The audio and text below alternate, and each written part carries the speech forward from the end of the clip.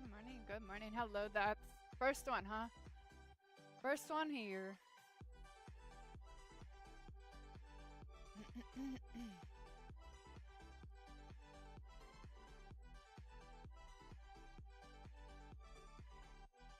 I forgot to get my coffee. I forgot my coffee.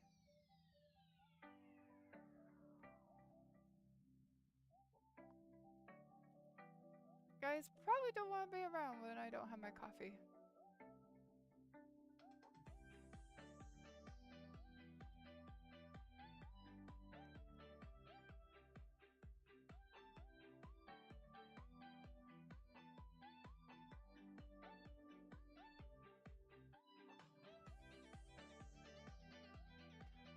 Oh, okay. Got stuff to do in an hour. Thank you for popping in. Doing good. Doing good.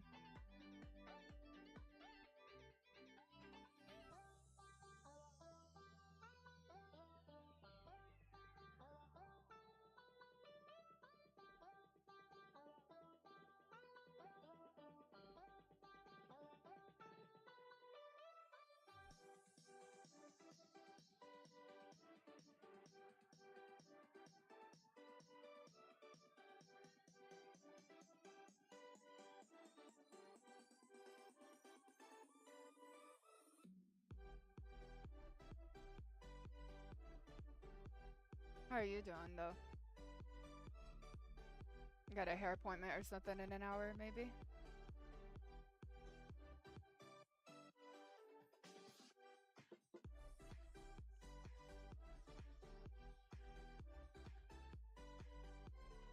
Painting my nails right now. Well, I'll just put in a top coat on.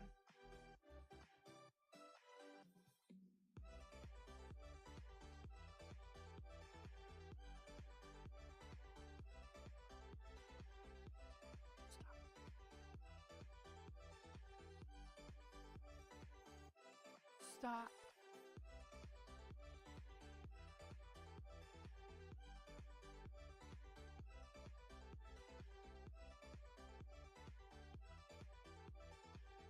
Still sick? I bet that you don't have like COVID, you said, or anything like that. It's just the nasty like cold flu going around pretty much. Like you, be strong to hold the powers of the sun.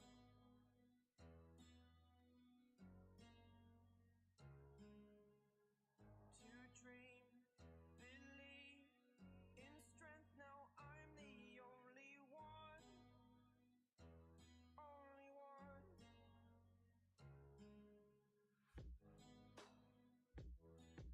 Well, it happens. You don't need to have like the flu or COVID or strep throat or anything. It just, you're sick. Do you have allergies at all? I know allergies suck too. Hello, hello, how are you?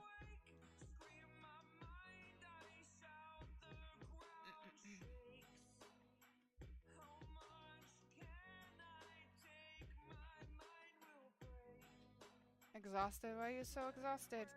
Did you just get home from work?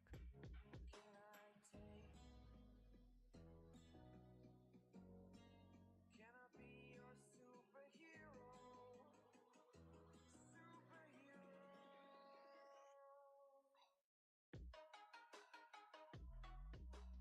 Work is busy, yeah.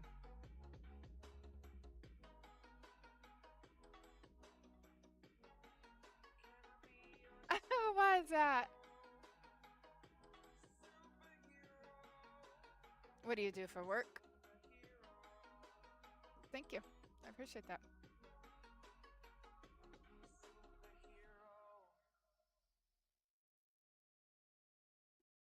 Oh, okay.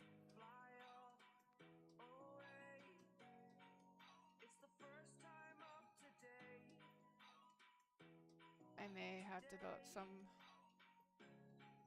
or just a change in the season, making me miserable. Yeah, allergies do suck.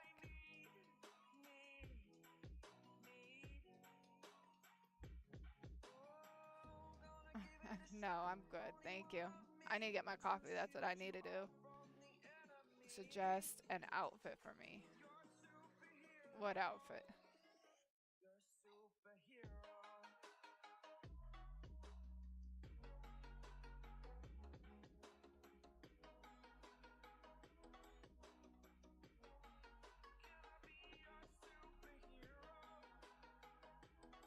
No, I cannot.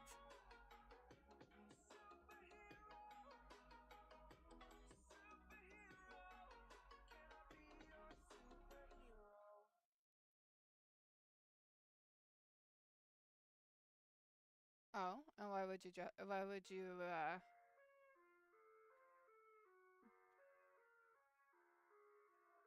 suggest that?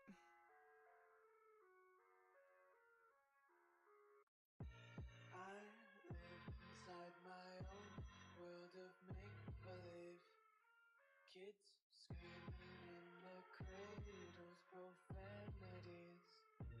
I'm I good, thank you. see the world through ice covered in ink and bleach. Cross out the ones who heard my cries and watched me weep. I love Well, that thank you. I appreciate that. fire spreading all around my room. My world's so bright, it's hard to breathe, but that's alright. Take my eyes open to force reality. Why can't you just let me eat my weight in glee? I live inside my own world of make-believe. Kids screaming in the cradles, profanities. Some days I feel skinnier than all the other days. Sometimes I can't take Alrighty. my body parts to me. Hello, hello. Welcome in, I everyone. love everything. Fire spreading all around my room. My world's so bright, it's hard to breathe, but that's alright.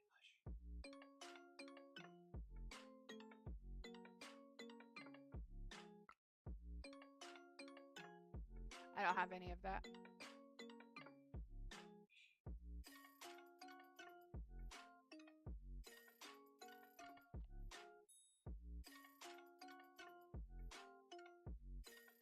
Alright, hold on. I wanna taste your content, hold your breath and feel the tension. Devils hide behind redemption, honest. Can you hear me better?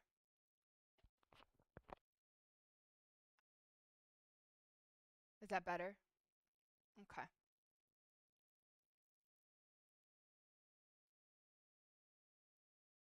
Might have to go in the back of the computer and see if my cat's pulled on anything.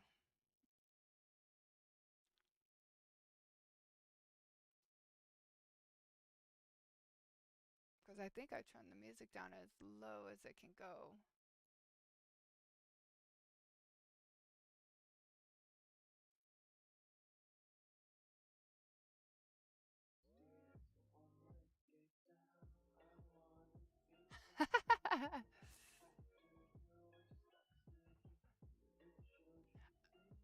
I did, and I said I don't have anything like that, but I thank you for the compliment.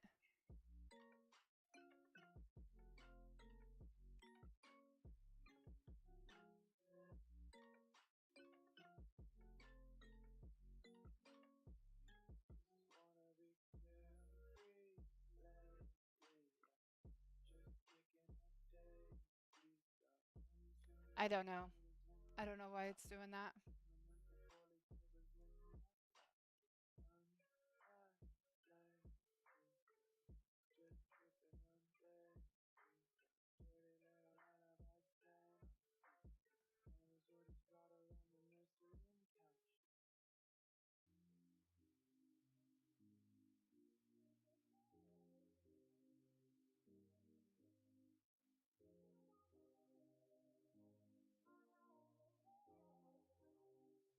All right, guys, I'm gonna be right back. I'm definitely gonna go get my coffee. I'll see if I can fix that. I don't know. I don't know what the heck's going on. I don't know what's going on.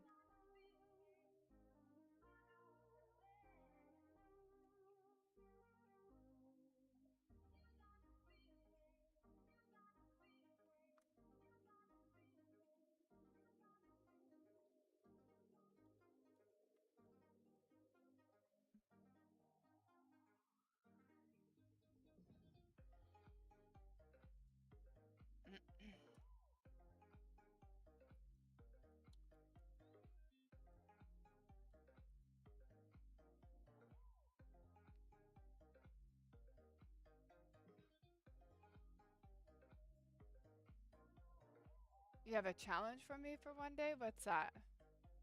What is that?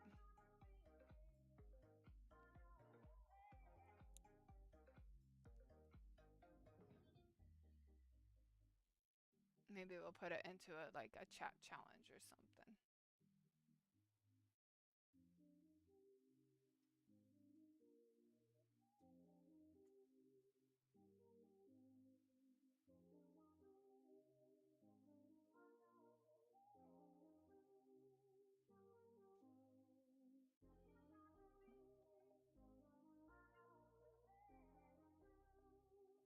Oh my gosh, are you kidding me? That that's going to be quite difficult.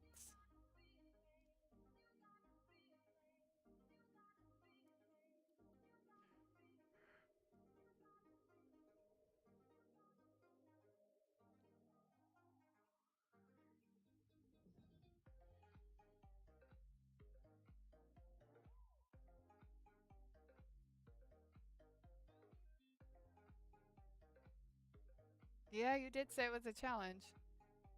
That is definitely going to be a challenge. All right, I'll be right back. Seriously, let me go get my coffee.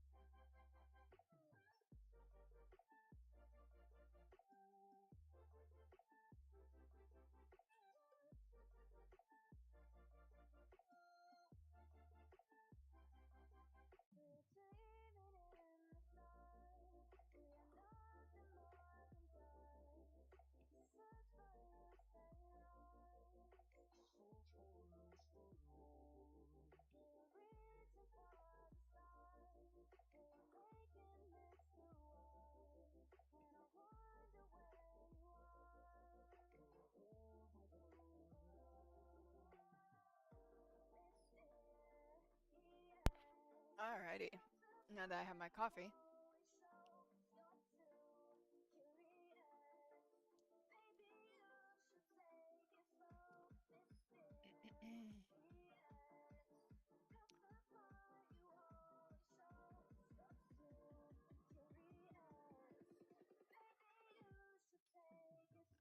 Oh, what do you mean? Phased in. Why did it look like I phased?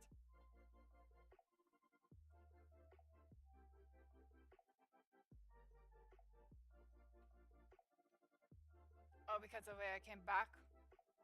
Alright, sorry guys, be right back.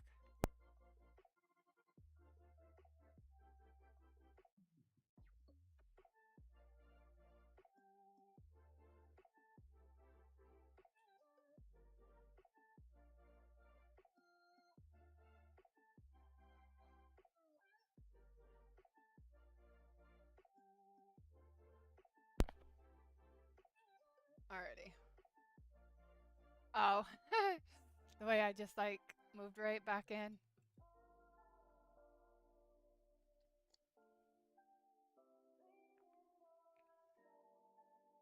Oh, that coffee tastes so good.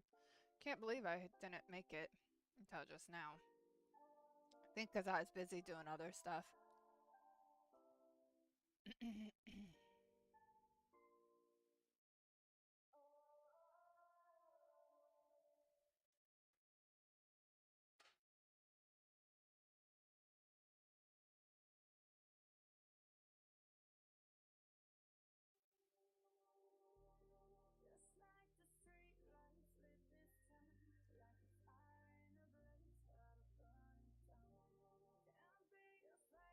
So you'll be leaving in an hour, you said, and then back, or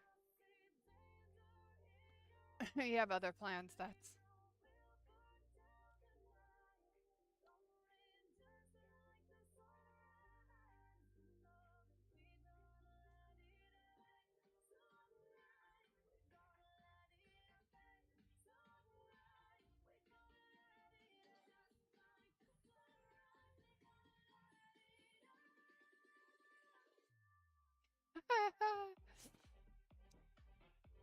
that's gonna be a little bit difficult.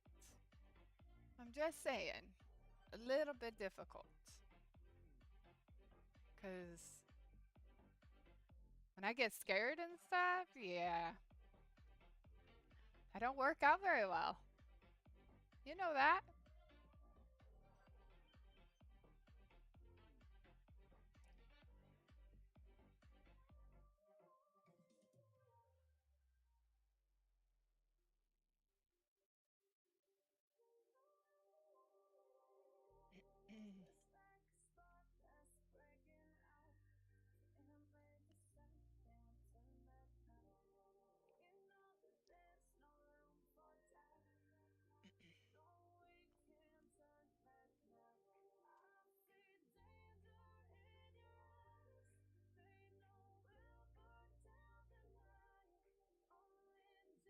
Looking at some stuff,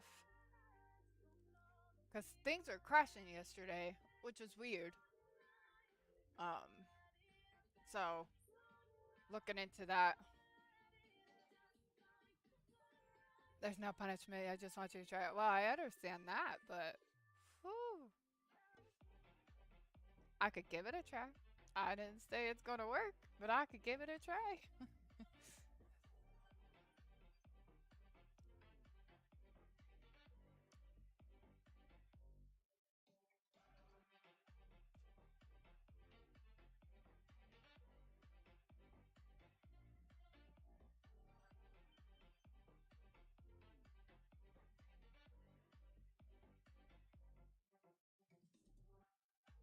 I'm sure it's not going to work,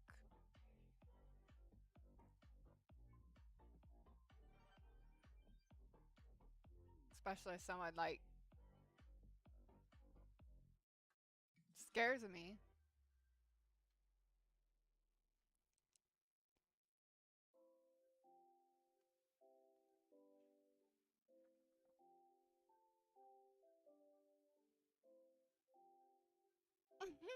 You just want to see results. All right, so how about we put that in a Twitch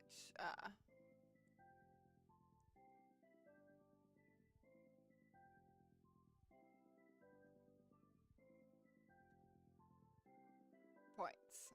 Like by the time I hit this, it's to do the challenge.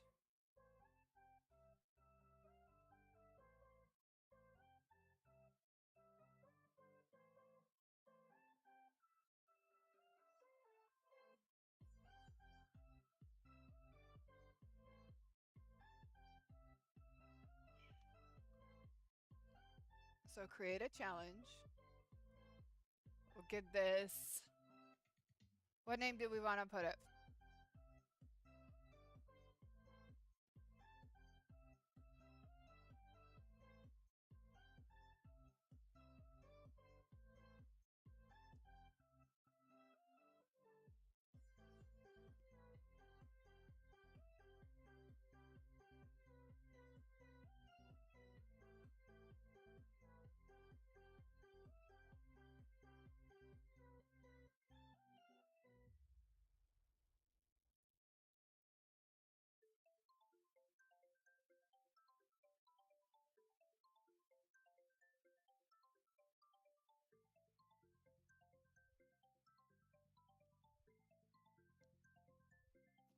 Well, you came up with it, so now we gotta come up with the name.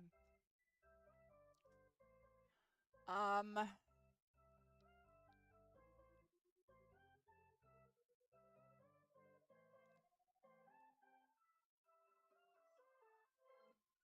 but the thing is we need to come up with what happens if I do, if I don't go by the.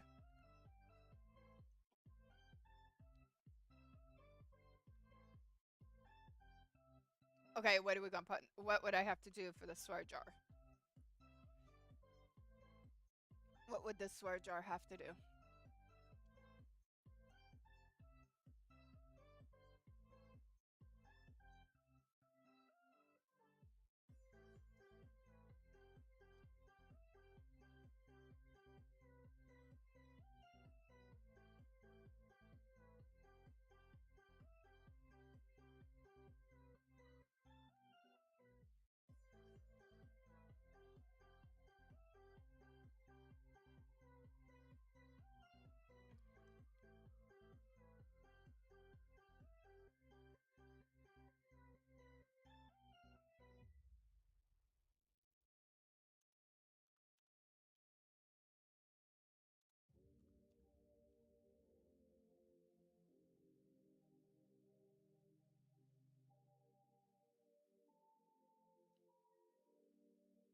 So I have to add an extra 2 minutes if I don't swear? Or if I swear?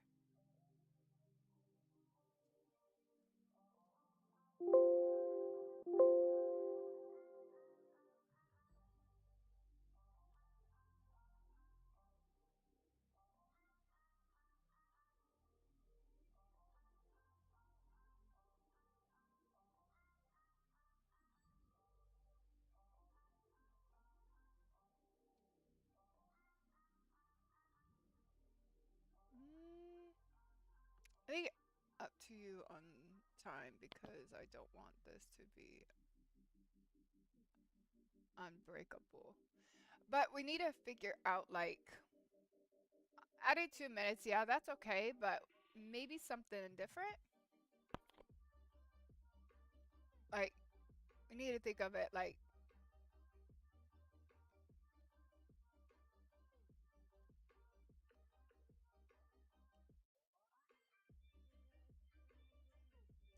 we need to think something else.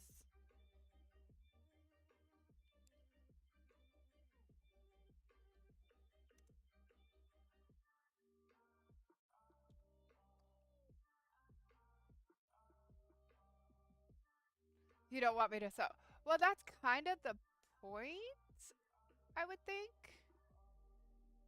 Um just as a funny ha ha ha, do you think you can do it kind of thing?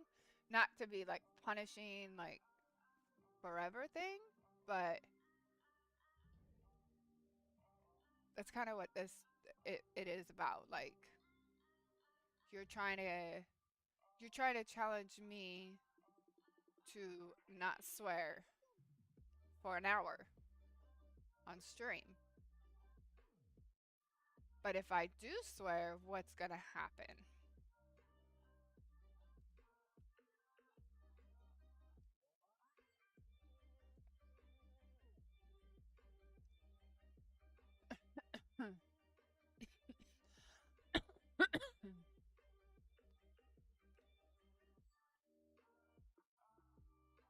Like it has to be worth the points, right?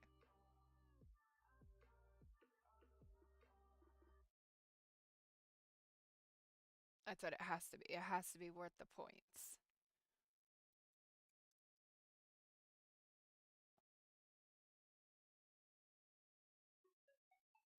Oh, it's gonna be high up there. Trust me.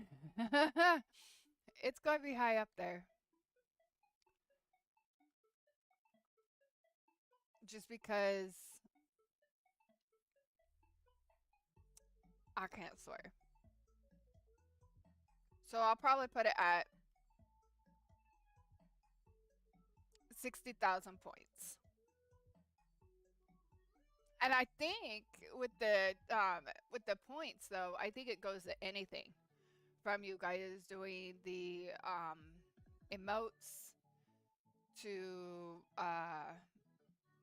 getting the coins and everything. I think it goes with everything. So, but if I swear,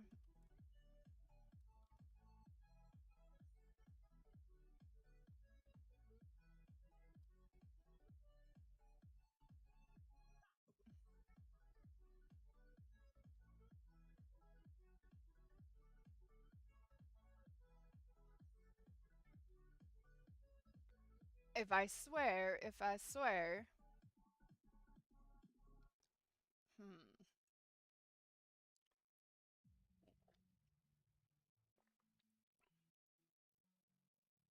I'm gonna make this pretty interesting too.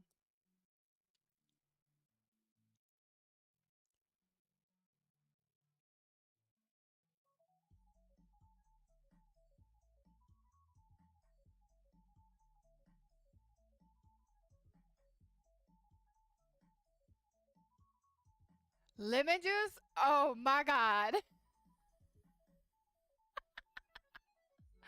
I can do that. I have to take a spoonful of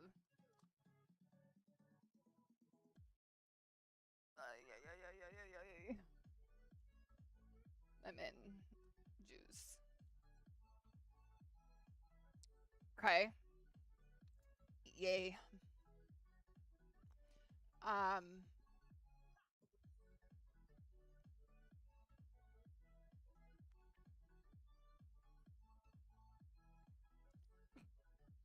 All right. Well, that's what we got. So we got it. We got it. The swear jar. I already have a little picture for it, and it's 60,000 points. And it says, but if I do swear, I have to take a spoonful of lemon juice. So, isn't that gonna be fun? Um, lemon juice is pretty bad. Like, yeah.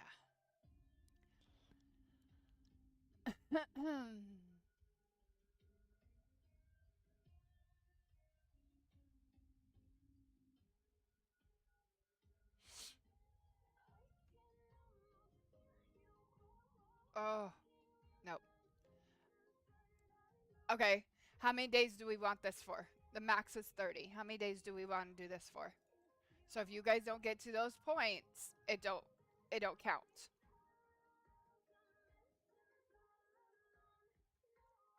How long do you want these points for?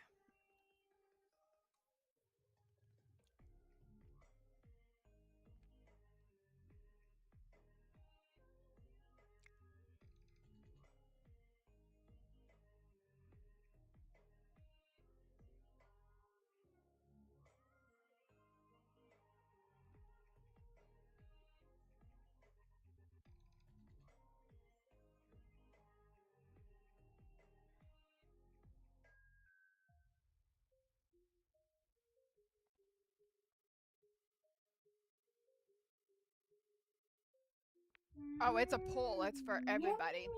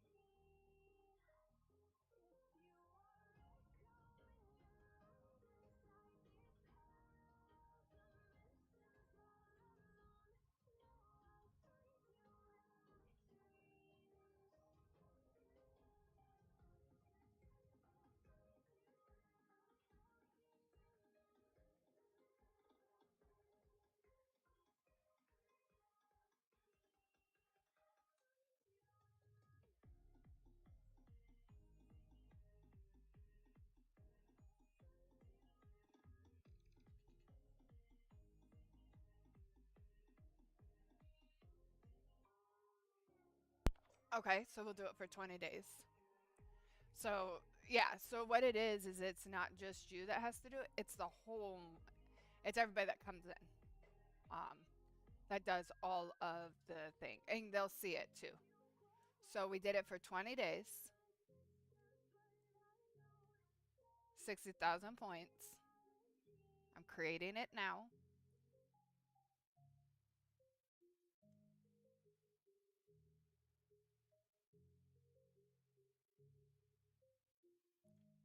Okay, why? Hold on.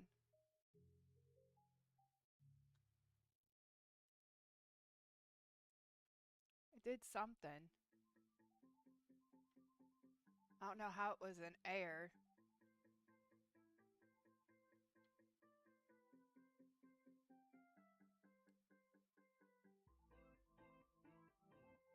It might, though. You don't know that.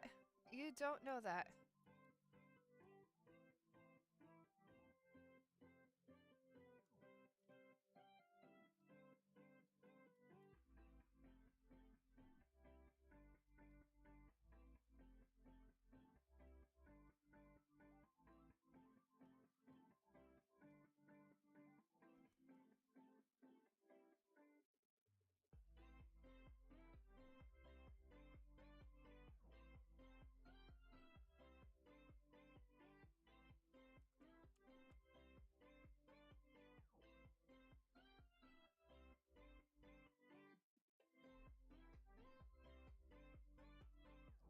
Okay, so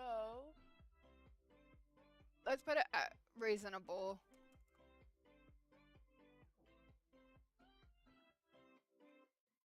We'll put it at 50,000. Just kind of be reasonable.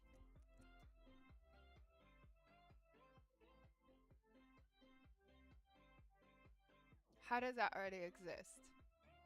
What is going on? Oh, there we go. It's right there.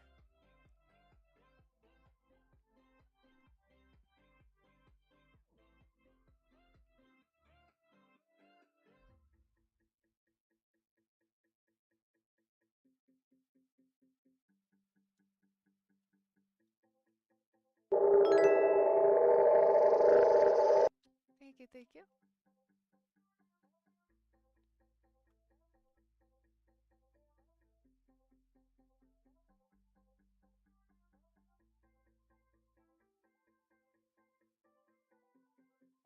I don't know, for some reason it's saying that.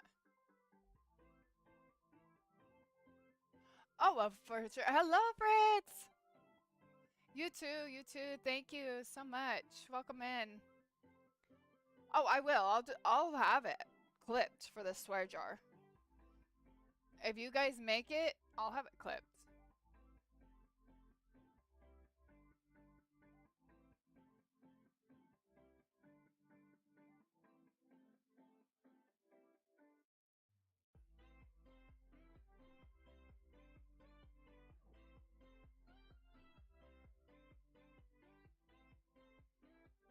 But for some reason, it's not going in. Like, the pictures are not going in. That's what's pissing me off.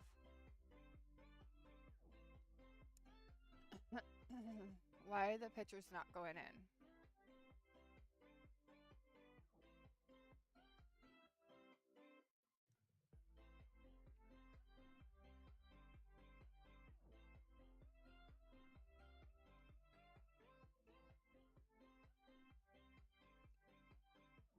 There's a Pokemon in chat.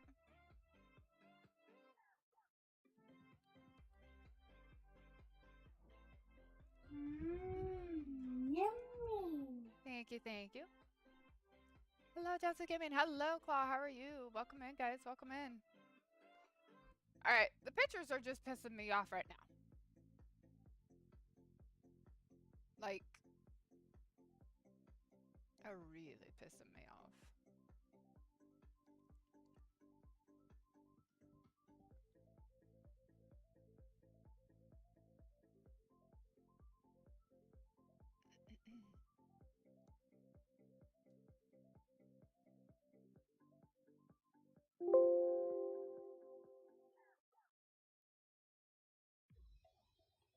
Like, I don't understand why that does not work.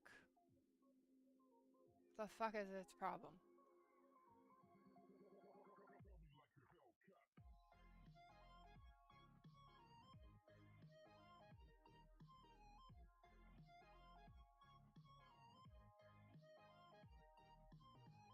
See? See? This is what I'm saying. It's gonna be a challenge. It's gonna be a big challenge. Now it works. Alright, so it should be on there now. Where has to be in 20 days, you guys have to get to 50,000. For me not to swear. Did we say how long I'm not gonna swear for?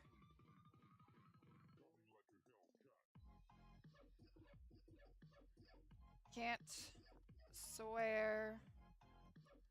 How long was it? For an hour, you said?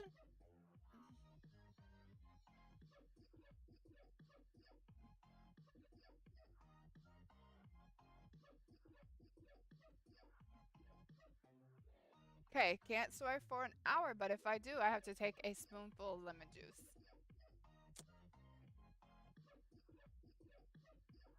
Alrighty.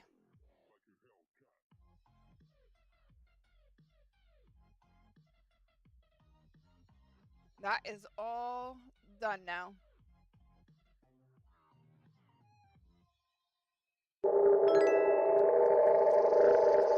Thank you, thank you. Um, yeah. So that's all done. So,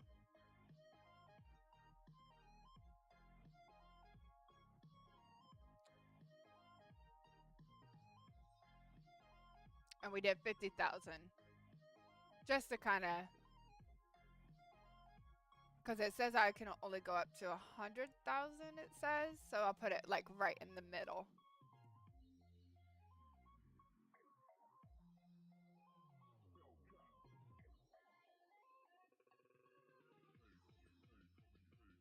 We have 20 days.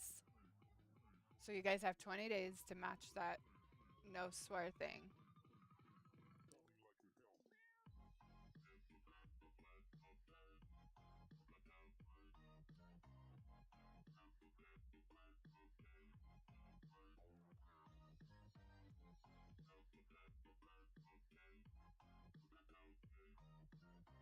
All right. You see it?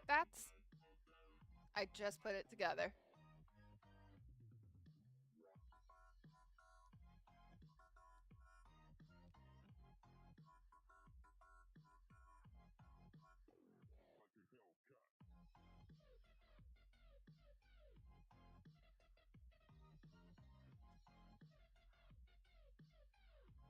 I just put it together. It should be up. It should be in there. Um, it should be under challenges. Making sure it is there.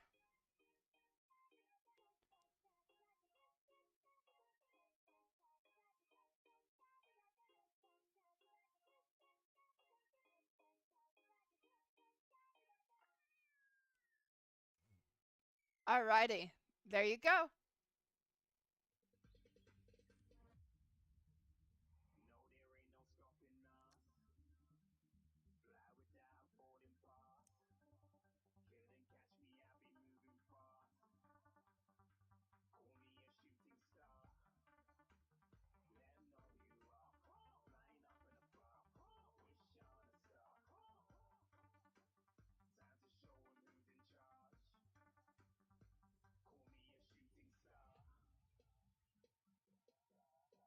Okay, you see it up there?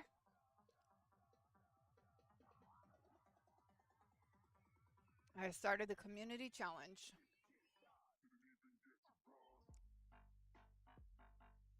Why you feel bad?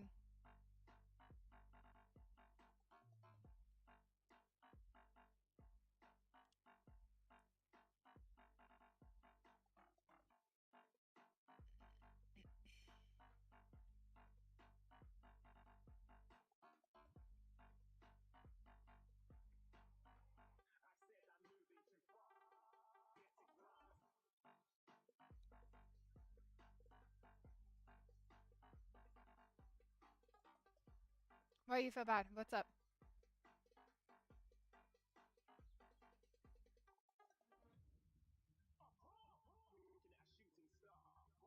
Yeah, I don't know about that part. I just know I've went and activated it.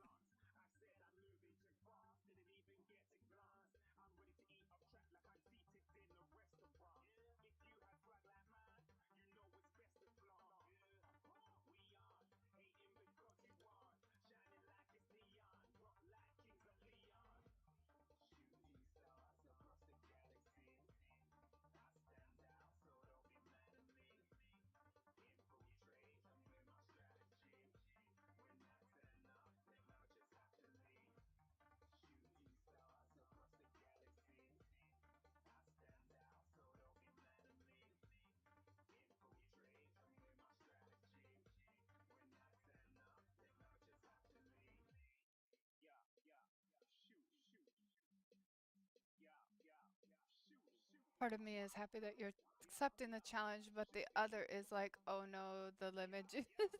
Hey, but you know what? That's what this is what it's about. It's about to have fun with your community, what your community kind of, wants to a certain extent, and stuff like that. So we got one challenge that I need to meet, or that you guys need to meet in 20 days, right? So there you go.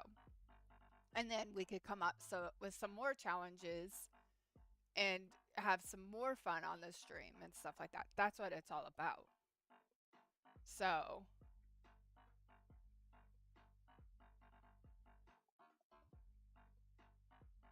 I mean, it's already freaking chaos.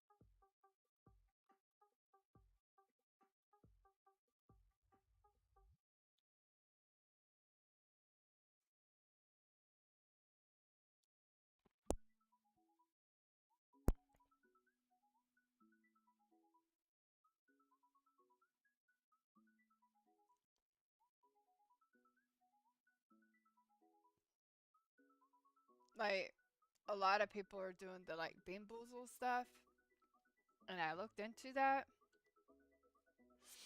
but just reading some of them almost made me throw up. So there's no freaking way, especially since my stomach is so sensitive. So I need to find other things I could do on this stream.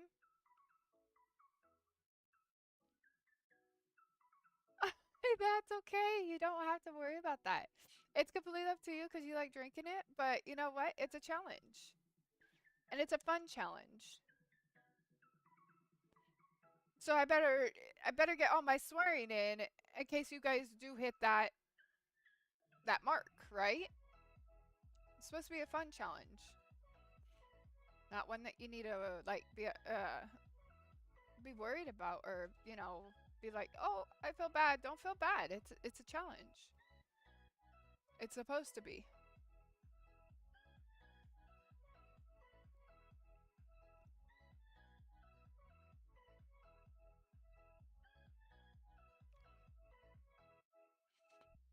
If we can't have fun on stream or have a fun challenge, then really, why stream? But yeah, I'm looking into other things just because, like I said, my stomach is like very sensitive after the COVID thing, so I won't be able to do any of these bean boozles because I almost puke just reading them. Um, so I'm trying to see what else I could come up with other than just sour. Um, and I'm also trying to look for a timer, not a timer, but a counter for to say how many times you guys scared me and stuff.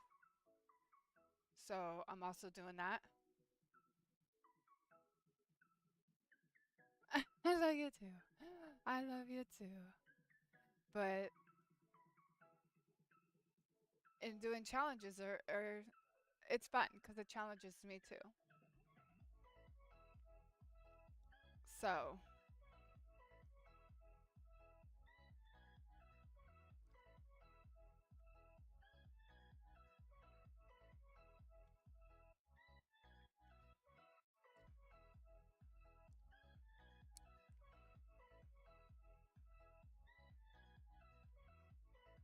I don't like jelly beans anyway, so I think I'm pretty good on that one.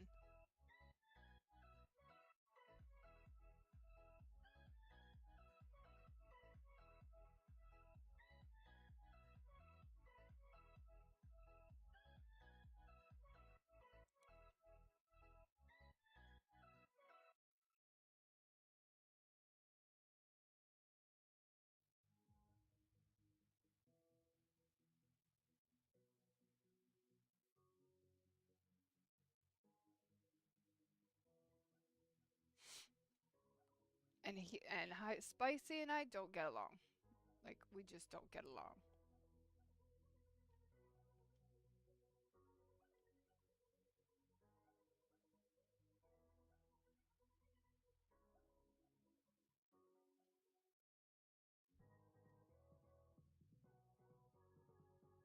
Hello, hello.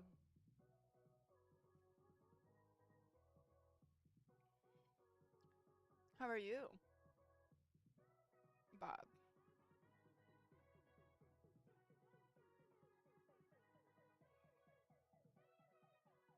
You both love and hate it. What ideas am I giving you? Ideas for what?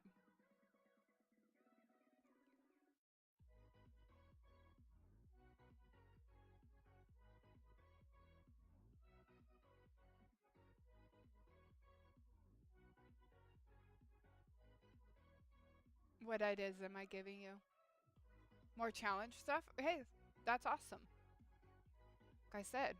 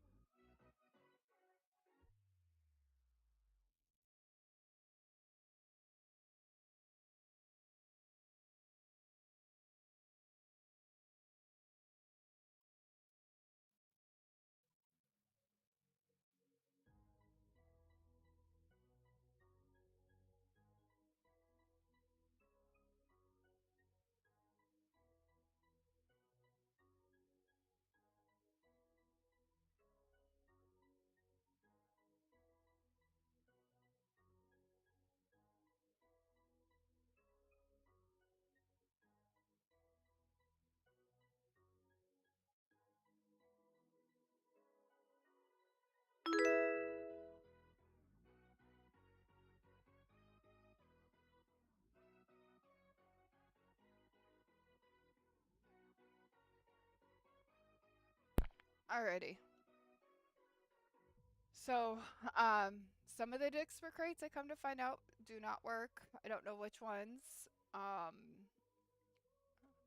Demonologist knows about the crashes. They're fixing that one, and Lethal Company knows about some of the crashes, and they're fixing that.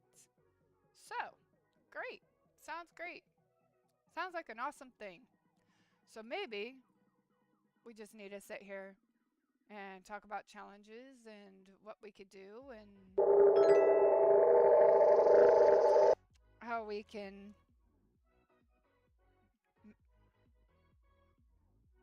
Your chains don't work. Yeah, they know, so they're working on it.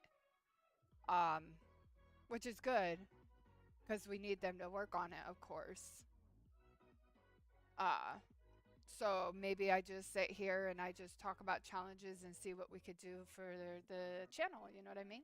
To a certain extent, of course. Nothing totally crazy, and to make it fun and stuff.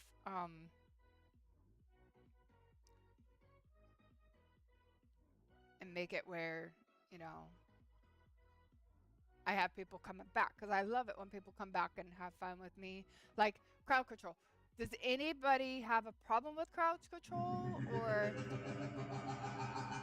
do they not like it? Like, crowd. What is our thoughts on crowd control, especially with brutal company?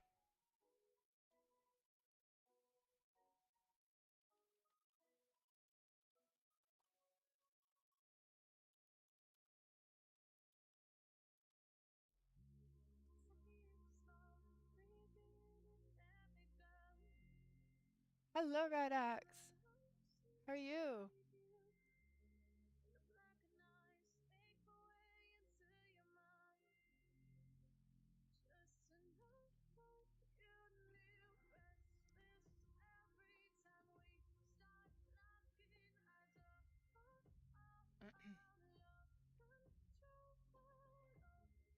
You may need to pin the link to your crowd control on Trovo and Kick.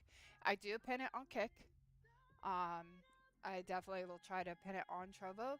I think they're working on Trovo. There's some things that they're working for Trovo and some things they're working for Kick. But I do pin that stuff. Especially on Kick. Hello, Jack. How are you? Welcome in.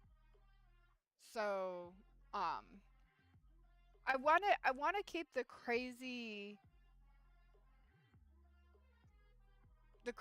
on Fridays because that's how we wanted, right? We wanted to do crazy Friday and stuff. Yummy. Fox for Foxy Redhead Gaming.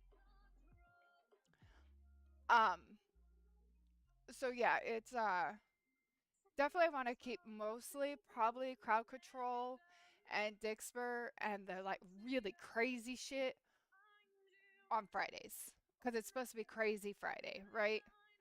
So if I do it all the time, it's not really going to be crazy Friday. Yes, I am. I'm a big, big one. Um, so we need to come up with like Monday and Tuesday and Wednesday and Thursday. Like, what do we want to call Mondays and what do we want to do on Mondays and then Tuesdays and stuff like that. Um, and then we do challenges like, you know, get to uh get to 50,000 points and I don't swear for an hour. And if I do, I have to take a spoonful of lemon juice. Um, what about you, Jack? Do you like horror at all?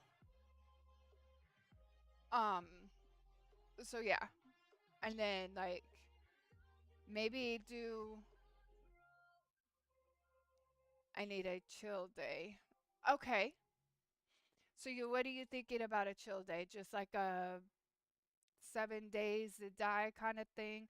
Cuz I don't mind having chill days, but at the same time I'm more horror and scary and jumpy. That's what my stream is about. But we can do a chill day, absolutely. I could play 7 days to die, and we could just chill, build things, kill zombies. It has to have some. I want to say some things.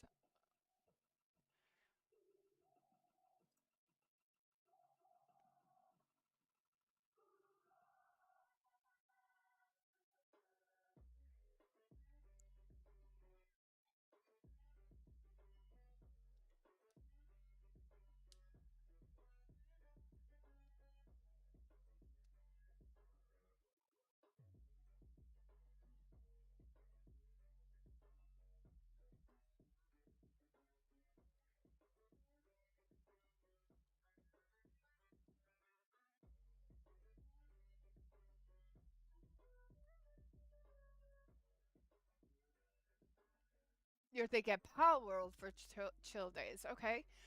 I don't mind playing that. I just don't. How would I explain this?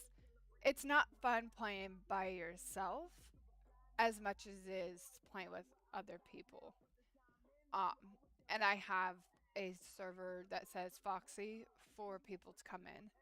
So we could do that. We could do chill days. Uh, what what do you think? What chill day? Because we have Crazy Friday, and I think Crazy Friday would be awesome. but chill day just to, do things, chat a little bit more. Is that what you're thinking?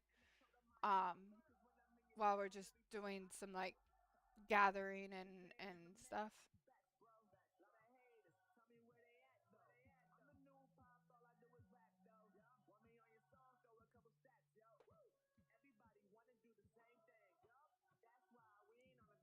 Okay. Um, let's do.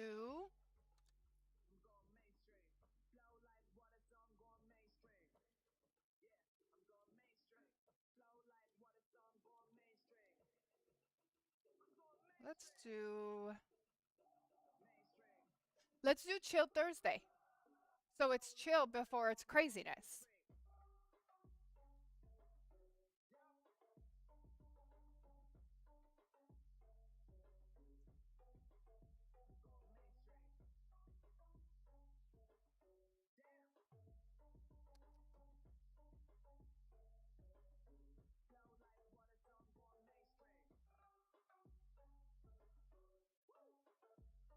Okay.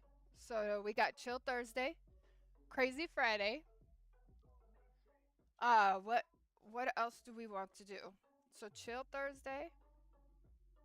Let's write this down. Because if this is what we're gonna do, then I'm going to put it on my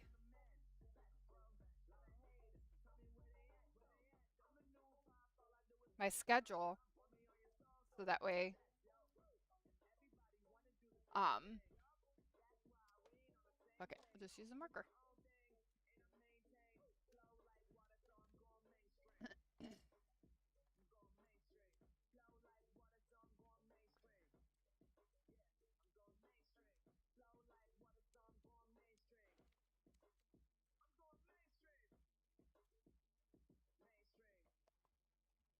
Hello, Popeye. Welcome in.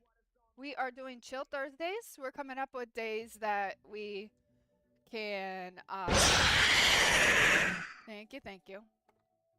We are coming up with days that uh we're doing. So we're doing chill Thursday, crazy Friday. Okay, so what else? So we got chill Thursday, crazy Friday. We still have Monday, Tuesday, and Wednesday. What do we want to do there? We should come up with challenges that I have to do by the end of the stream too. Something fun and something that I can get or something I can, do just because um yeah, cuz I think it'd be fun if I have to do something by the end of the stream if I didn't do a certain thing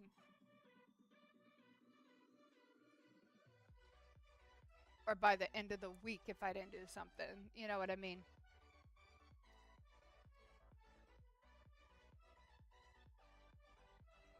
So we got, what do we want to do on Monday?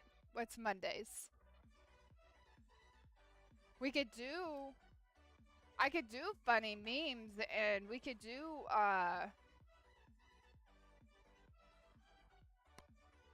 we could do like horror clips. I just got to make sure I have to have them stream appropriate.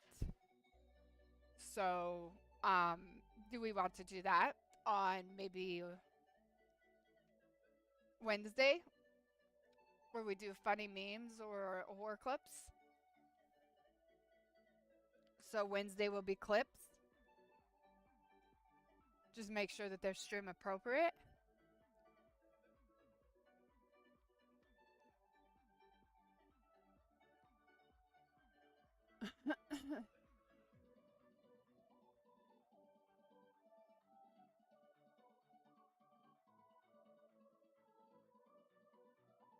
I have to go in 30 minutes. That's okay. And then Tuesday, what do we want to do on Tuesdays?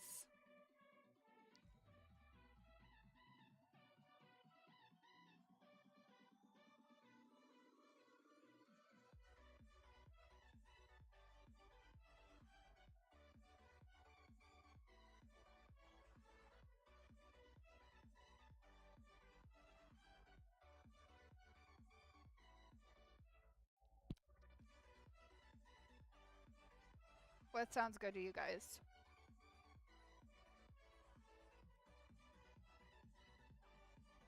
Oh my god. Church is in here.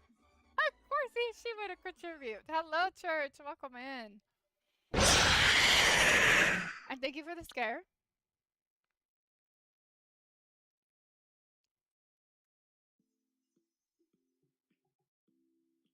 Are you on your lunch break right now?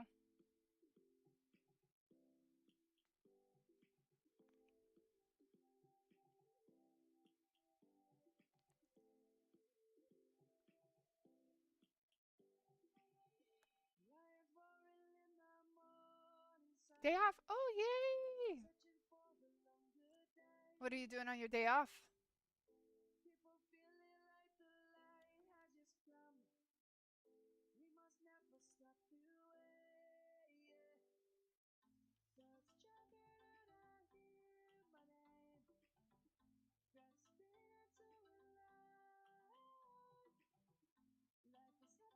I don't know yet.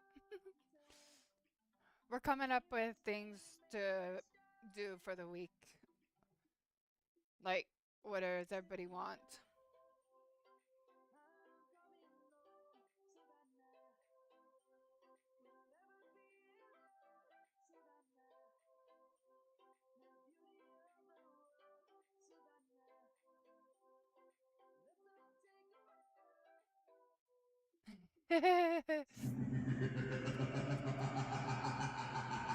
Thank you, Bouncy. Thank you, sweetheart.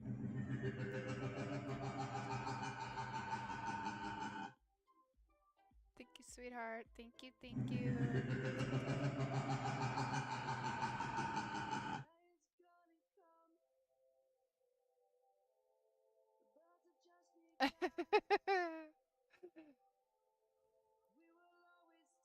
I think she always lurks. Shrub has pretty good amount of points. But yeah.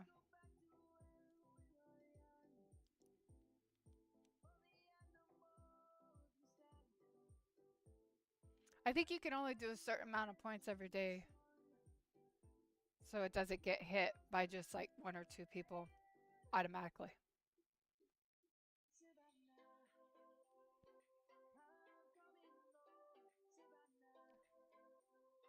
Ooh, that's a lot.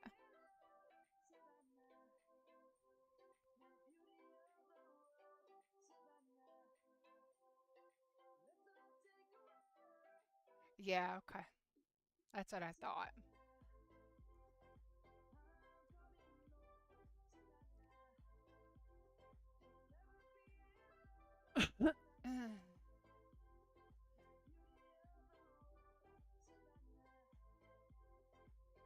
So you're thinking a peaceful stream? That's what do you mean by that? What peaceful?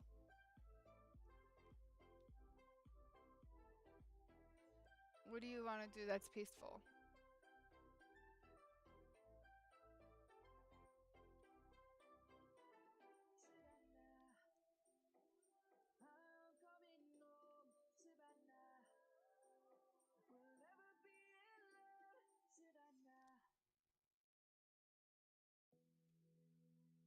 Pokemon in chat?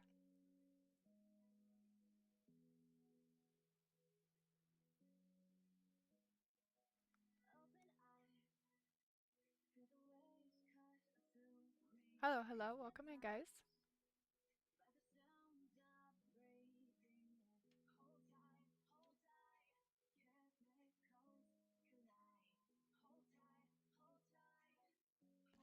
A lot of the games I play is horror.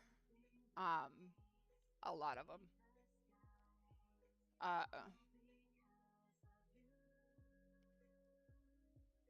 I don't really have chill games, to be honest. Let me see.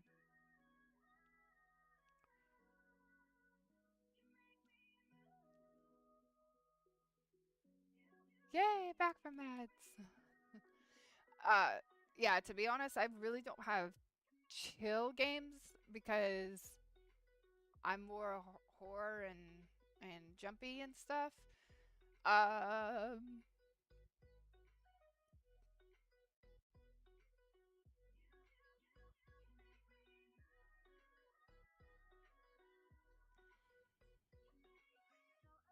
what would be chill, church?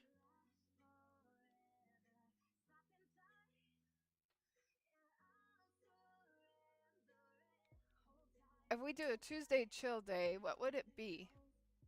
Like what game would be a chill game, but also one that I won't fall asleep to?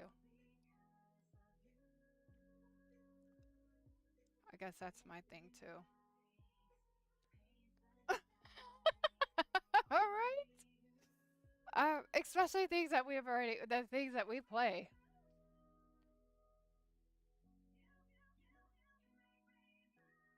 Yeah. I mean, the only chill that I could think of um, is 7 Days to Die. I don't play F and AF. I don't play that. Um, Friday nights of yeah.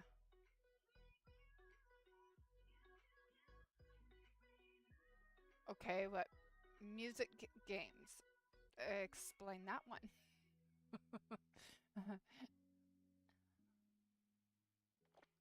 Because I play on keyboard.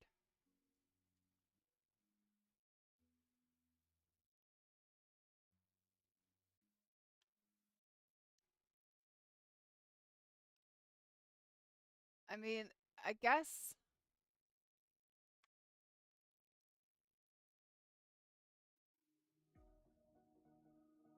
Mm, stuff like Dance Dance. My butt is not getting up to Dance Dance Resolution. That's more workout. That's not chill. Chill is kind of like I was thinking more like yoga and stuff. That's chill. But I hmm. Or even chill could is like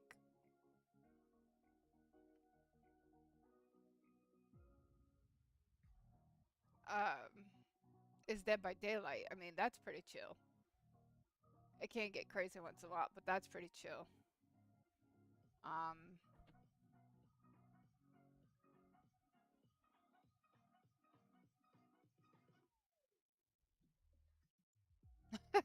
okay, church. Sounds good.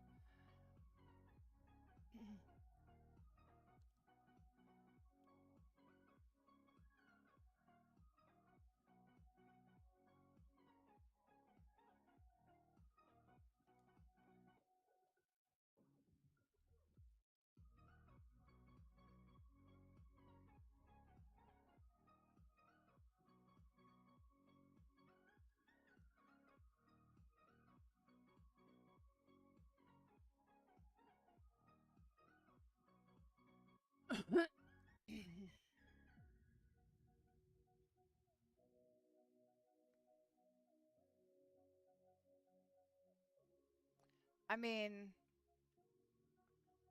I also have I haven't played it in such a long time, but where is it? Where is it? Because I saw it last time and I was like, whoa, I still have this. Um, yeah, I haven't played it since 2015. I don't know why. I think it was something. It had to do with something. But it's Law and Order Legacies.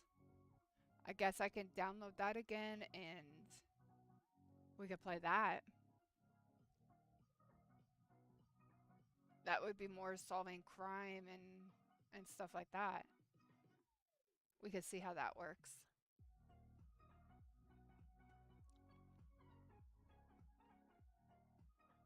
I do love watching Law and Order.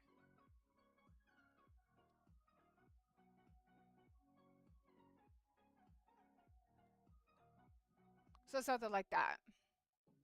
You're thinking like some games that are kind of like puzzle games or solving crimes, solving puzzles, solving different things.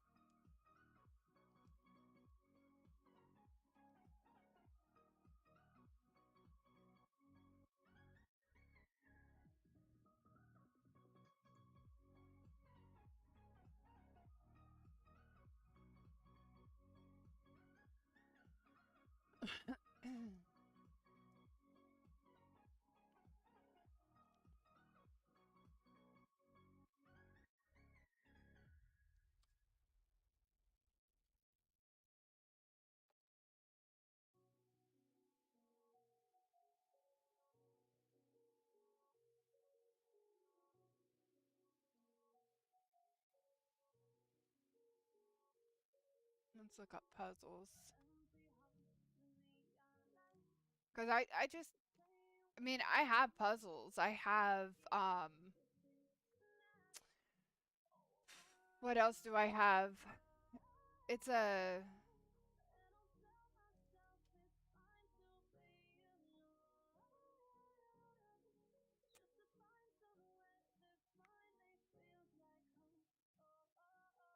let's see, gems of war.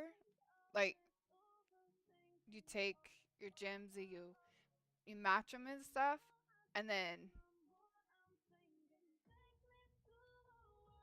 you try to beat the bosses. Um,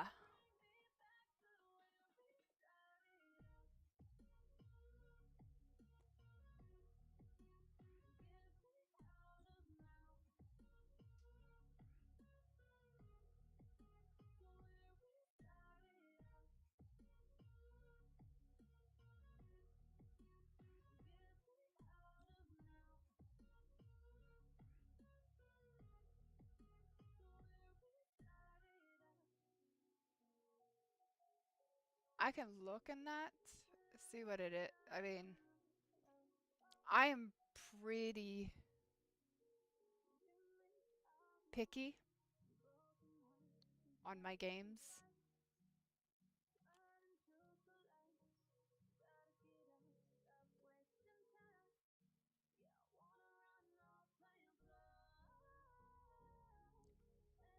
It's not even on Steam at all. Um, but yeah, I'm pretty picky on my games.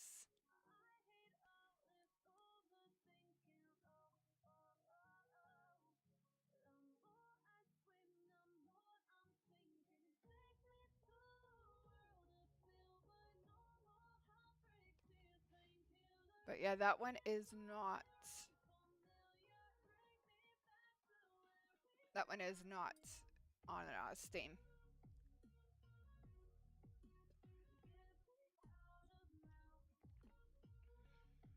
So Monday.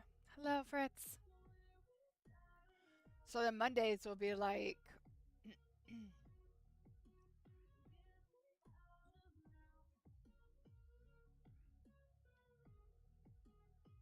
Okay. Um.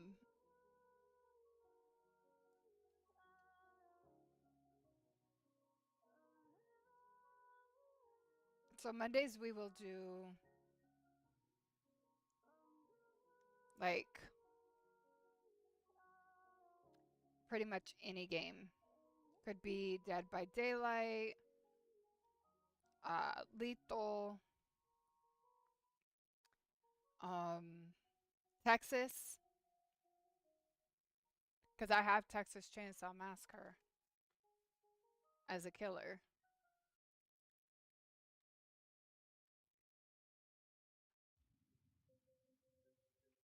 And then the Dick Spur will be on definitely Friday, because that's Friday Crazy Day. Um,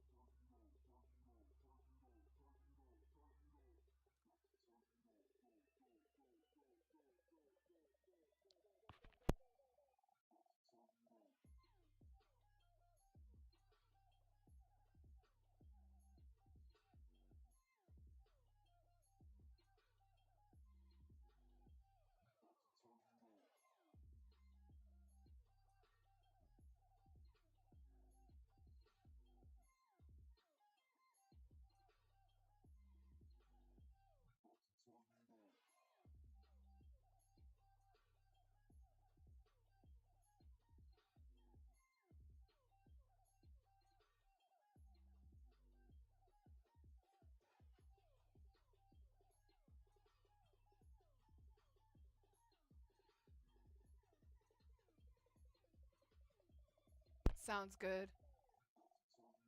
Um,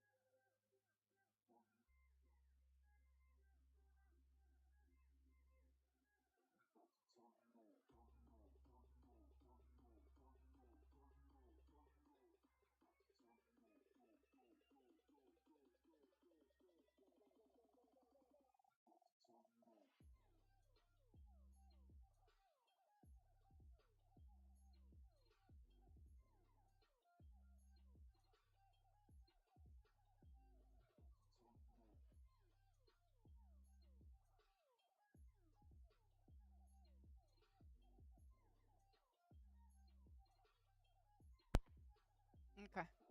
Um, yeah, I mean, I'll install Law and Order. Um, and we could give it a try, like I said. Um, it is Tuesday, so it is puzzle day. So I guess we could try that. And then Monday, like I said, will be like Lethal Company, Dead by Daylight, Texas, Fortnite, whatever. Um, Hi, more for the swear jar. Yay! Go me.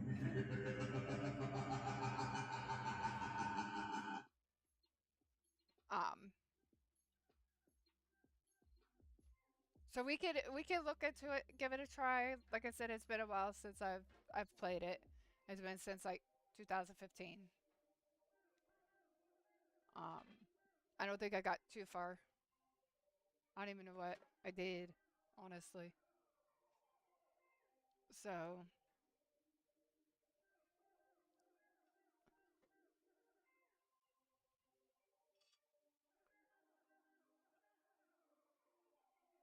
how does that sound?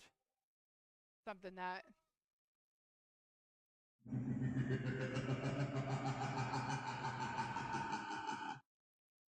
I mean, it's solving crime, and it's Yummy. a Tuesday puzzle day. So there's a Pokemon in chat,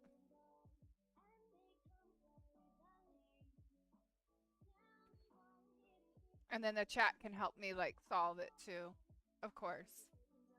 So if you think there's something that I need to do or something I need to say or whatever, we can solve it together. Um,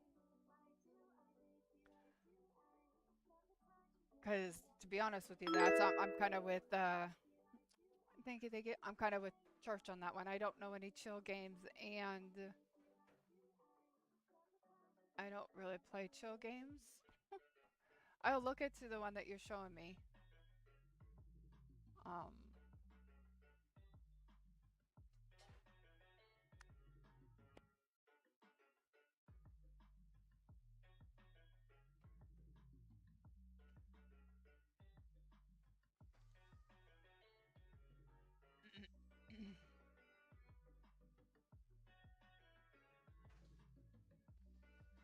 so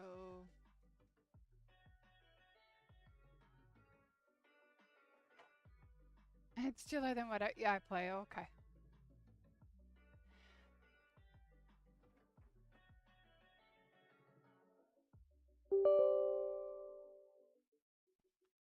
Well, like I said, we could give this a try.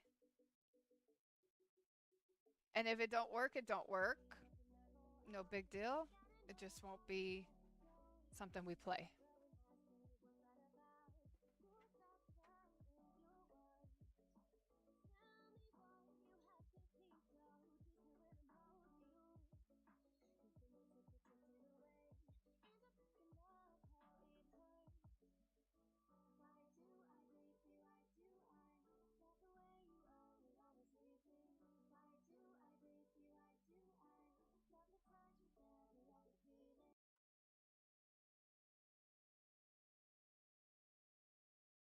Ooh, congrats, church.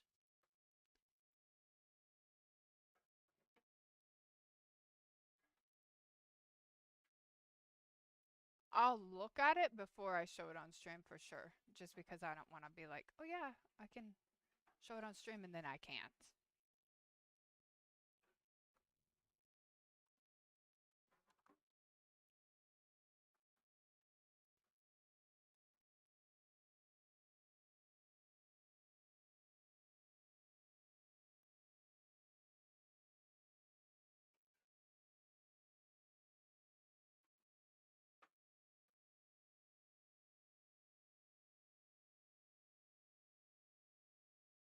Alright, so I can't switch it on everything because it's not on.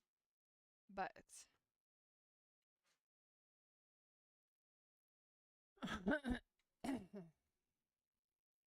let's see if I could switch it to here.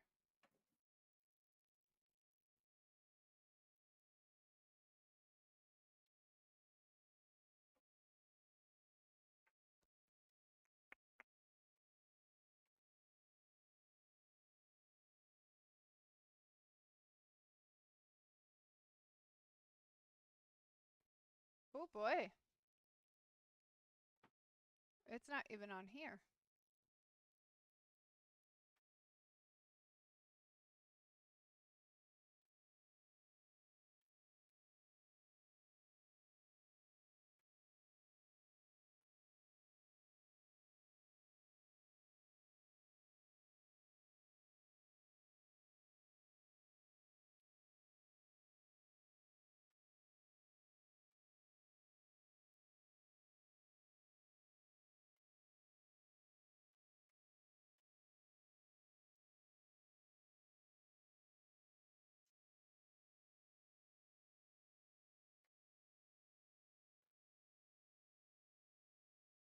Yeah, okay.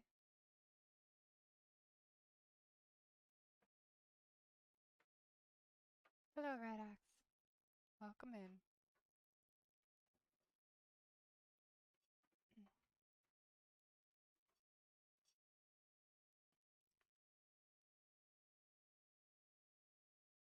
Did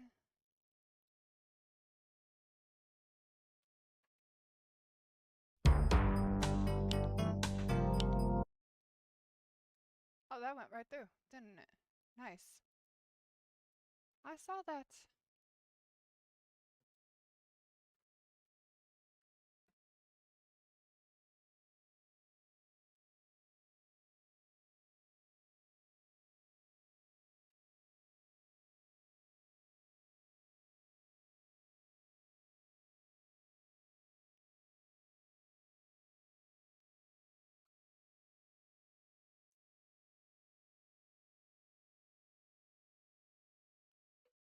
Okay, sounds good.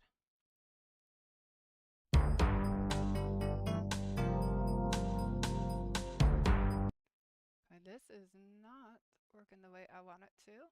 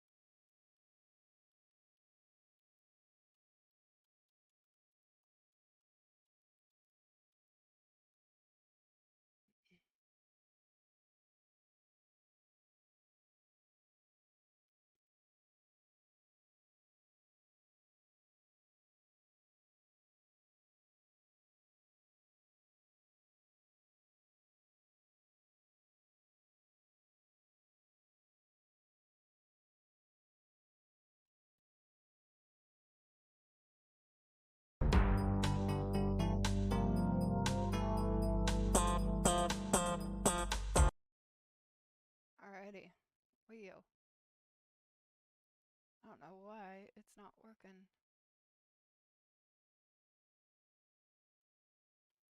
the way I need it to.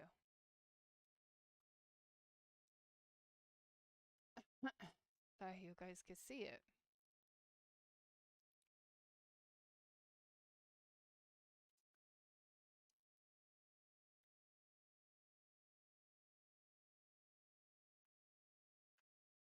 Hello, hello, welcome in everyone.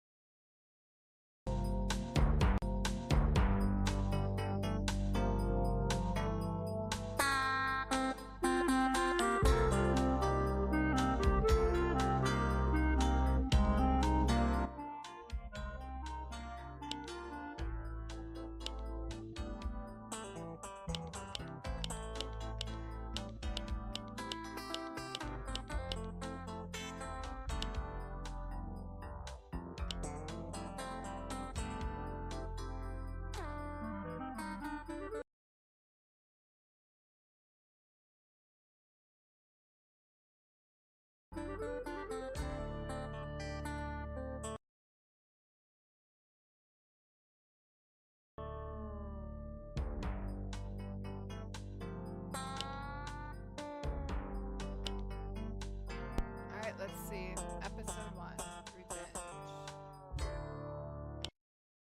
In the criminal justice system, the people are represented by two separate yet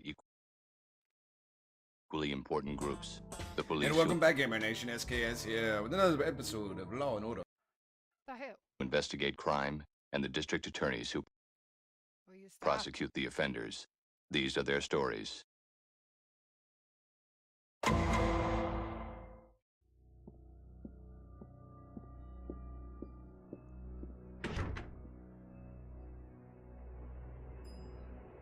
Okay.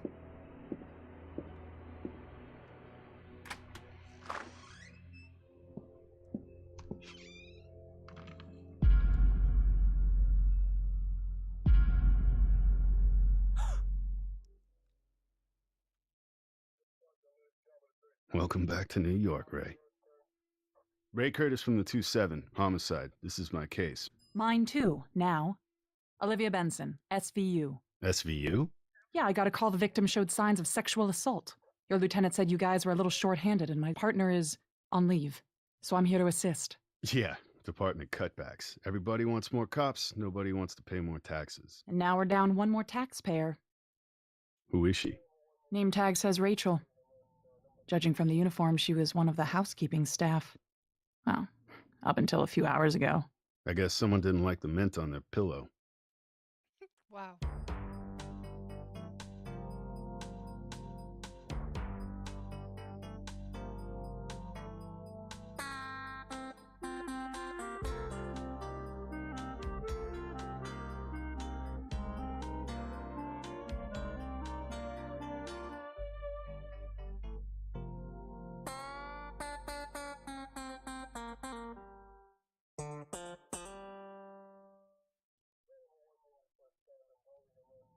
Hola, soy detectivo Ray Curtis. All right, let's see. Boys? I'm not gonna have this super, super loud.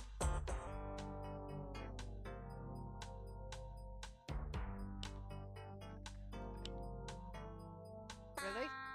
You have to go through the whole thing again? Soy Oh, Teresa thank God. Restrepo. Restrepo.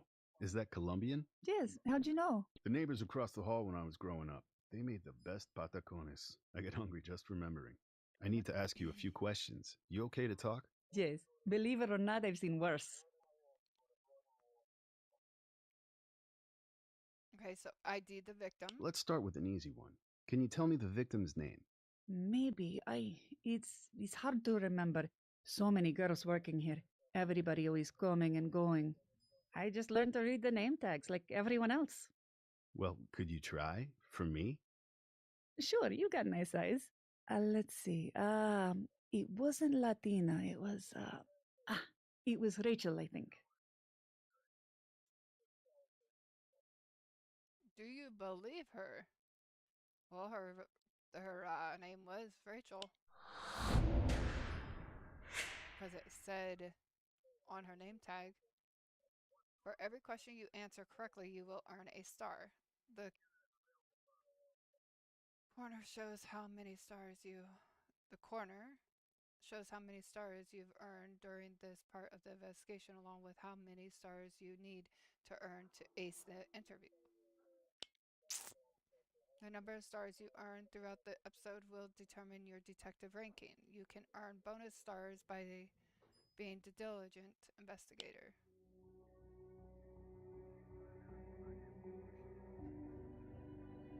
Can you come back to that?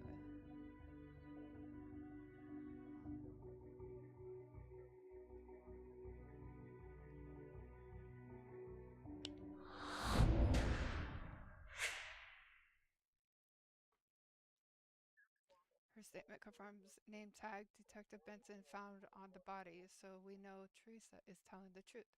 You must remember evidence and testimony to help the judge truth from lies. If you need to know, you may consult the transcript before you make your decision.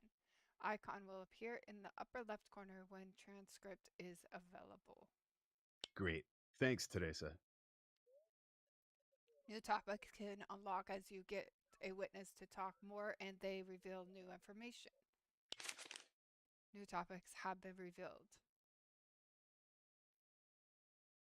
So what do we want to ask? Work history, weather? Definitely not weather. Probably won't know the work history. Suspicious people. See anyone suspicious hanging around lately? Yeah, the hotel is full of them. Lots of old businessmen always staring at you. Ugh. Okay. How about anyone especially interested in Rachel? No, I don't think so. She didn't even have a boyfriend.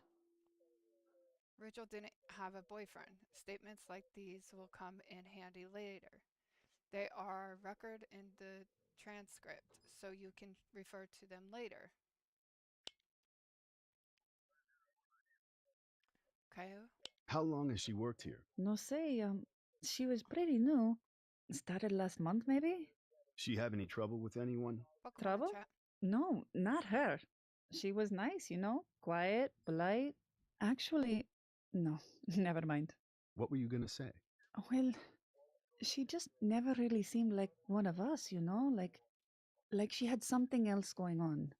Always watching everything and tapping on her phone. Era una adicción. Okay, so it's a new topic.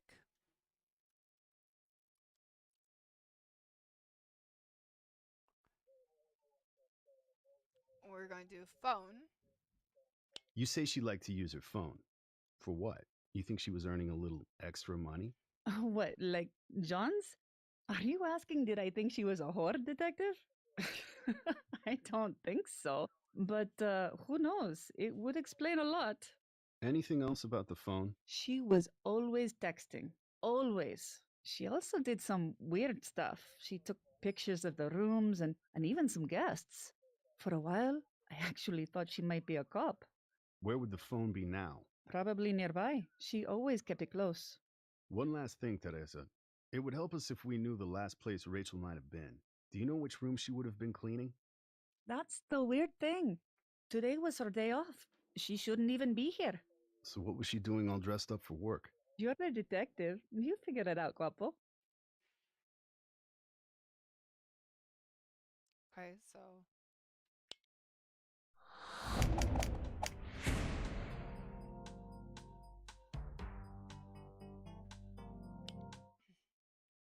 Hey, Benson, what you got? I'm seeing a lateral bruise across her throat, not finger marks. More like a pipe or a cane. No sign of a murder weapon? Guess we better start looking. While you were busy being charming, I wrote down a couple of things to keep an eye out for. Her ID, her purse, her day planner or notepad, And of course, any DNA evidence from her attacker might be under her fingernails. And her cell phone. Teresa mentioned that might be important. Okay, this is the evidence screen. It reminds you which piece of evidence you are looking for in the scene. Once a piece of evidence is found, click on its icon for more detailed description. Cell phone, DNA, notebook, victim's ID. You can return to the evidence screen by clicking the search icon. Select the arrows on the sides of the screen to move around the crime scene. Select the right arrow to get a better view of the maid's cart.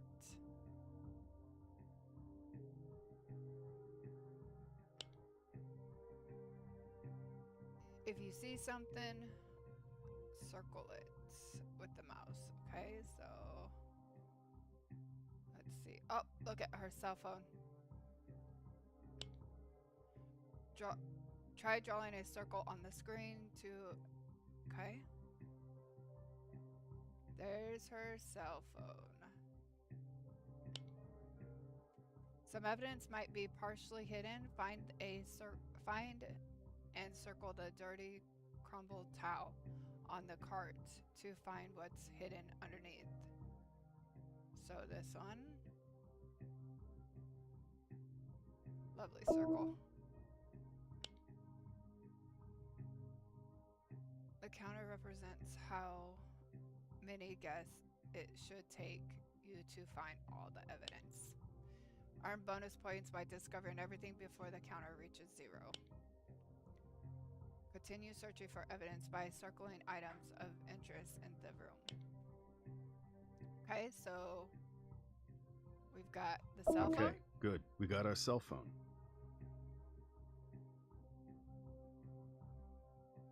I don't want to circle that.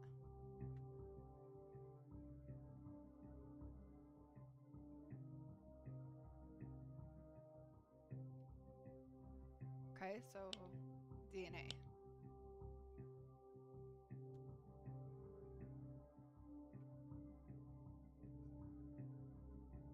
Come on. Might be on the towel? You think DNA is on the towel?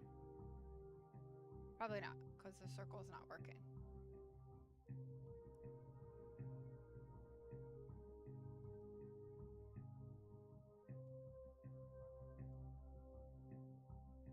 Okay, it's not moving. Why is it not moving? Oh, because it has there. Okay, well, whatever.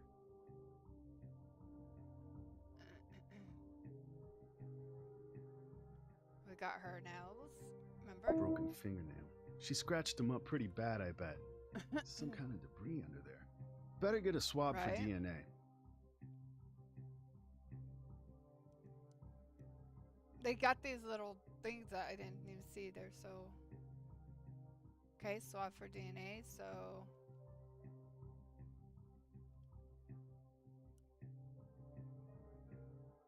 We need to find her notebook. I didn't see a notebook anywhere. Wait.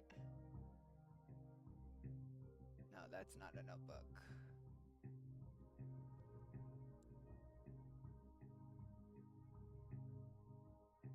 Do we see her notebook anywhere? Maybe her purse? Well, there's duct tape.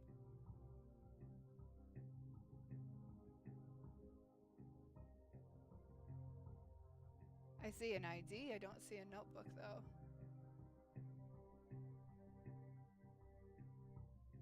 Okay, let's go for her ID.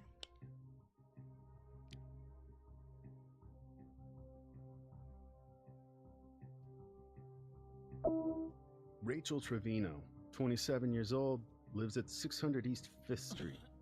Over in East Village, if I remember right. All right, now we need to look for a notebook. Wherever the hell that is.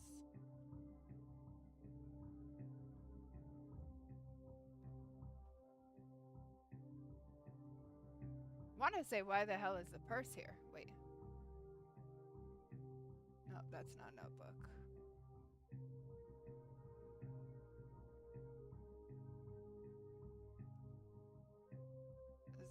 Does anybody see a notebook that I don't see? Like, that's the only thing I could think that might be a notebook.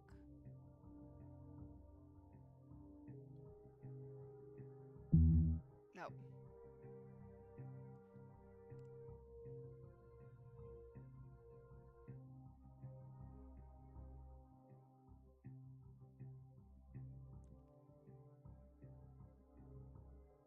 I don't see a notebook on her. I see her purse, though. Wonder if it's in her purse. Like, is it? This could be Rachel's purse. It's not Coach, but not cheap either. Someone was taking care of her bills. There we go. Yep. I thought so. Notebook. Should have known better. Just a couple of notes. Wider media. What the hell does that mean?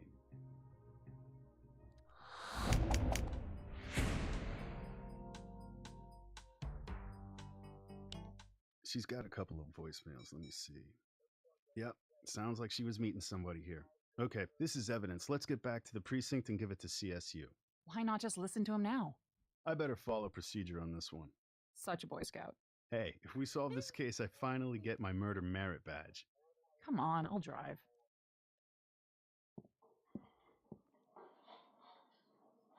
Ray. Morning, Lenny. Please tell me we got a new lead on the Central Park case. Oh, sure. If you count nothing, nada, and bupkis. It's been 6 weeks. The murder weapon is probably at the bottom of the Hudson. I tell you what, I think we're stalled out, kid. I hate loose ends, Lenny. Tell me about it. At my age, I gotta tie him up as fast as I can. Ray Curtis, as I live and breathe, back in my precinct after all these years. What happened? Finally sick of all that California sunshine? My girls got worried if I wasn't solving murders, I might start committing them. You met Detective Benson? I did. She's good. Definitely easier on the eyes than Lenny Briscoe. Yeah, but she's made of steel. Don't cross her, Ray. Wouldn't dream of it. Welcome back. Thanks. Hey, I was going to take this down to CSU. What the hell? What's wrong? The voicemails. They're all gone. Someone deleted them all.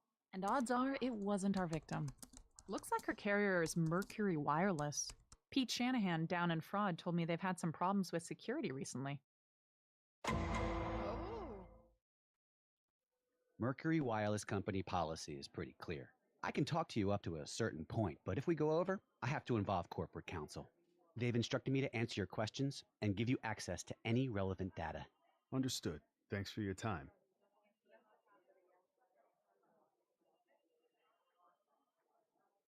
Could someone delete voicemails off a phone remotely? Sure, that's a feature we offer. How would they do it? Easy. You just need to have the account PIN number, just like your bank ATM. No, she could not have. Well, she's dead, but would she be able to do it if she, like, had it automatically done? Because it's a feature, right? So is it that if she listens to voicemail, it deletes? Or is it that Yummy. after a certain time, it can get deleted? So that way she didn't get caught on what she was doing, but she did get caught? Yummy. Like, what do you guys think? It is a feature. Yummy. I'm gonna say yes. Nope. Fuck, missed that one.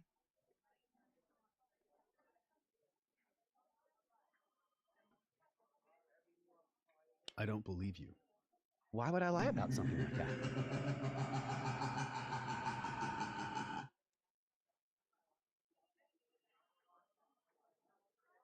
We're going to need to check all activity on the phone over the weekend. This isn't Big Brother, despite what you might think. We do track calls, text messages, and data downloads, but not every single interaction. Really? You sure about that? Well, there are other records, but those are internal and restricted. I'm not authorized to show you those. Is he authorized? Ugh. I don't think so, but then again, he could be. Oh, this one's gonna be hard. Or find if he's not authorized, find somebody.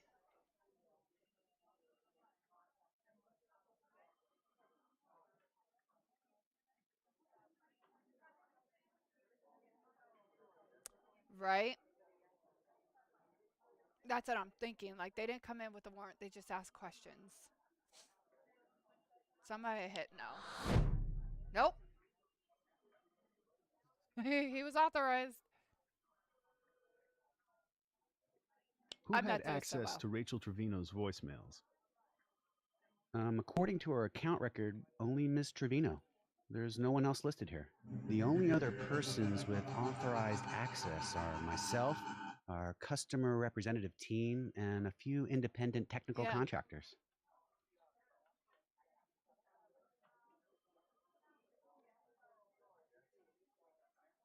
Is he lying?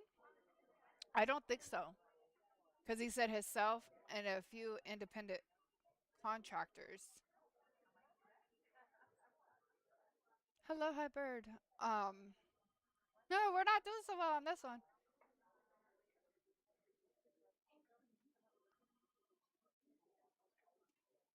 He's lying. He went back on what he said.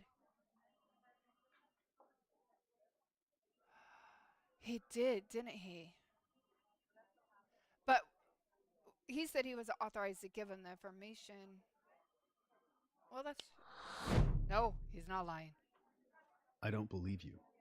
Why would I lie about something like that? I'm so sorry, detectives. You know, the scope of this interview has exceeded my comfort level. I gotta call corporate counsel, and they're gonna tell me I can't talk to you anymore. Sorry.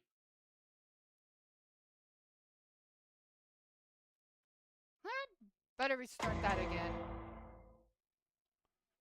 Mercury Wireless Company policy is pretty clear. I can talk to you up to a certain point, but if we go over, I have to involve corporate counsel.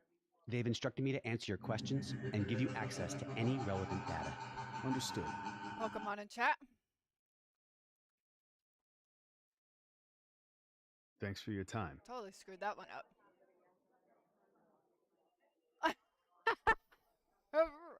Exactly, Church. That's what I was thinking. I'm like, Could someone delete voicemails off a phone remotely? Sure, that's a feature we offer. How would they do it? Easy. You just need to have the account PIN number, just like your bank ATM.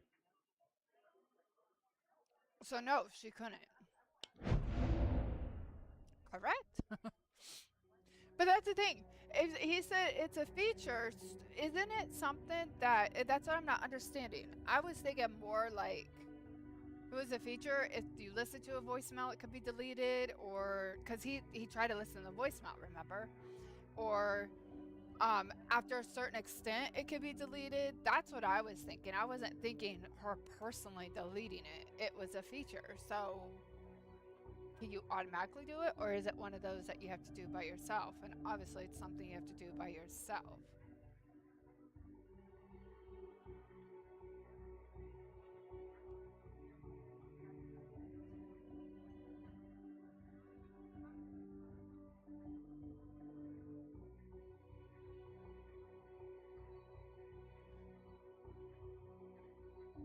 So this one's quite different. Um,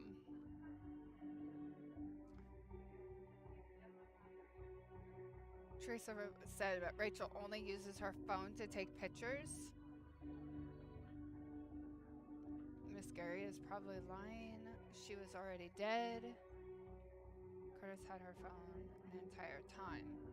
Well, she did say she was using them to take pictures, but I don't think that's what she said she was only using it for. I'm thinking too. I'm thinking the killer did it too. Good job. Was dead when the voicemails were deleted, making it impossible for her to delete them.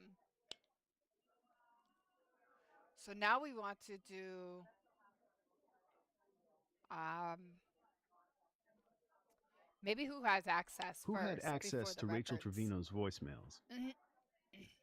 According to our account record, only Miss Trevino. There's no one else listed here. The only other persons with authorized access are myself, our customer representative team, and a few independent technical contractors. No, he's not.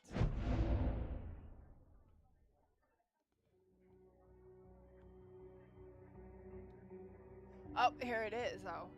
His previous statements have been true. Corporate counselor told Mr. Gray the truthful. You could examine the account list he just quoted. Mr. Gray just doesn't seem like a liar.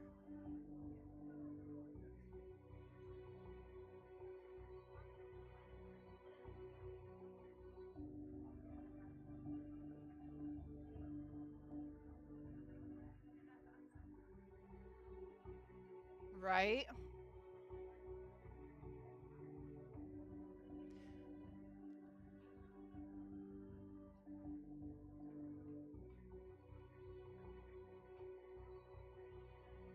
So far we've had a hard evidence of him just been truthful. He's been truthful.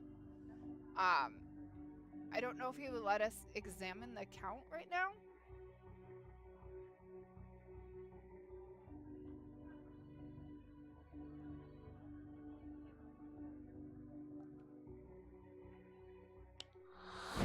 No! What the fuck? Answering a question correctly during an interview or interrogation will earn you a strike. Yeah, I know. What about 3 illegal strikes. Now access? they tell you. Hacking into the account? Hard to say, because that'd be illegal. New topics have been revealed, though. Illegal access? Or do we want phone records?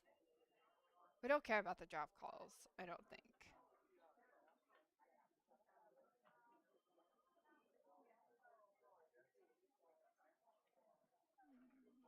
What do you think will get us more answers? The illegal access or the phone records?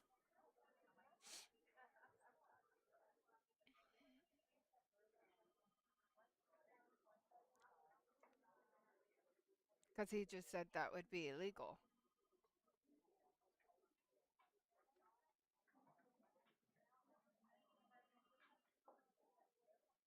We definitely want phone records. Let's go with the So if illegal. no one at Mercury did this, could someone have hacked into the account? We work very hard to maintain the integrity of our system. So no recent problems with break-ins or hacking? Our security is very good, Detective. You didn't answer her question. No hacking at all. None. We've never had a single security breach. Now, I don't believe him on that. Never had a single security breach. I'm sorry, but there is some companies that just have like 1 or 2 and keep it on the down low unless people's shit gets stolen or whatever. Yeah. I don't.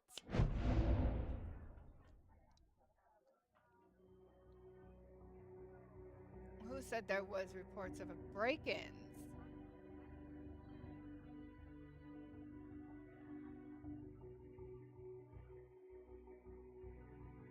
Oh my god, who said it was? Who said that?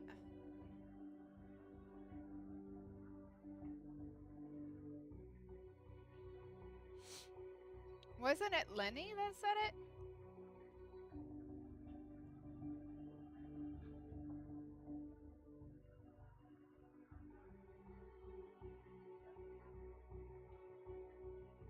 I don't remember either. I didn't know I had to be like this smart. We'll just say Lenny. Missed that one. Oh shit. Well, we didn't want this to go public, but yes, we are aware of some issues. What happened exactly? Attacks on the customer data, I have no PIN numbers notes. being stolen, that sort of thing. Sounds like So okay, now we could go to phone We're records. going to need to check all activity on the phone over the weekend. This isn't Big Brother, despite what you might think. We do track calls, text messages, and data downloads, but not every single interaction. Really? You sure about that? Well, there are other records, but those are internal and restricted. I'm not authorized to show you those. We said no last time, huh?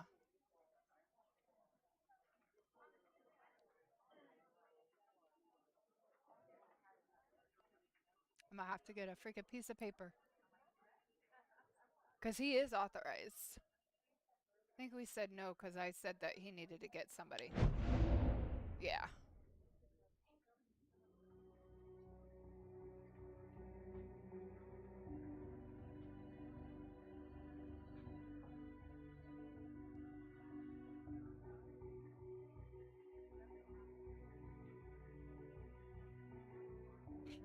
Stop being a wuss. Uh, Police investigating a homicide can look at any material they wish. As far as I know, yes. If it's a murder, right? The fourth one is funny. Council instructed him to answer verbal questions. Council already authorized him to release all relevant records and then to stop being a wuss. I want to say the police are allowed to investigate a homicide and they can be at any material. They wish they can look at any material because they have to figure out who killed the person. What do you think at church, other than the funny one?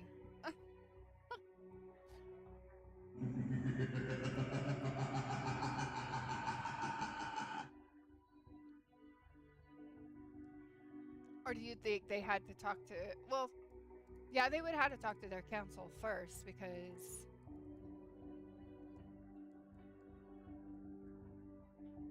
yeah, I'm thinking so too.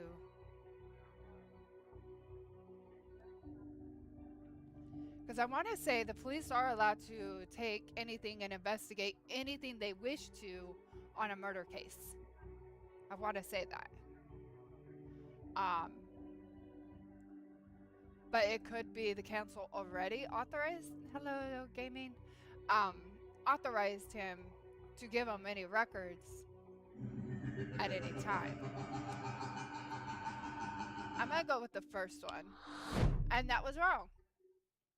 You said council already authorized you to show us any relevant records. How about it, Mr. Gray? I'm so sorry, detectives. Oh my You know, gosh. the scope of this interview has exceeded my comfort level. I gotta call corporate counsel, and they're gonna tell me I can't talk to you anymore. Sorry. Yeah, restart it. Mercury Wireless Company policy is pretty clear. I might need I to can get talk a to you up notepad. to a certain point, but if we go over, I have to involve corporate counsel. I didn't know it They've was instructed this me to answer your involved. questions and give you access to any relevant data. Understood. Thanks for your time. We're gonna be on this interview forever. All right, so deleting voicemails. Could someone delete voicemails off a phone remotely? Sure, that's a feature we offer. How would they do it? Easy. You just need to have the account PIN number, just like your bank ATM. No, she could not.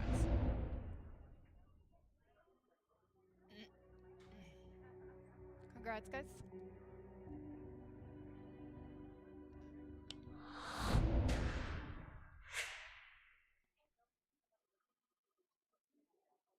Joshua was okay. So, Who had access to Rachel Trevino's voicemails? According to our account record, only Ms. Trevino. There's no one else listed here. The only other persons with authorized access are myself, our customer representative team, and a few independent technical contractors.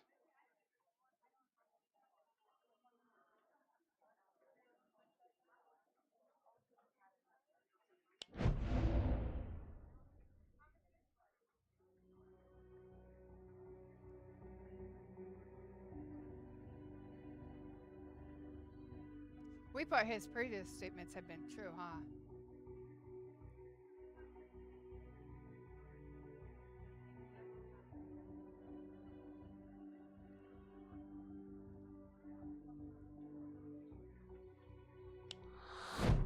that one was wrong. Okay. It could because he could be looking at it. Yeah, we know. What about illegal access? Hacking into the account?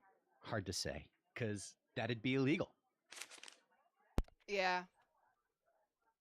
So we went to illegal ones. So if no one at Mercury did this, could someone have hacked into the account? We work very hard to maintain the integrity of our system. So no recent problems with break-ins or hacking? Our security is very good, Detective. You didn't answer her question. No hacking at all. None. We've never had a single security breach. That one, yes. Do you believe him? No. He was lying on that one. And we were right on this one. Lenny Brusco, I think it was. I'm definitely gonna get A. No, we weren't. Well, we didn't want this to go public, I'll but be right back. yes, we are aware of some I'm issues. gonna go get a What happened paper. exactly? Attacks on the Not customer Lenny. data, PIN numbers being stolen, that sort of thing.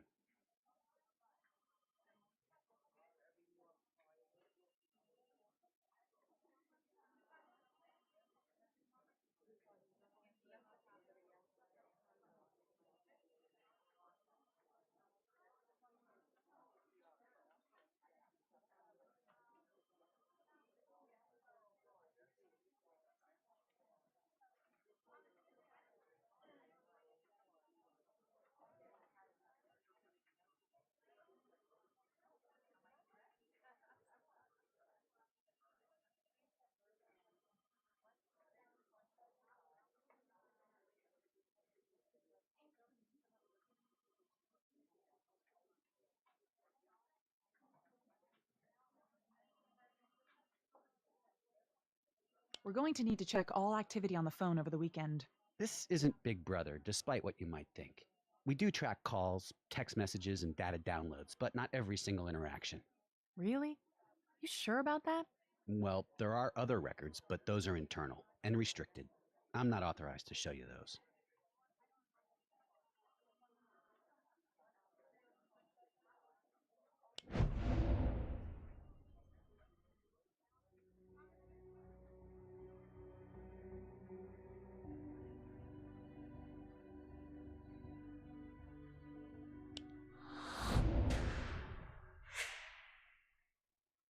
You said council already authorized you to show us any relevant records.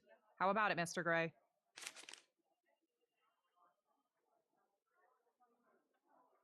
Let's have a look at those restricted records, Mr. Gray. We prefer not to share those personal customer records. It can project a negative corporate image. It would be a complete invasion of our customers' privacy. You guys need a warrant.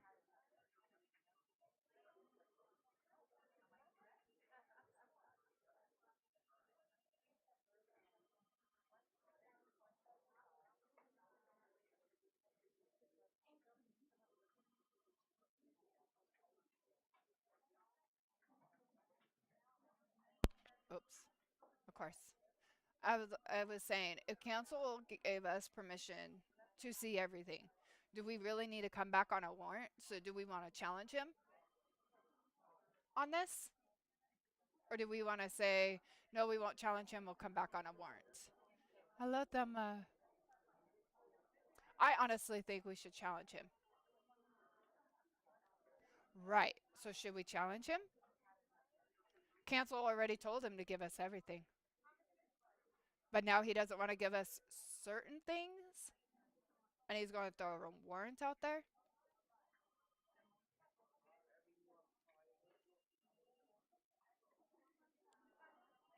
I think we should challenge him.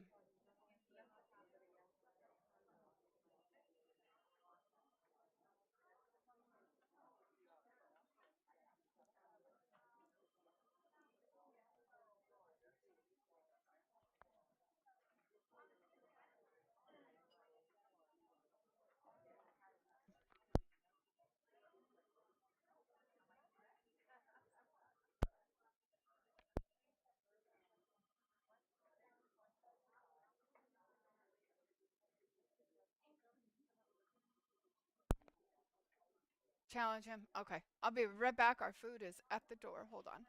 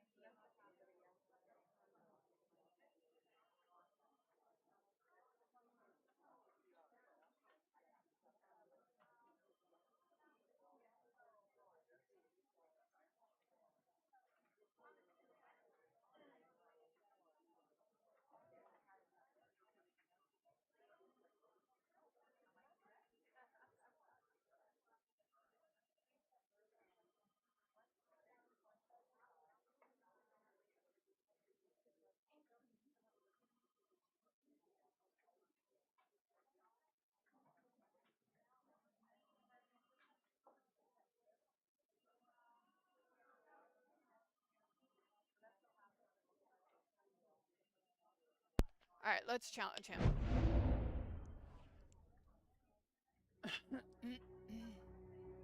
Trying to physically fix all his traffic tickets.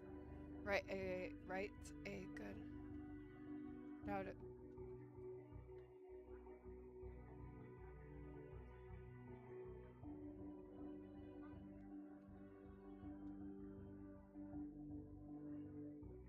Threaten to get a legal warrant and expose the secret data being kept on customers in court?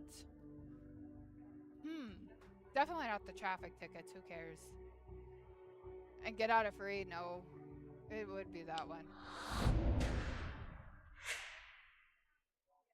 How about we go get that warrant? Then we can search your restricted records and it all goes public at trial. How do you think your customers will like finding out you kept secret information about them? Oh my God. All right. All right. I'll look it up. We're conducting a murder investigation, Mr. Gray. We need to know what happened to those voicemails, and we need to know now. Sure, we can go get a warrant if that makes you feel better. But by that time, more of your customers might end up dead, like Rachel Trevino. That makes for a very negative corporate image. All right. There's no record of who exactly deleted the voicemails. But honestly, someone modified her account about 2 weeks ago. Who? This is embarrassing, but it was one of our own contractors. He's a bit of a hacker. He could have accessed her information. He did not have company permission to do this. But why? He's a strange guy, detective. Very intense. His name is Tom Newberry. Here's his contact number. Tom Newberry. One thing, you might not want to call from your precinct. Oh, why not? Tom knows how to crack caller ID. He always knows who's calling and from where. Thanks for the tip.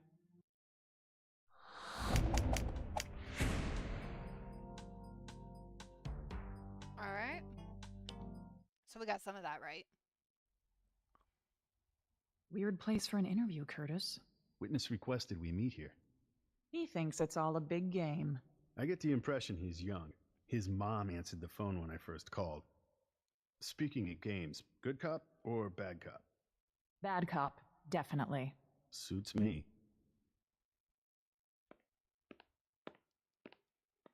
Call me Anonymous. We already have your name and phone number, dumbass.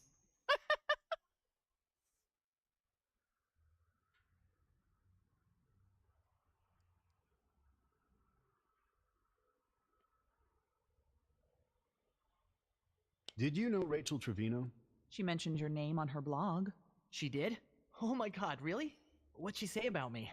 Does she like me? Does she want to meet? You sure you didn't know her? Or want to know her? I mean, you're smart, Tom. All you had to do was hack in, learn her secrets, get close. No, it's not like that. But she still wouldn't have you. It drove you crazy. And then, things just got out of control. It's not your fault. Am I right? Wait, what's not my fault? What are you talking about? Look, you gotta believe me. I didn't know this girl. I don't know any girls.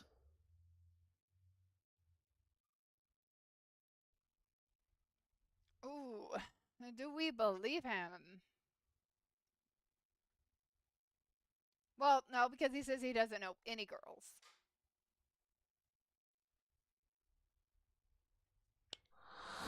Oh, shit. Okay.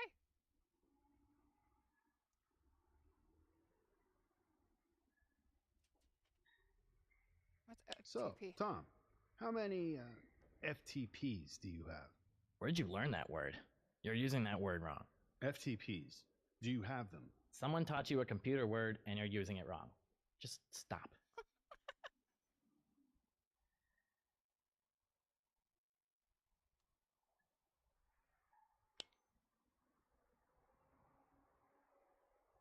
Where were you on Saturday night?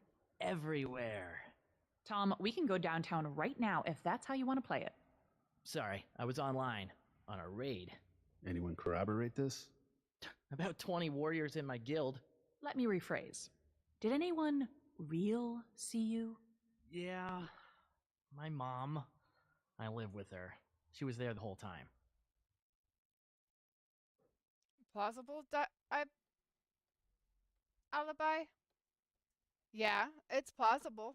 You'll definitely have to get the information though and talk to people.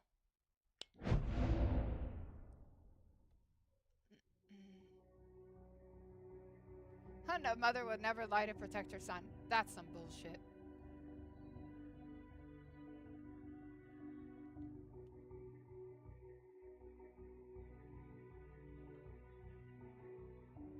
He already knows he lives with his mom because he was told, because the guy said the mom answered.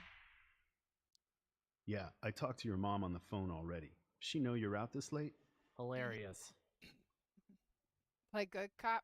I guess We so. talked to some people at Mercury Telstar. You have a reputation there. People said you're good. Too good, maybe. We thought you might have done something illegal, but they said their security is way too tough for you to crack. Please, I wrote their security. The firewalls, the protocol encryption, it's all me, detective. So, you could crack a voicemail account? Stupid easy. What about deleting voicemails? In my sleep, detective. And what did Mercury Telstar think of that? New topic.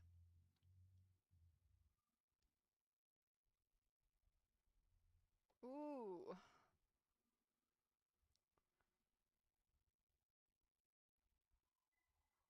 I don't think I really care about the Mercury Telstar, but maybe? Let's ask about deleting So, voicemails. why would a nice guy like you want to delete voicemails? Maybe I did, maybe I didn't. Curtis, can I tase this guy? Tom, I think you're starting to irritate my partner. You like games, Tom? Let's play a game. It's called Detective Benson Likes You for a Murder. I throw you in jail, and you try to survive as long as you can against the drug addicts and the gang members who live there. You can post the results on your blog. I can picture the That's Facebook hilarious. update now. I just. Okay. There was another reason. Oh, new topic.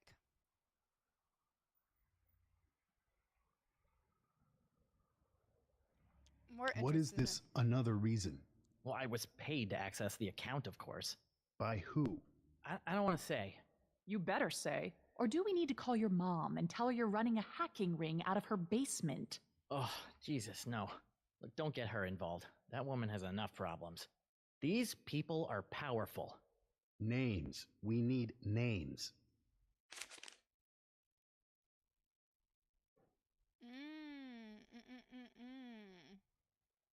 Let's go down names. I don't know their names. But you know they're powerful? How does that work? We only did business over the phone. They had their caller ID blocked, so I never knew their names.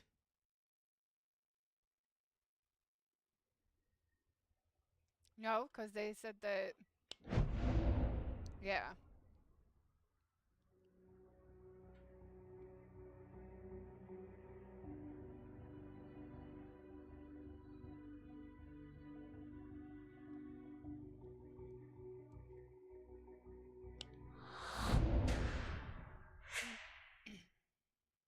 You're a terrible liar, Tom.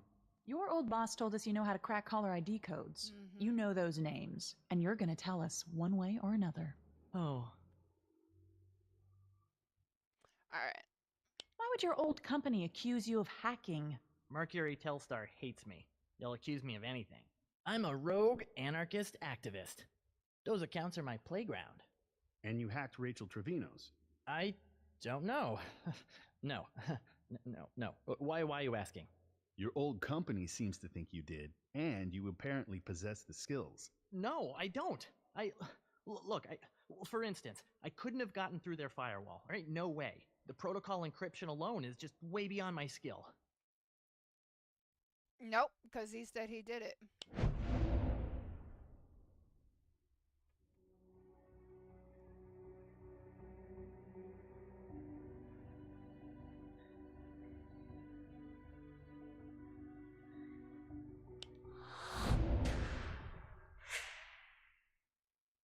You're lying, twerp. Totally not lying, detective. Remember how you were bragging on how you wrote the security? Oh. Right. That gives you means. Now we just need motive and opportunity. Hey, wait a second. You didn't Mirandize me. I know my rights. Oh, Tom, This is just an interview, not an arrest. So sorry. Miranda doesn't apply. You know what? Playtime is over. You better start coughing up solid answers or I'm throwing you in Rikers, and your mom will have to spend her last cent to post your bail. Okay. But listen, I only hacked the accounts to sell the voicemail passwords. Passwords? Plural? Yeah, I did a lot of them. Celebrities, politicians, you name it. Then I sold the passwords to this lady named Gwendolyn Scott. She's like a PR flack. Did she ask you to mess with Rachel's account? Yeah, I figured it was corporate espionage or something. You know, what do I care? Let the capitalist pigs brawl in the mud. Who's it gonna hurt? Rachel Trevino. Have a great night, Deep Throat. Rachel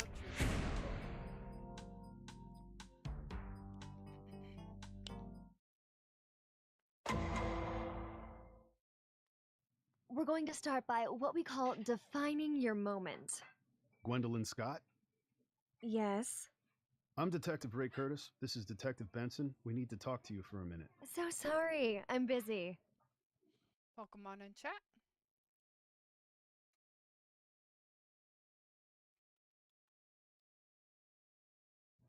It's important. My client is important. You can call my office. You know, a guy named Tom Newberry just gave me this girl's number, PR flack. She likes to buy voicemail passwords and blackmail her clients. Maybe I'll call her instead.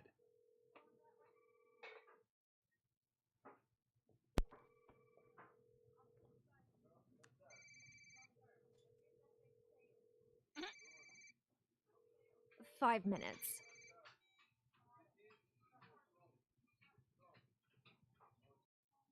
Was that fun, Detective? Sometimes I like to play rough. Well, so do I. But a little charm can go a long way. Be charming or be forceful? Well, Sorry, I promise this will only take a moment of your time. You're a busy girl. Thanks. I appreciate it. And I promise I won't make up extra questions as an excuse to talk to you longer. All right, Romeo, settle down. Ask away.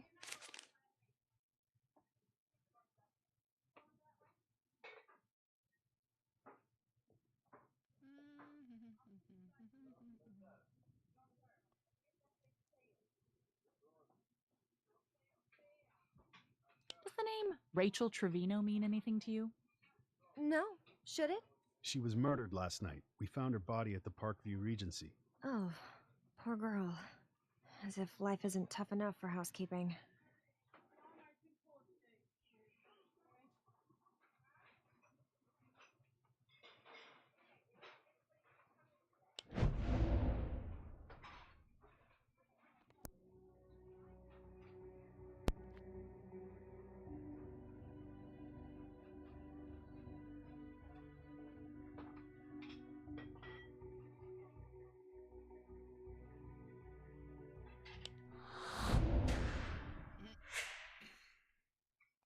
I didn't say anything about her being with housekeeping.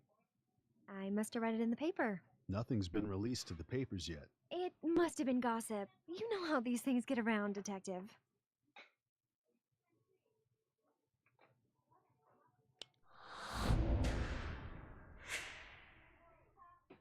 Tom Newberry already told us you knew her.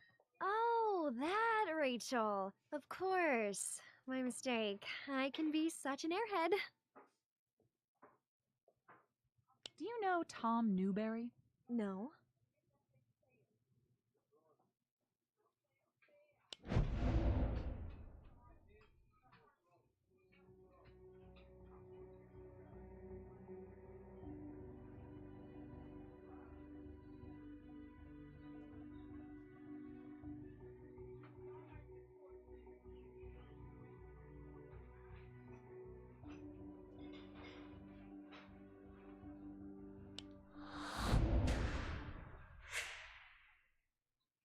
He says he knows you. That's how we got your name. A lot of people know me. Do a lot of people call you? Not the right people.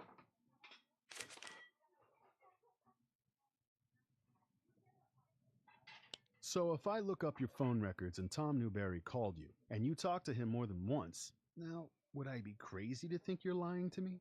I'd say you were just jealous.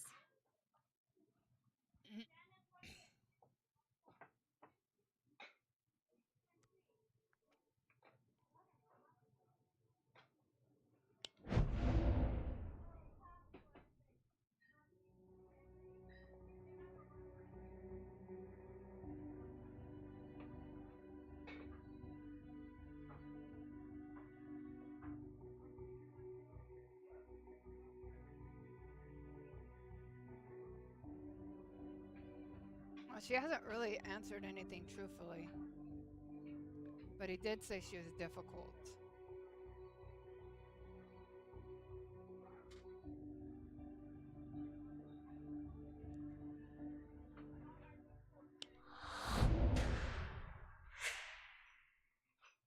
I'm not the jealous type, Miss Scott, and I don't like playing games.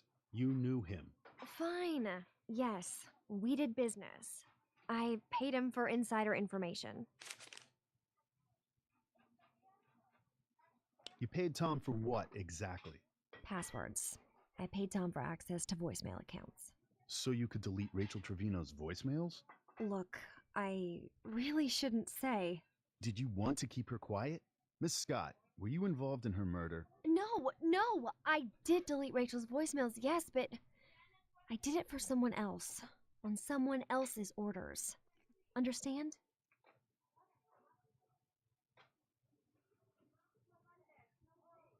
It could be, yes. Yes, Propie, can I help you with that?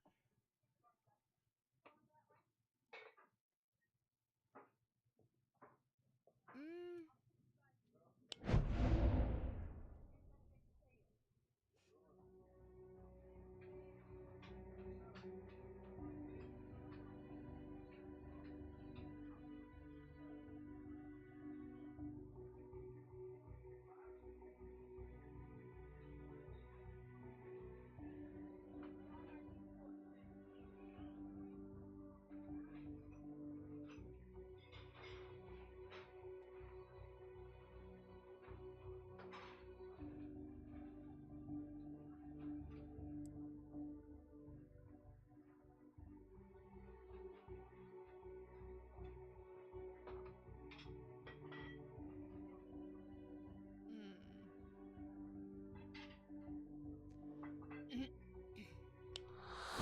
Nope, missed that one. All right, I'm listening. Why don't you tell me a little more? Was someone else involved? Who asked you to delete the voicemails? A client. I really can't tell you. I'm gonna find out anyway. I'm actually pretty good at this detective thing. Well, crap. I guess it's all over for me anyway. Here's the deal. I gave Rachel's password and voicemails to my usual buyer, Alexander Baron. Alexander Baran, as in CEO of Wider Media? The Russian guy who owns like half the television stations in America? The very same. Baron bought Rachel's voicemail access for me a few weeks ago, and then told me to delete them all.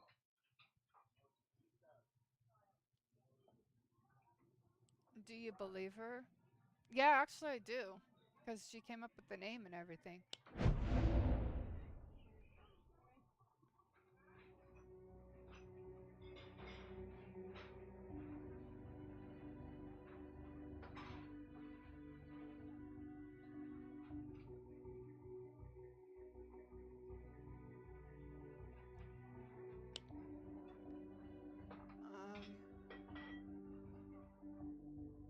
CEO.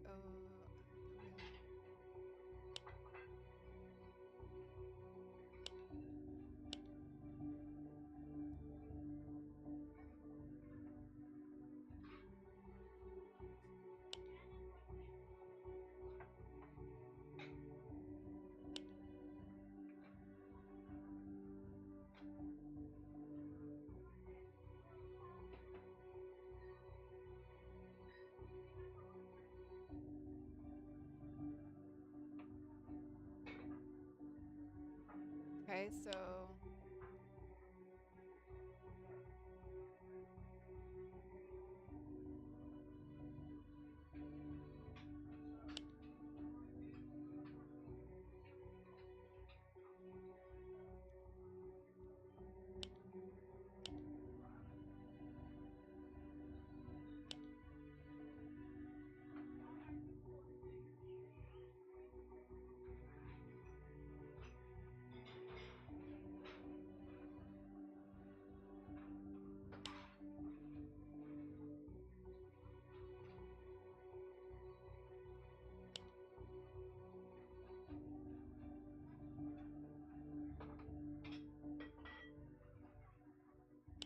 Okay, so Alexander Baran.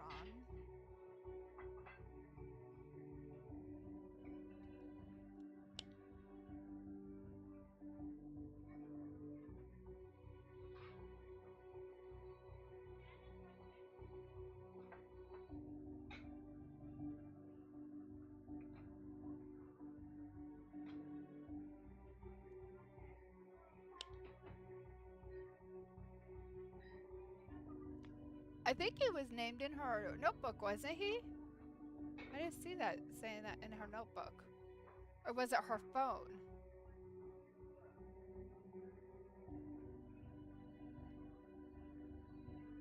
Might have been her phone, actually.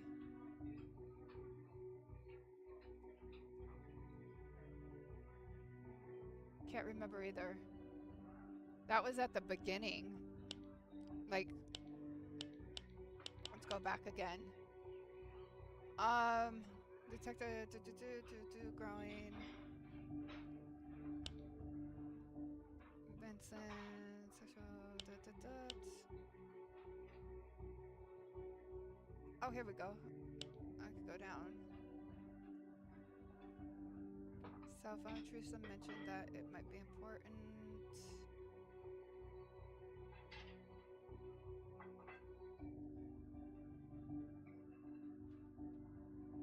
Yeah, I didn't think so. It wasn't just a couple of notes. Wider media, what the hell does that mean? Yeah, so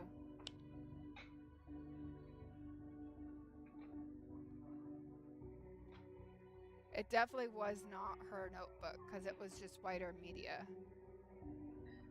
I want to say it was the phone.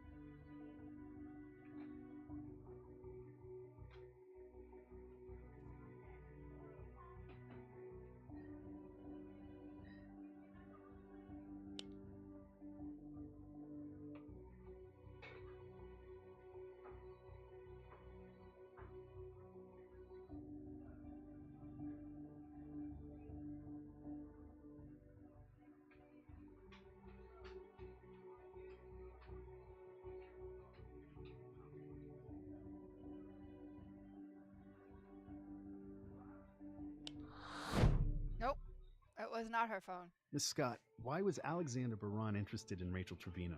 She's a maid. He's a Russian billionaire. I don't get it. Rachel Trevino was not a hotel maid. She was an activist, a blogger, and she had uncovered some dirty, dirty secrets about Alexander Baran. He's a very bad boy detective. What did she find out? Baran has a problem keeping it in his pants, especially when it comes to housekeeping staff. We've had to cover up a few unsavory encounters. Rachel tried to set up a sting going undercover at the hotel, and I honestly don't know what happened after that, but I think she got in over her head. Did Baran kill her? And this is where my lawyer would advise me to keep my mouth shut. Come on, Gwen. Oh, now it's Gwen. I like that. Okay, look, all I'm gonna say is the Parkview Regency Hotel has a front desk, right? Ask them who stayed there on Saturday.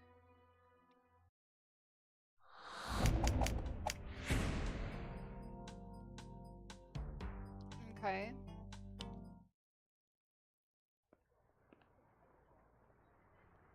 That was Cormac at the precinct. Alexander Baran was a guest at Parkview Regency the night Rachel was killed. He checked out earlier today, and he's on his way to MacArthur Airport. He's got a private jet and an appointment in London. Well, he's going to be late.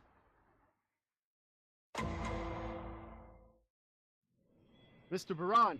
Mr. Baran! Detective Curtis, NYPD. We need to talk to you about the murder of a hotel maid over the weekend. A maid? Are you serious? I'm leaving for London. Look like about 1.5 inches to you, Ray? Sure does. Mr. Alexander Baran, you are under arrest for the... Oh, so we got somebody, Pokemon in chat.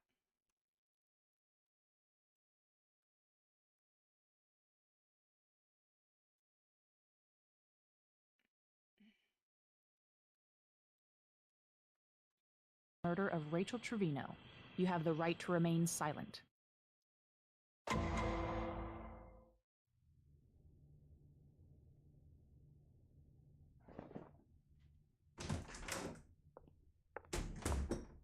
I don't know why we're wasting time here. I'm a Russian. I have diplomatic immunity. We did a little research on you, Mr. Braun. Rachel's blog was a very interesting read. Maids? Waitresses? Executives at your own company? Is there any woman you wouldn't hit on? Your mom? Miss Benson, I am a handsome, virile man. I radiate power. Women are attracted to it despite themselves. Here's a clue. When a woman is attracted to you, she does not slap you with a sexual harassment lawsuit. You've had 12. I'm a Holy flirt. shit. I get slapped with all sorts of things.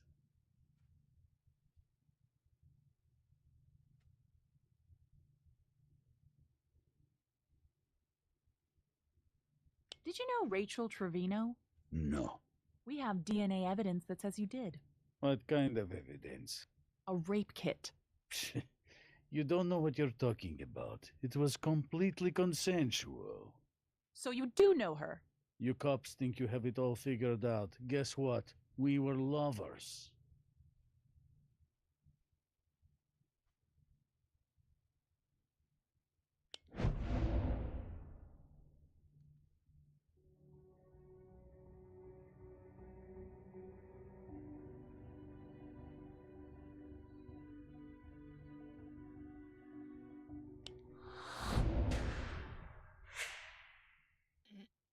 I'm not buying it. Sorry, Charlie. An earlier witness already told us Rachel didn't have a boyfriend. And you lied about knowing her just now. That's 2 strikes. A jury might see it different. When I left the room, that girl was alive.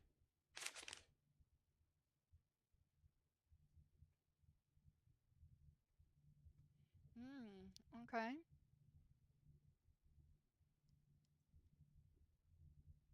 Alternate theory, suspicious behavior. Let's ask him about You had voicemails access first. to Rachel's voicemails, and you destroyed them to cover up your connection. Not true. I never touched the voicemails.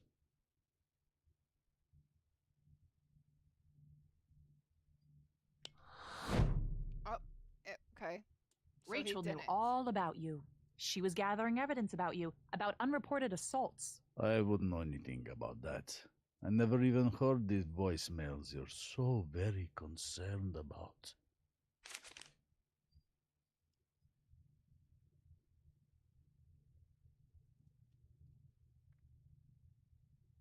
You didn't come forward when you heard about the murder. I had no reason to. A maid is killed. How is this my business? She was your girlfriend. Ah, but you say she is not detective. Seems like you were trying to avoid this investigation. No, I had every intention of cooperation. In fact, when you found me, I was on my way to see my lawyer. Uh-huh. In your jet.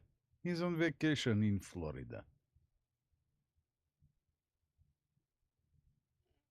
No.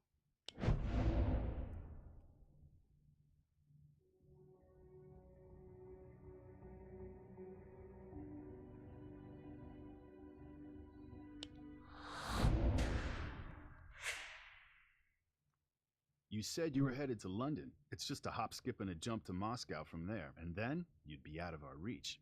Your knowledge of geography is so American.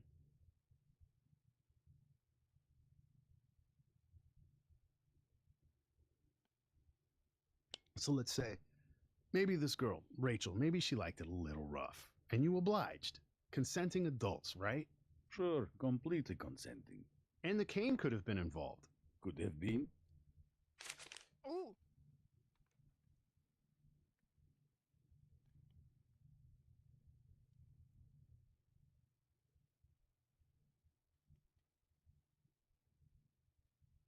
Hello, Smoke. Oh, you don't annoy me.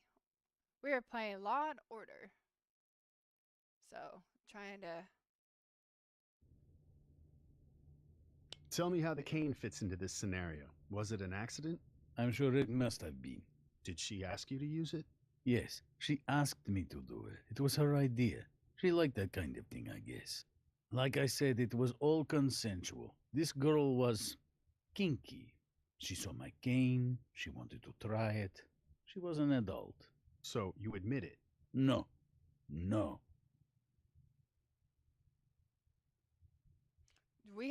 Do we have evidence? Yes, they said his DNA. So.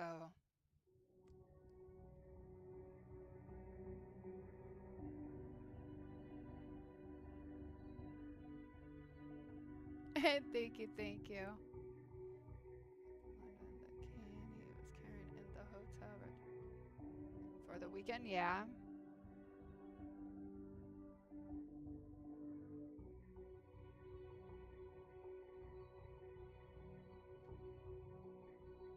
The DNA evidence. Let's try that one. Ooh, yep. The bruise mark on Rachel's neck matches your cane. You just said she asked you to choke her out. No, I'm not admitting anything to you people. Come on, Baran. An innocent girl is dead. You want to be macho? You want to be a man? Why don't you tell the truth for once?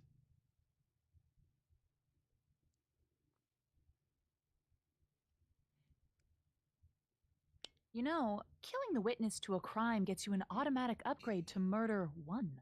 What crimes? What witness? Rachel had evidence on you, Baran. She knew what you were up to. She wasn't a witness to anything. Those voicemails were about an expose, a plan to blackmail me.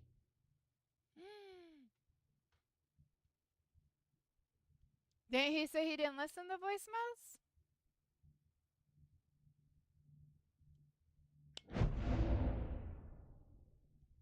You're lying, and we can prove it.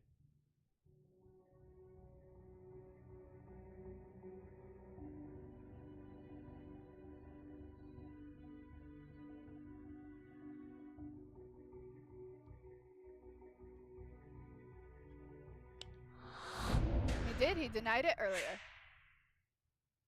You just told us you never heard those voicemails, so there's no way you could know what they were about. You heard them, and you know it. You're looking better and better for this murder with every lie that comes out of your filthy mouth. You better wipe that smug smile off your face before you get to Rikers. Miss Benson, I'm innocent of this offensive charge. My lawyers will have this all thrown out, and my country will protect me. Really? We can place you at the murder scene. We can connect you to the victim and her voicemails. And your cane is a match for the murder weapon. Now might be a good time to panic. That's a hell of a lot of evidence to throw out. Right? That's why I have a hell of a lot of lawyers. Don't worry, I'll be out in a few days. Then maybe I'll call you, baby. Gosh, Oh. you are just not my type. Come on, Ray. Let's go get a bite. Mr. Baran can stew in his own ick for a while.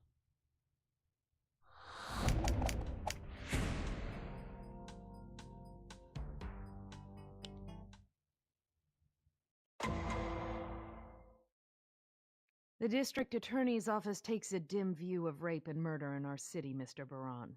Your defense contends you have diplomatic immunity, but the Russian consulate says you only have limited immunity. My status protects me from prosecution of any crime committed in the course of my diplomatic mission. I met Miss Trevino in the capacity of a Russian media expert as a diplomat. Did you meet Rachel Trevino at the Parkview Regency? She said she worked there, so we agreed to meet. And instead you slept with her? Yes. Women are attracted to me, Miss Carmichael. Not all of them. Objection! Withdrawn. Oh, shit.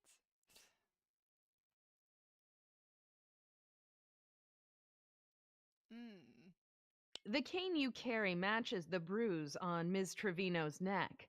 Did you have it with you during your meeting with her? I don't know. It's a cane, Miss Carmichael, not a precious diamond. I don't watch it every single minute.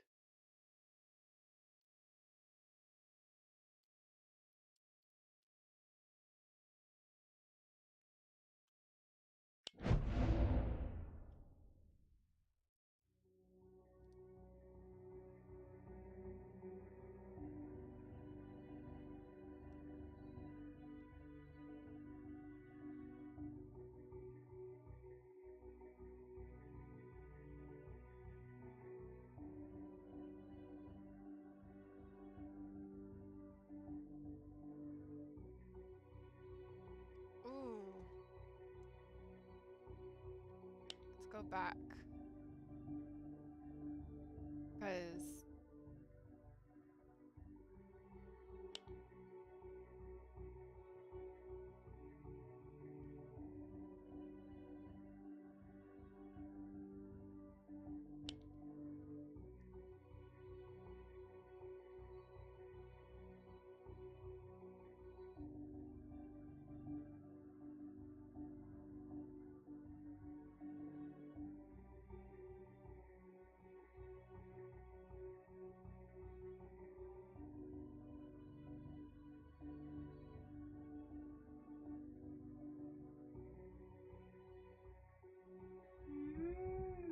Yummy. the fourth one, I was thinking that one. He told the police he choked Rachel. Huh? Good one, Church. I was thinking that too, but. Oh my God! That was for my daughter, you bastard! Bailiff, restrain that man. Order! Order! Someone grab him! My baby! My baby, you murderer!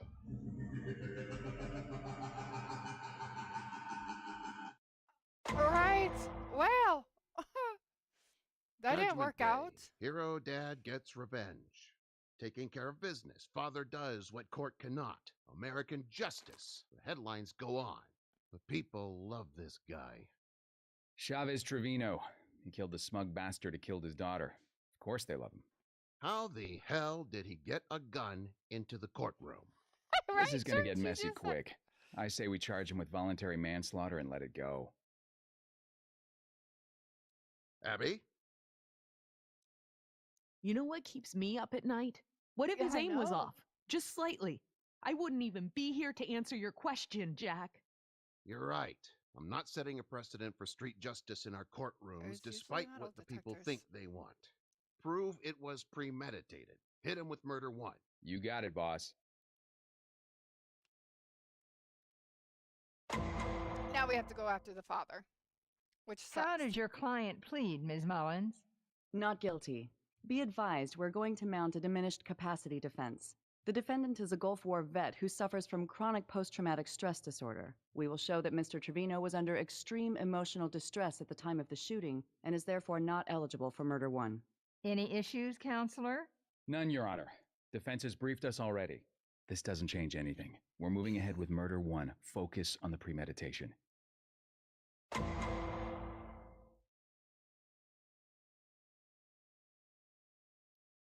Our first witness is Detective Benson. As an eyewitness, she will testify to the facts of the shooting and give the jury an unbiased picture of the killing. To help your case, focus on the details of the shooting and not the public outcry. Following your questions, the defense will then cross-examine and try to break down her story. Good luck.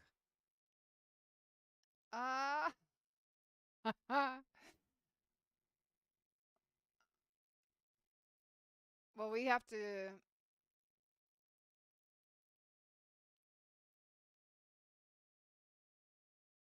Did he make a statement? Well, let's. After the shooting, Mr. Trevino made a voluntary statement to you about why he shot Mr. Baran. True? Yes. What did he say? He said Mr. Baran had to die. He said Mr. Baran was going to claim immunity, escape prosecution, and run back to Russia. Ooh. We know who it was.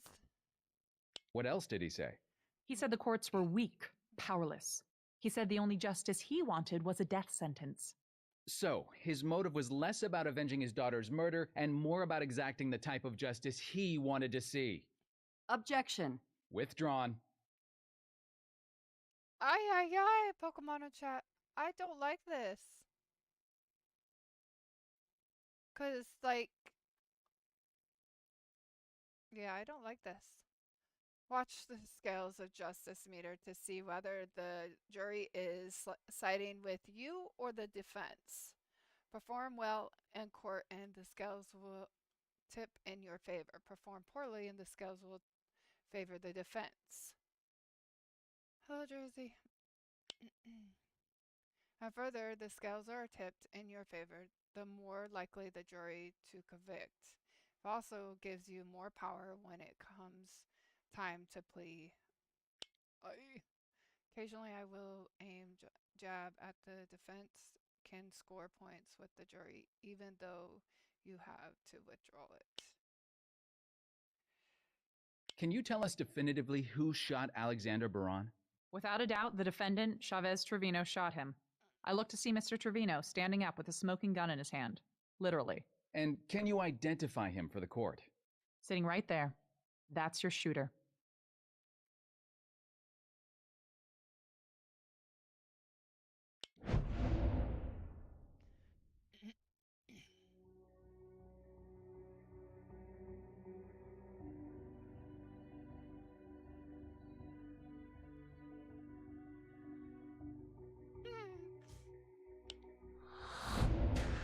She was eyewitness. Motive, alibi. Please let the record show the detective pointed at the defendant. Sounds like first degree murder to me, right? It sounds like first degree murder to me. Detective, how exactly did Mr. Trevino get a gun into the courtroom? Aren't there security measures? We're still investigating how he breached security, but he claims he stuffed it into his jacket and simply walked through. How difficult would it have been to get past security? Mr. Trevino had to avoid metal detectors and checkpoints covering every entrance. What would it take to get past all that security, Miss Benson? Forethought, planning, and intelligence. Mr. Trevino had to keep his cool and his wits about him at all times. What's Benson doing? Won't this testimony help the defendant?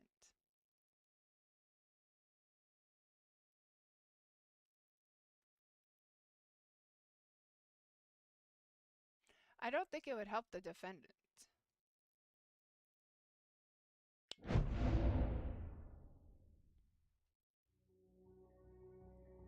Chevron was not under extreme emotion or stress when he acted to establish grounds for mistrial, to cast doubt on whether Trevon to establish that Benson is.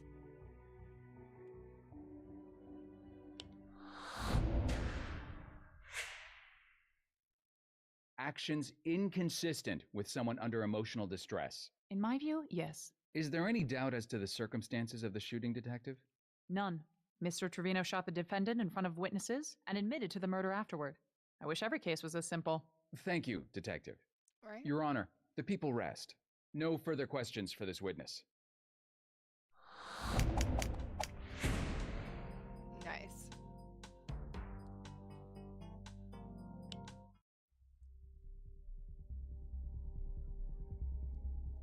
Christina Mullers is the defense attorney you are facing today. Your job is to object when she gets out of line. Here are 2 tricks she likes to use.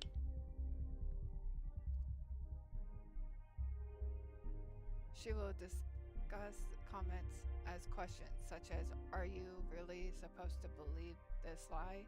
This is an argument. So she likes to argue the argument.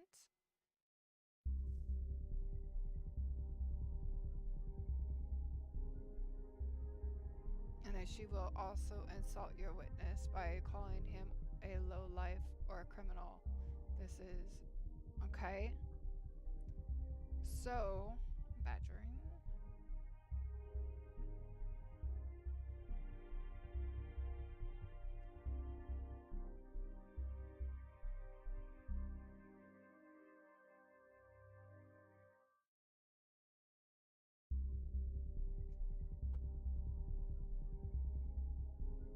All right, let's see if we can do this. Badgering is straight. Insult argumentative is Muller's case doubt on the testimony disguising a question. Detective Benson, you testified that you saw the defendant, Chavez Trevino, shoot the victim. No, I testified that I turned around and saw Mr. Trevino with a smoking gun in his hand, about a second after I heard the shots. So you didn't actually see him do the shooting? Are we supposed to believe you're a relevant eyewitness?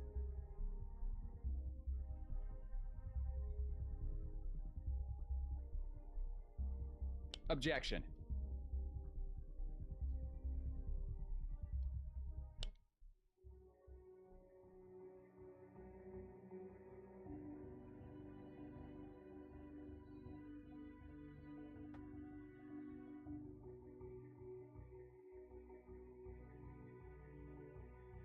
Asked and answered. Objection overruled. Oops. Immediately after the shooting, what did Argument- Mr. Trevino look like?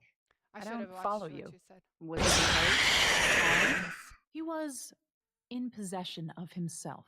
Is that because I Wasn't didn't he listen? yelling out, I didn't "My look? baby, you murdered her"? He said that, yes. He was out of his mind with grief. He was coming apart at the seams, and you didn't see it? Really? I don't believe you. He was upset. Sorry.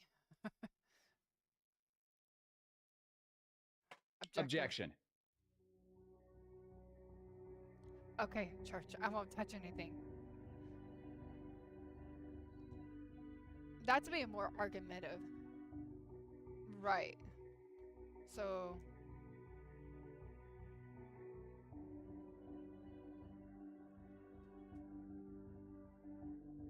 So it would be more argumentative then, you think? I can't say that sounds out of line. Or is that badgering?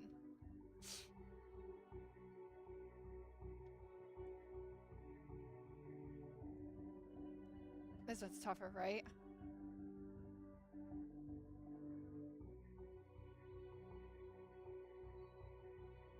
I think it's more argumentative.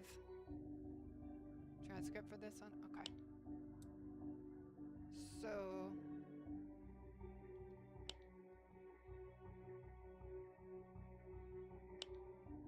Isn't it trend? Nope, it's right here.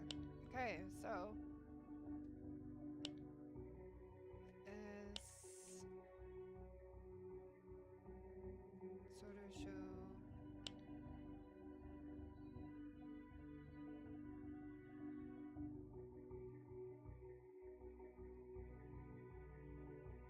Page 14.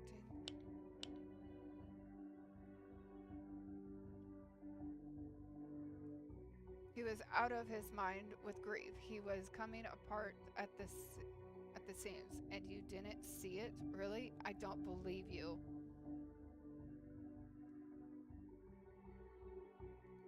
Hello, that. Welcome back.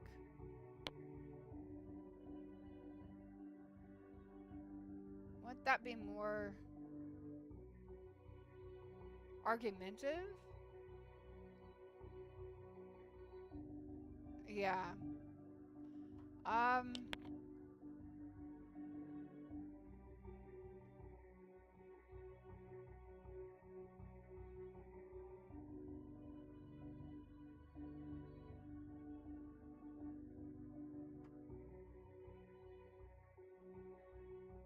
So ask and answered probably would be a good one.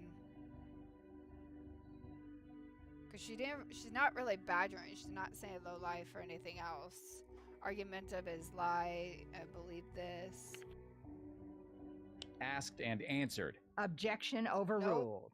Is your heart so cold, Detective? Are you such a robot that you can't see another human in distress? That's more badgering.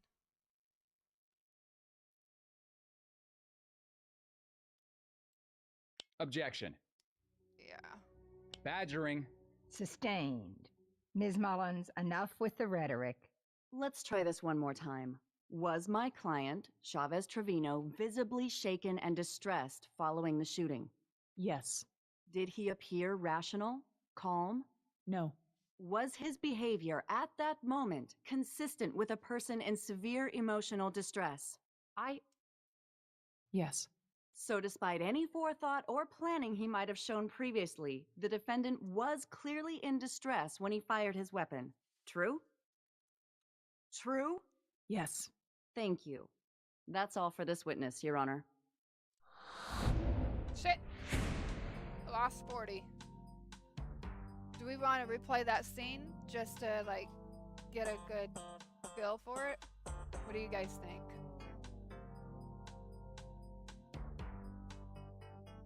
Or do we want to just continue? Okay.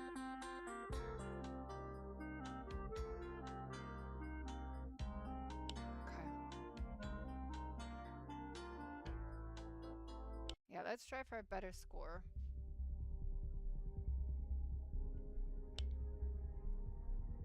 Okay, so she disguises the comments as questions for argumentative.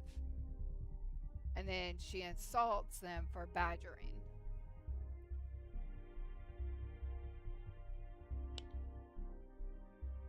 Badgering is straight insult, argumentative is cast out on the testimony disguised on a question. Detective Benson, you testified that you saw the defendant, Chavez Trevino, shoot the victim. No, I testified that I turned around and saw Mr. Trevino with a smoking gun in his hand, about a second after I heard the shots. So you didn't actually see him do the shooting? Are we supposed to believe you're a relevant eyewitness? Yes. Objection.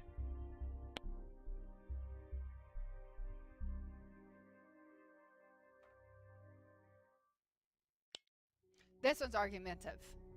Because, yeah. Argumentative. That's Sustained. what you said in the first place. Ms. Mullins, enough with the rhetoric. Immediately after the shooting, what did Mr. Trevino look like? I don't follow you. Was he composed? Calm? He was in possession of himself. Wasn't he yelling out, "My baby, you murdered her"? He said that, yes. He was out of his mind with grief. He was coming apart at the seams, and you didn't see it? Really? I don't believe you. He was upset. Objection. This one I think was badgering, wasn't it?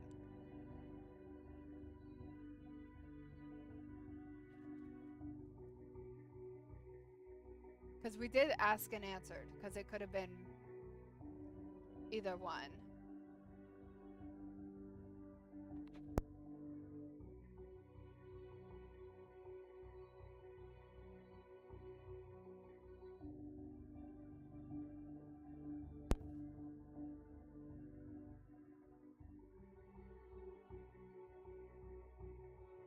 Or was this one asked and answered?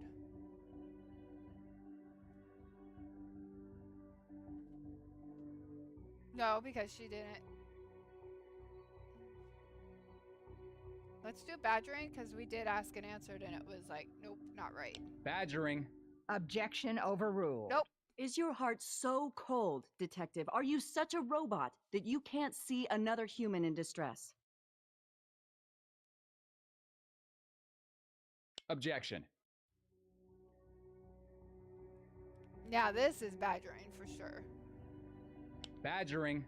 Sustained. The defense can save the dramatic storytelling for its own witness. Let's try this one more time. Was my client, Chavez Trevino, visibly shaken and distressed following the shooting? Yes. Did he appear rational, calm? No. Was his behavior at that moment consistent with a person in severe emotional distress? Yes. So, despite any forethought or planning he might have shown previously, the defendant was clearly in distress when he fired his weapon. True? So it wasn't badgering the True? last time. Yes. Thank you. That's all for this witness, Your Honor.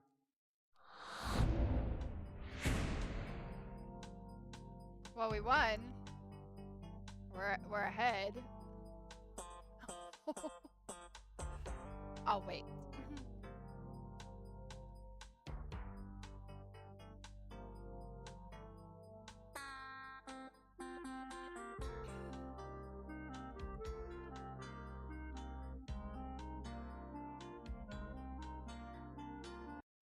Pokemon in chat.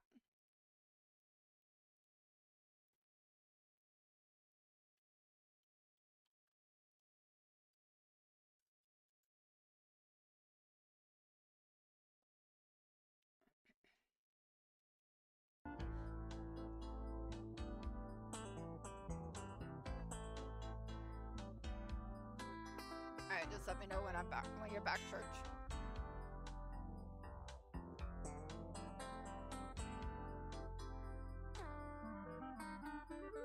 So we're doing good so far.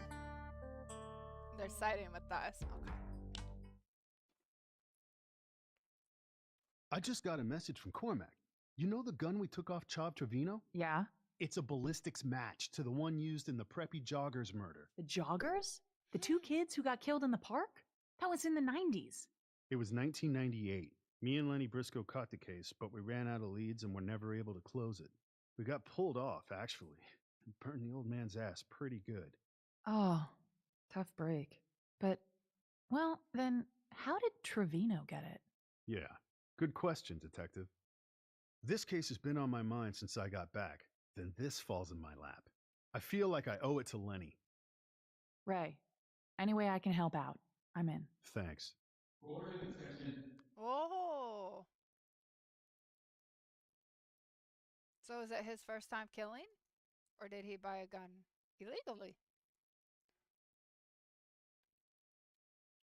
Up to her old tricks. Here are two new objectives. Hearsay.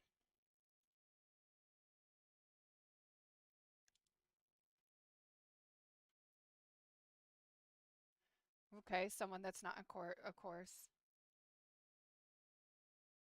I know about that one because, well, I do watch Law and Order. And not expert knowledge. Okay, so not expert knowledge. So they cannot say anything if they're not an expert.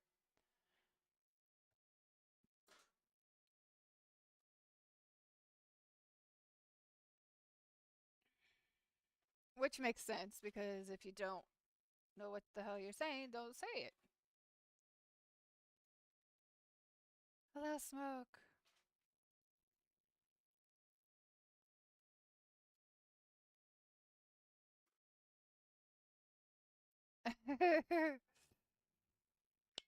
All right, let's see what we can say. And then, and remember, sometimes knowing when not to object is just as important. With the correct choice may be to withdraw your objection. Oh, so we have to even think about withdraw? Damn! I hope chat's ready for this. Mickey, in the weeks after your sister's murder, how did your dad act? Crazy. My dad has PTSD again. It all came back. He needs different treatment.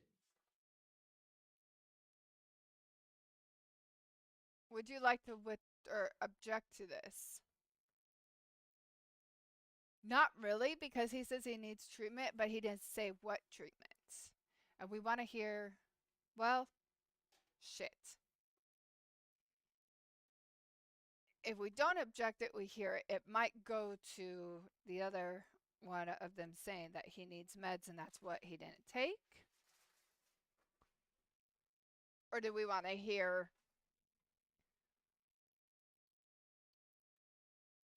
could be medical, yeah.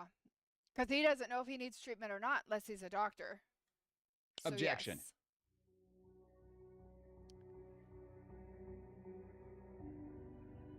Mickey Trevino is not a psychiatrist, Your Honor. He's not qualified to diagnose his father. Sustained. Mr. Trevino, please limit your comments to what you saw.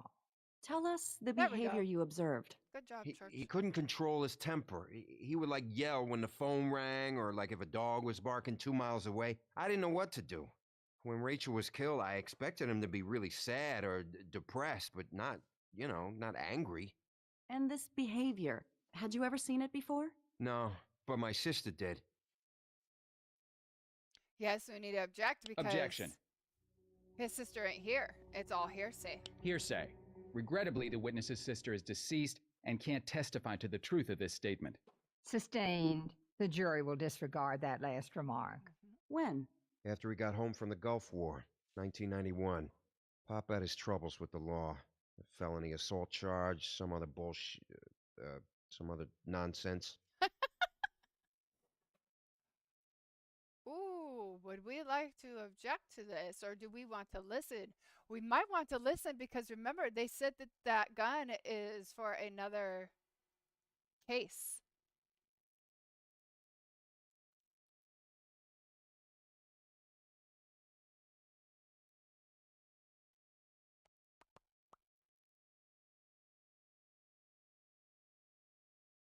Yeah, listen, okay.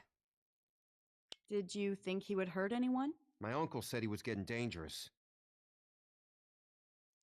Again, you gotta object Objection. because it's hearsay. His uncle, he doesn't, can't Hearsay. say nothing. Sustained. If your uncle would like to testify, then by all means. However, you may not testify for him.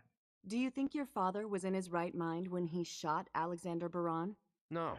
When my sister got murdered, I tell you, it smashed something deep inside my dad. And the idea that this fat Russian bastard could walk away scot-free because of some technicality? My dad did the world a favor. Thank you, Mickey. Woo! No further questions. Woo woo! I did it. Oh, we did better than we did last time.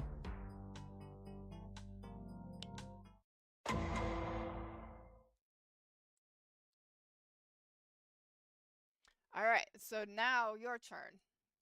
See if you can make him admit he knew his father had a plan to kill out. So we have to make sure, think that the entire family has anger issues, right? And tried to obtain a weapon. So we have to, topics.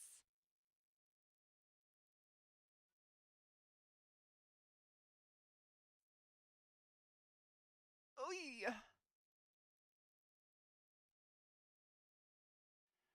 We could go straight to him. How do you and your father feel about Alexander Baran?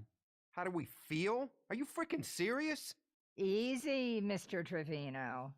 Sorry, Judge. We hate the man. Alexander Baran is the guy who killed my little sister. My pop said he didn't care what happened to him. He said he would gladly kill Baran so we could go to hell and kill him again. He's a fat cat with an army of lawyers ready to help him weasel out of everything he does. You know this guy. Every day you read about him. Oh, he loves to do the crime, but he does not do the time. Nope, not these boys. Woo.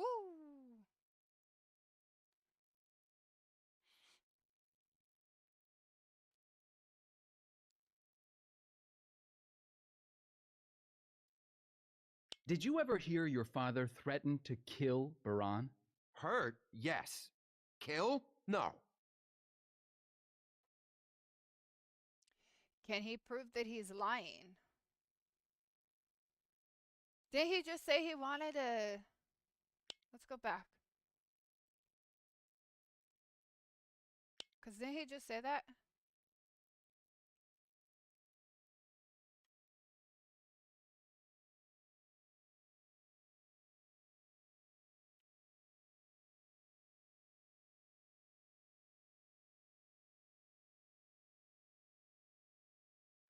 Yeah, right. Do it and then come back and from hell and do it again. Can you prove he's lying? Yes. Like, wait.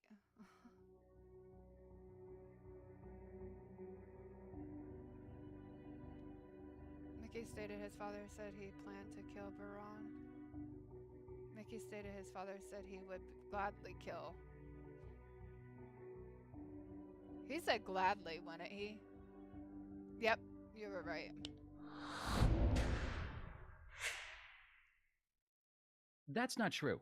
You just told us your father said he'd like to, quote, kill Baran and go to hell so he could kill him again. That was like just a figure of speech. Or the truth.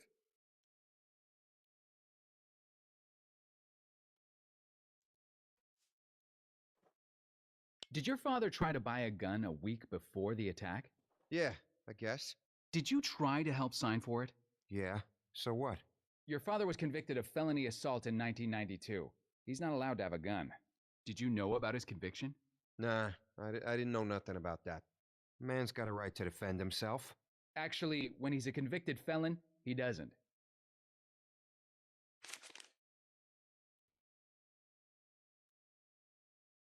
Where did he get the gun he used in court? I told the cops already. I don't know where he got the gun. You sure you didn't help him? I've never seen it before. I didn't even know he had one. You sure you didn't help him get it? You are under oath, Mr. Trevino. I did not help him. Pop smuggled it in under his jacket. I don't know how he made it past security, but he did. Thank you, Smoke.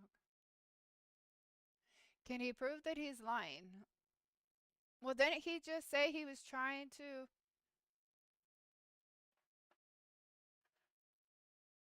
He just said he tried to help him, didn't he? Yeah, that's what I'm saying. He was supposed to sign the gun.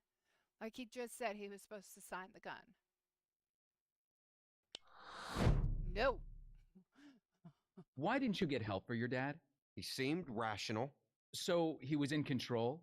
Enough so that you weren't worried? Okay. Yeah, I wasn't worried. So where's the PTSD? I guess I didn't see it then. So maybe he didn't have it. That's not what I meant. He did. So why didn't you get him help? Either you saw he was out of control and you did nothing, or you saw nothing. Hey, there was no way to know what my dad was going to do. He was crazy. How could I possibly have known it would come to this?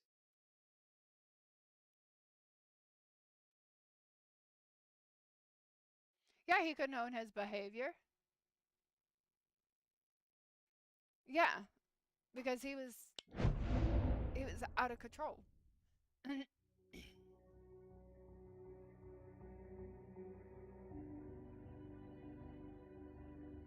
said dirtbag like Braun would get later. The father was on drugs.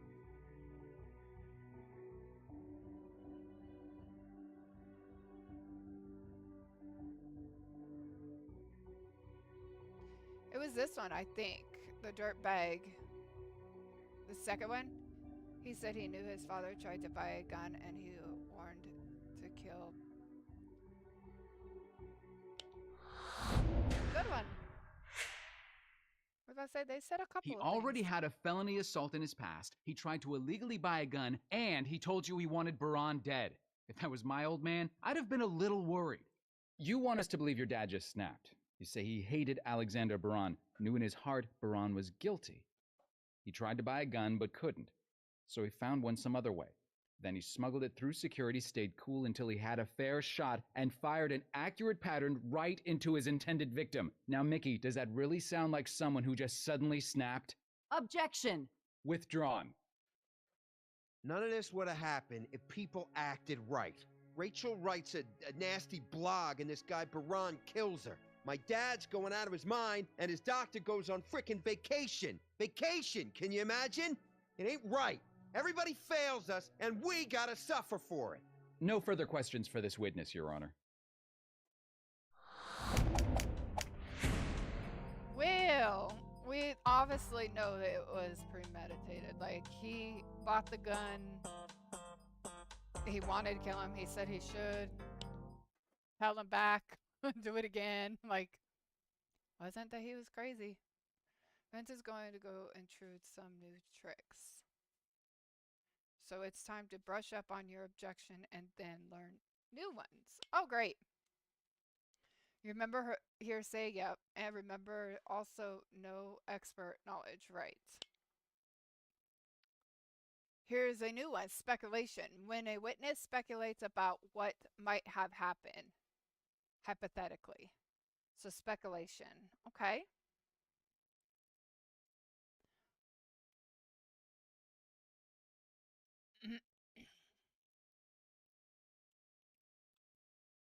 Mr. Trevino, why did you shoot Alexander Baran? He murdered my daughter. He was gonna go free. He was going to walk. That's speculation right there. He doesn't know Objection. if he was going to walk or not. The witness can't know whether Mr. Baran was guilty or whether he would have gone free because he stopped the trial dead. Sustained. Can you tell us about Alexander Baran's diplomatic immunity? Hey, I'm not a lawyer, but I know what that means. He just gets to skate. The law says he can run off to Russia.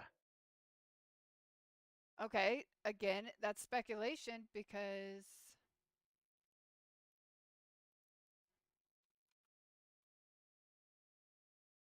no knowledge. Okay. Objection. Yeah, because he's not an expert, so maybe. Witness stated he wasn't a lawyer. The diplomatic immunity rules are actually very complex, Your Honor. Alexander Baran's status was still under review even at the time of the trial. Sustained. Mr. Trevino, can you take us back to 1991 and your experience after the Gulf War? Yeah, I was a ranger in Iraq. I saw a lot of stuff. When I got back home, I had some trouble settling in. What kind of trouble? I was never a violent guy before, but suddenly anything could set me off.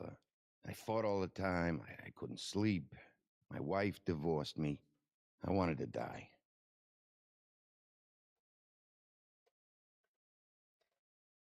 I don't think that's too much to object. He's just saying how he felt.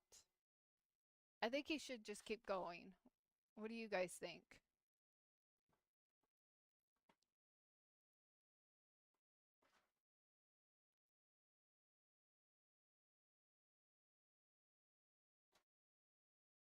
Yeah. And what did the Army say? The doctors said I had PTSD. They said it interfered with my ability to regulate my emotions. So I joined a therapy group. I took meds for a while for the depression, got myself back together. What might have happened if you hadn't had therapy? I don't know. Maybe gone crazy, maybe hurt somebody. I might have snapped, like I did that day in court. Ooh, that might. Congrats, church. That might be an objection because he doesn't know. That's speculation. Objection. Like he doesn't know. Cause for speculation. Defense is asking the witness to relate an imaginary scenario. Sustained. Let's focus on reality, Miss Mullins. But you got yourself back together. You lived a normal life. So what happened recently to bring it all back? Rachel. Your daughter was tragically murdered, and the main suspect appeared to you to have diplomatic immunity.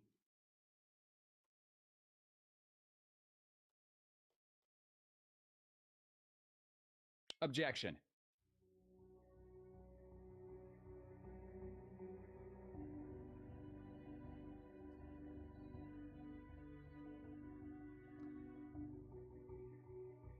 You think speculation?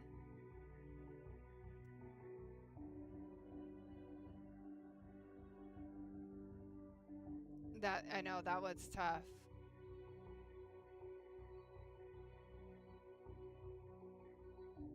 Because she didn't, I mean, she said something, but she didn't really say something.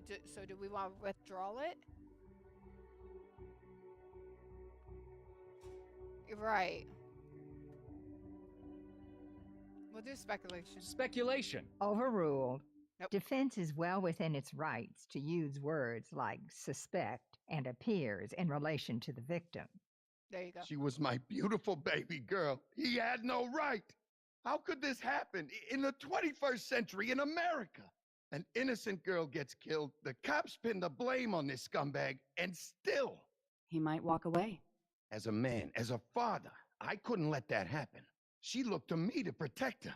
All her life, I was a daddy, right? And I failed. And you failed. You didn't protect her when she needed it most. What use is all your legal garbage if you can't put a killer behind bars? So, as a father, it was up to me to put that wrong to right. Because no one else was gonna. Now my baby girl can rest with some kind of dignity. Thank you, Mr. Trevino. And sorry for your loss. Mr. Cutter, your witness. Defense requests a short recess, Your Honor. We wish to confer with the people about a plea deal. Well, make it quick. We're all on pins and needles. Ooh, they want to make a plea deal. Do we want to go back and replay that scene, or do we not care about that one? That one thing, because it was like he just burst right down on Stam. We're doing pretty good.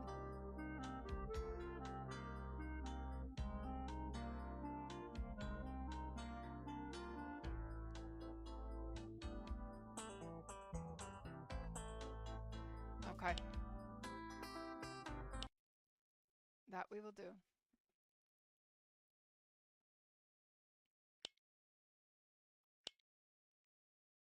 Mr. Trevino, why did you shoot Alexander Baran? He murdered my daughter. He was gonna go free. He was going to walk. Right. Objection. This was speculation.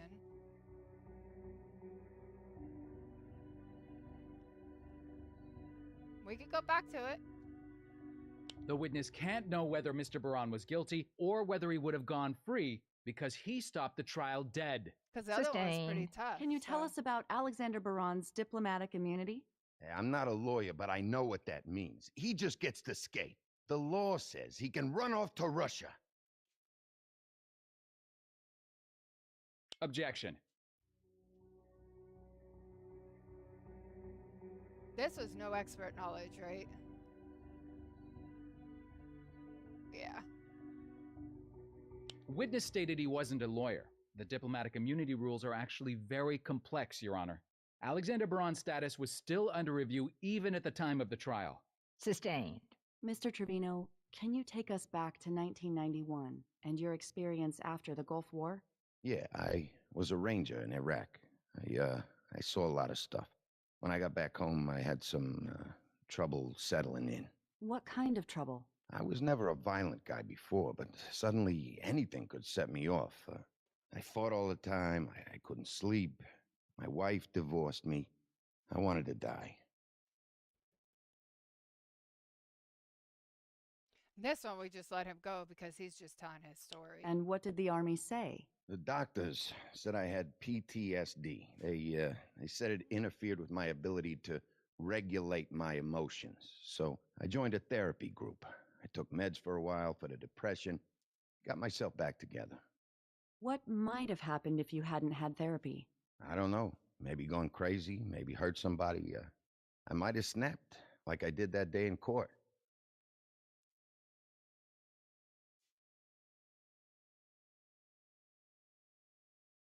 Objection. That's speculation. I think we had.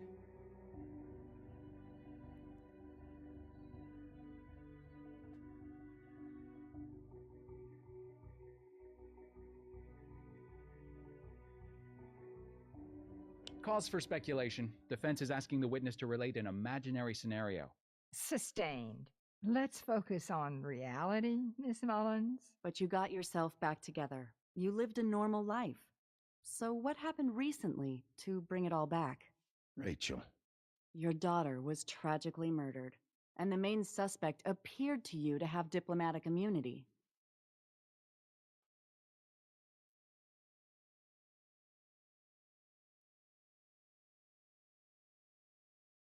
Do we want to object on this one?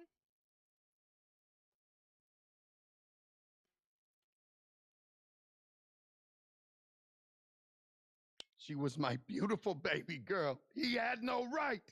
How could this happen in the 21st century in America? An innocent girl gets killed, the cops pin the blame on this scumbag, and still... He might walk away. As a man, as a father, I couldn't let that happen. She looked to me to protect her. All her life, I was a daddy, right? And I failed. And you failed. You didn't protect her when she needed it most.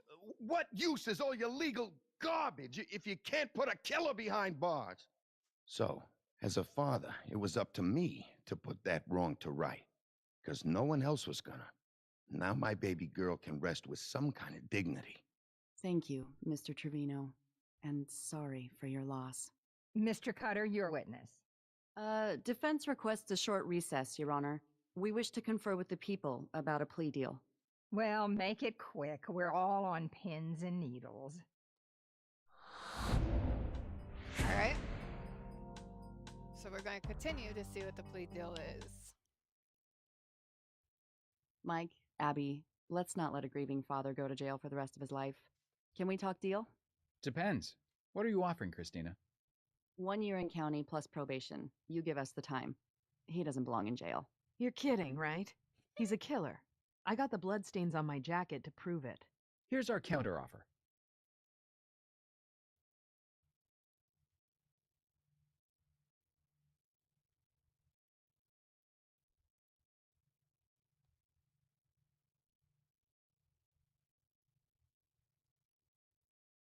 I think it's on our side. I think he should go down.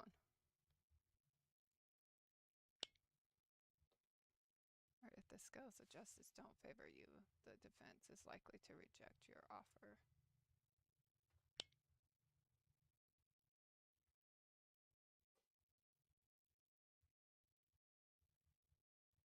Do we want to do no deal? 25 years? 10 years? 2 years is a little too, or 2 years. I mean, it's a little short, but it is a grieving father. He did think that he was going to get away with it because, yes, gets mad in legal system that can't put a killer behind bars yet proceeds to kill someone in court. To which their lawyer is like, nah, I don't think he's gonna go to jail, right? What do we think? I mean, we know he's a grieving father, but that doesn't give him a right to kill. But the guy was being smug on there. He did, absolutely, he did.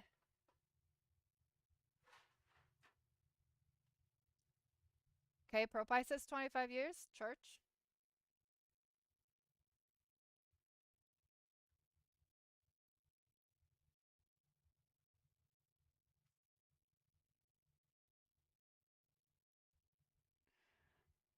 That's what do you think?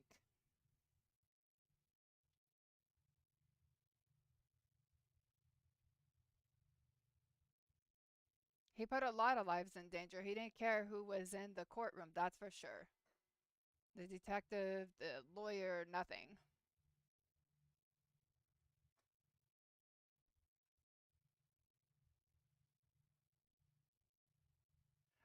Exactly. I completely understand you. That works.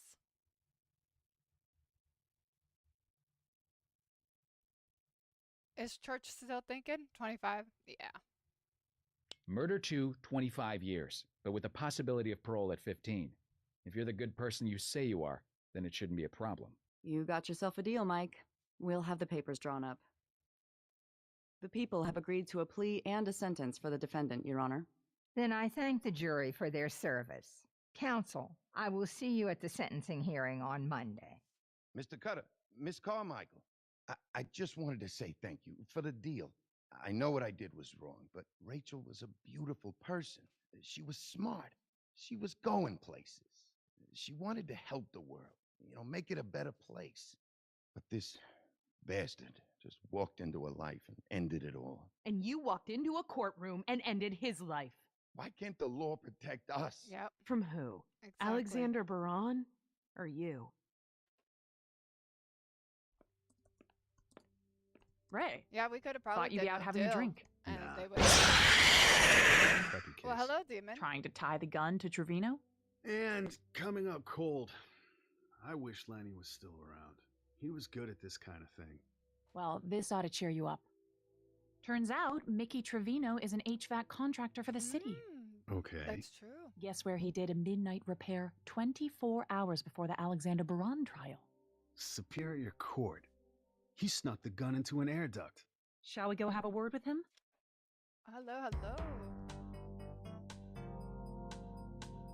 Oh, so it might have been his son, which I thought it would be his son.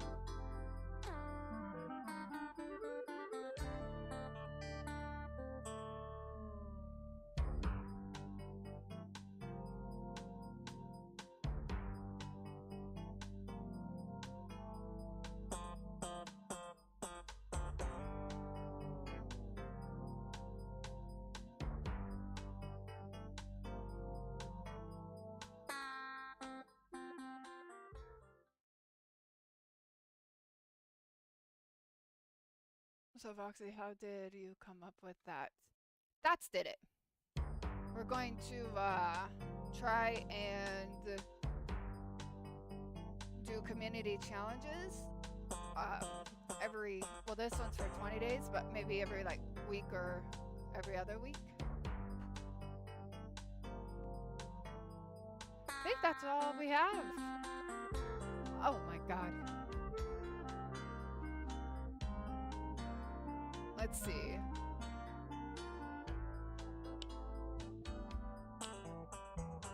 Welcome to the Law and Order. A lot new. Can we do... Yeah, I don't want that.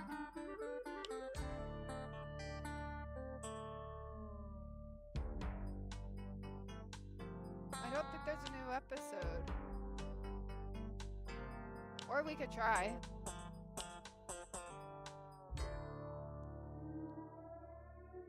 I can. Yeah, no. There's no new episode.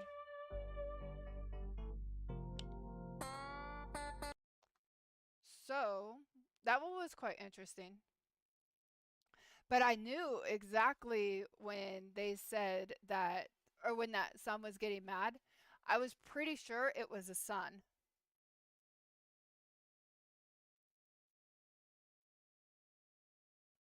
Propie, don't say that. I didn't see no freaking... Was I blind? Hold on. Hold on, let's get back to it. I couldn't see the arrow last time. What arrow? What are you talking about?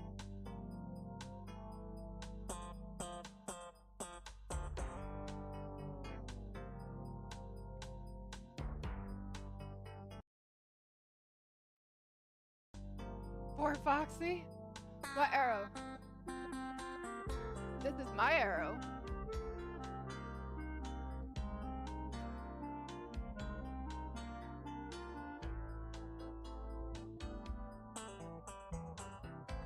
You come down. Why, poor Foxy?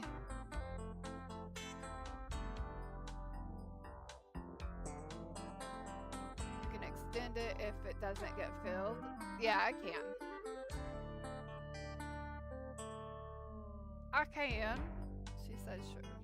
She had every right to object. I did. I had every right to object, but like I said, I'm doing this for like the community and stuff too, so you guys have ideas, as long as it's to a certain extent, I will look into them and do them.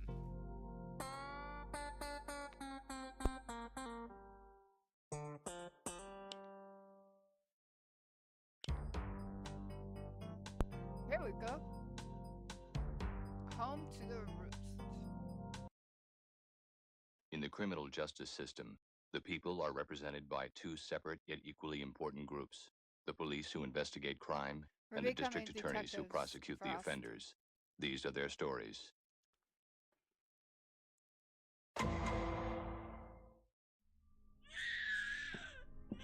Coming, sweetie. Shh. Mommy's here, Noah.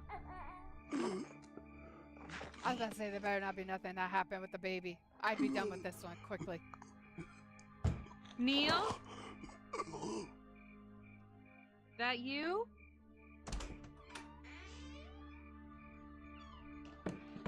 Ah!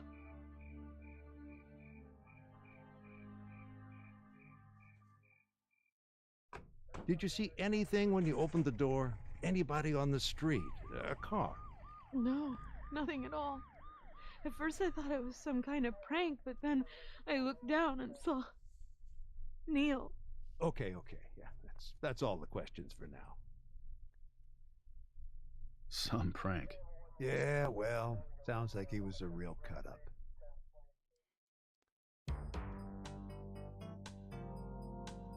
Hello, Johnson Gaming, thank you.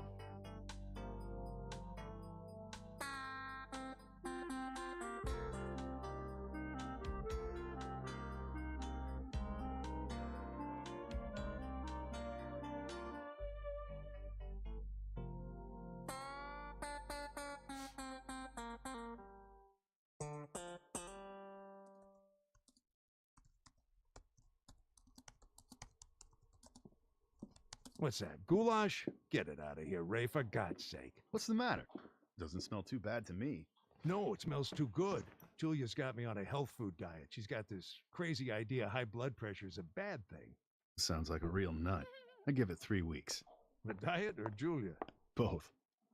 Rogers just dropped off the report on Neil Jensen. Exsanguination. Poor guy bled to death. Well, that would explain all the red stuff. Okay, so remember we got to like get all this down because when we start asking questions, we have to remember this stuff. So good thing I brought more than just one piece of paper. So Van Buren.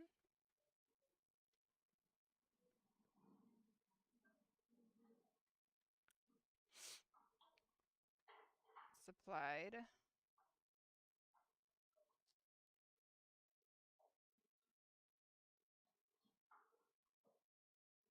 Valuable information.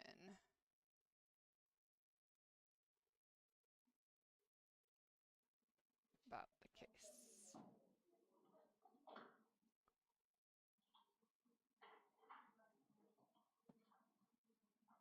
Okay, sounds good.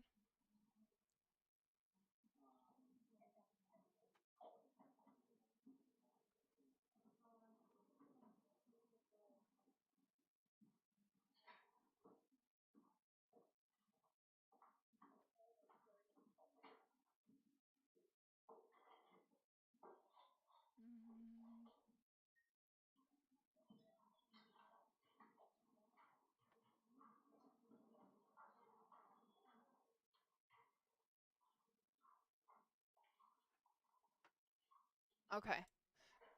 So Van Buren supplied valuable information about the case. Ask her about the victim's wounds by selecting the topic button. How many cuts we talking about? Over a dozen, but most of them are superficial. Wow. Victim bled out from a deep laceration to the femoral artery. Over a dozen, okay.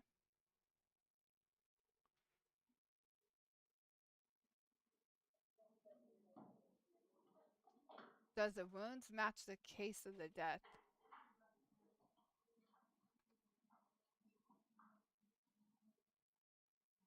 Right, right, Church? Right? I'm saying that, man. It's like, holy crap.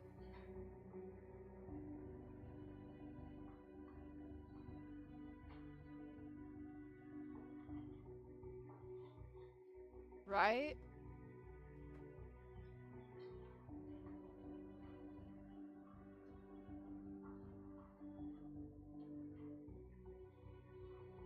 It was blood. Yep.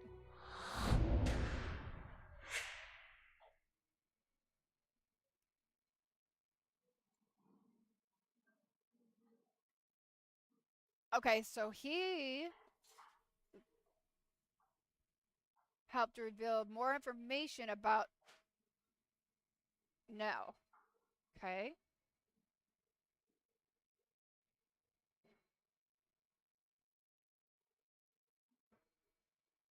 Son.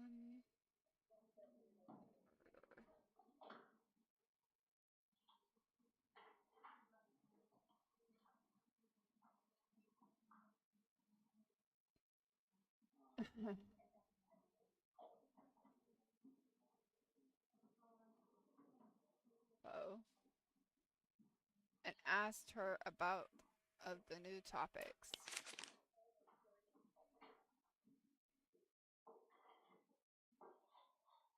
Blood splatter day was my favorite day. Laugh out loud. Lots of melons, fake blood, and fake weapon. We all looked like we killed people. So just getting to what she learned that was something that used to be negative. Oh, you got to learn this stuff? Is that what you're saying? You went to college for some of this?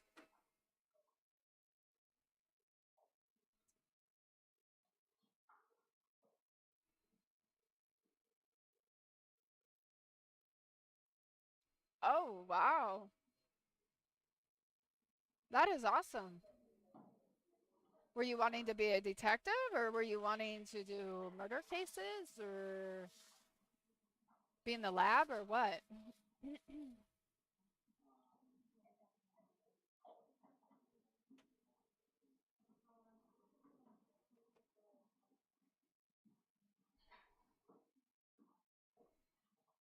That's what sucks, is that they don't make it worth it. Just collect it. Okay, so you'd be one of those guys that go to the murder scene, collect all the evidence, send it to the lab, and do all that paperwork and everything.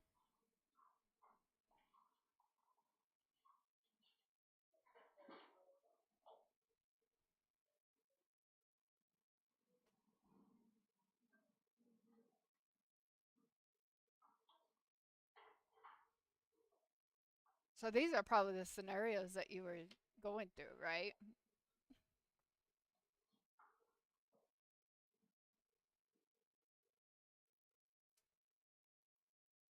That would have been a lot of paperwork, though. What do we know about the weapon? Switchblade, maybe? Right length, but Roger says it was curved, like a scythe. Our victim was done in by a midget Grim Reaper.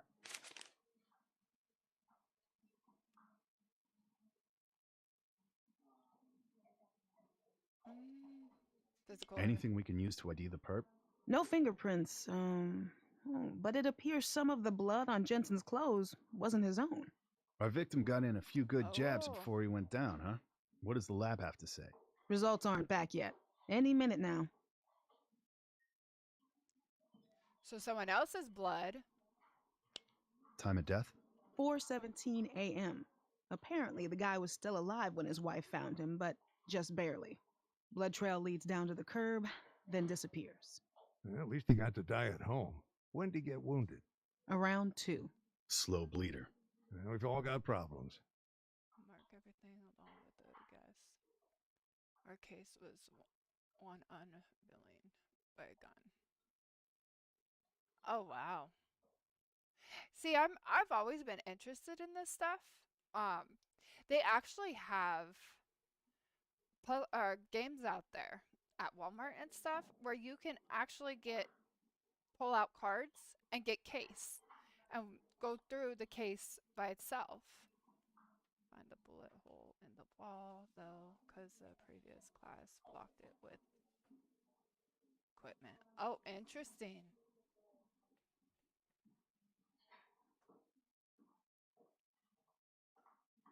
But yeah, you go through like all kinds of cases, all kinds of murder. Like I said, I've been into this stuff.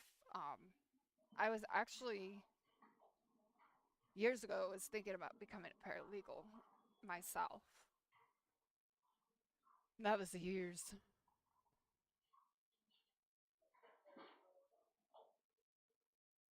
No.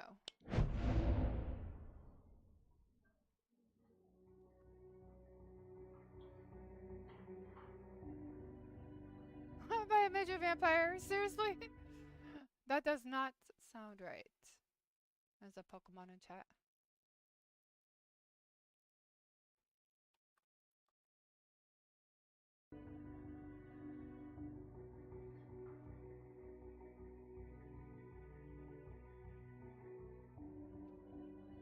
Okay, how do you know?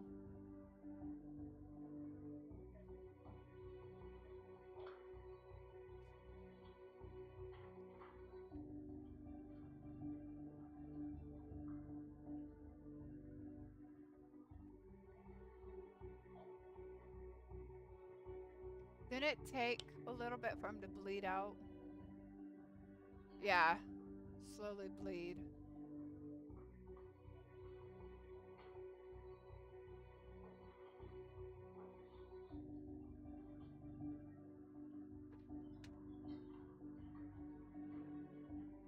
It was, how do you know? It asked, did he die quickly? And no, and it definitely wasn't no vampires. But I want to say 2 hours. Yeah, it was at 4:17 a.m. Good job. Of course you would know this. You're really good at this stuff. And you did class. which is, I think, really cool. Van Buren. Uh-huh. Really? How do they? Uh-huh. Uh-huh. Elliptical and nucleated. Got it. Well, let us know if you find out anything else. That was the lab. Elliptical and nucleated? The red blood cells? Turns out it's not human. It's bird blood. What kind of bird? A dead one, I'm guessing. A victim was stabbed with a pelican. Bird blood?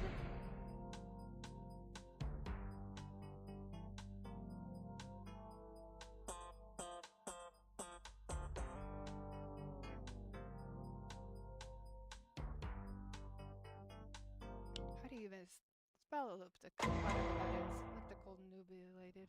Hold off a minute, Lenny. I got something here. What? The Jensen's nanny. She's waiting to catch a bus, but I don't see it coming yet. Then let's not waste any time. Mind if we ask you a few questions?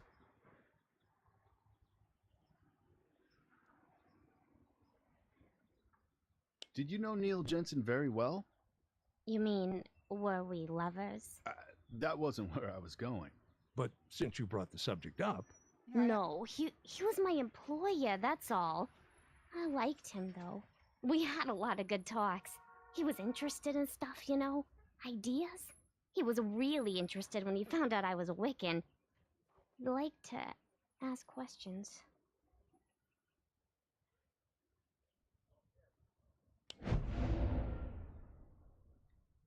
Oh, it definitely doesn't rule her out.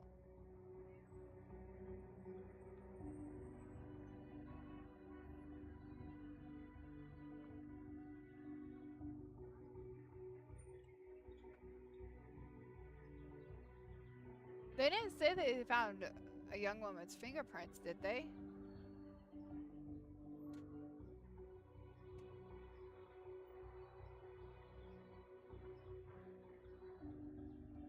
Yeah. So...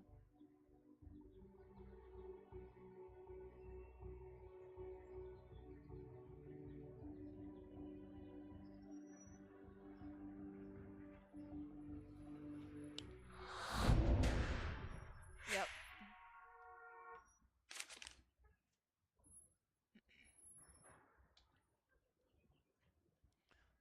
Well, let's ask about it. How did Mr. and Mrs. Jensen get along? Did they fight? All married couples fight sometimes, I guess. I don't plan to get married myself. I used to say that too. Yeah, I said it a bunch. Yeah, never did me any good.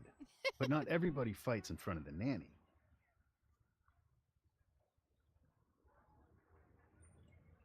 Do we want to press this topic further?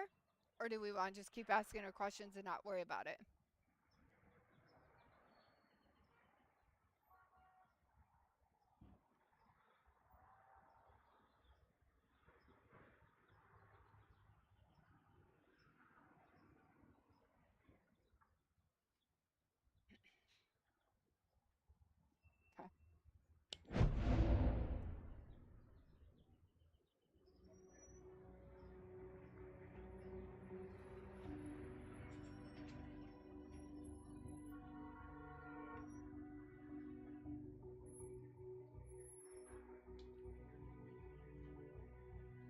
Right.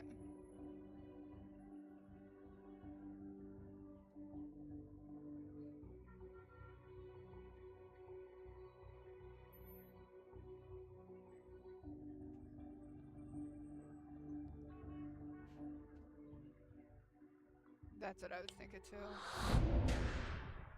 The last one, like...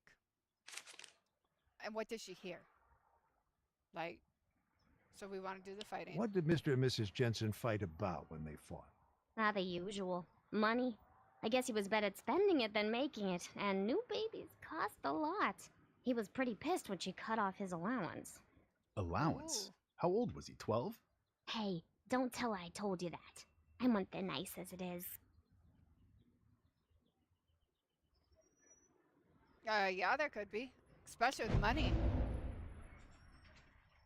New baby. He wasn't spending the money.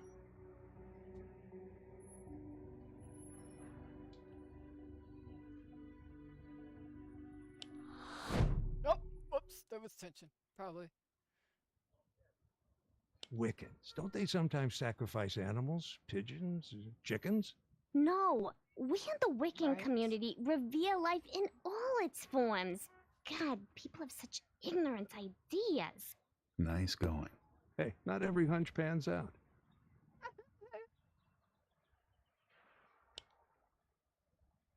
Where were you Wednesday morning at 2 a.m.? In bed. Where else? Here? I only work days. I live in Bedford-Stuy. Check with my parents if you don't believe me. Yeah.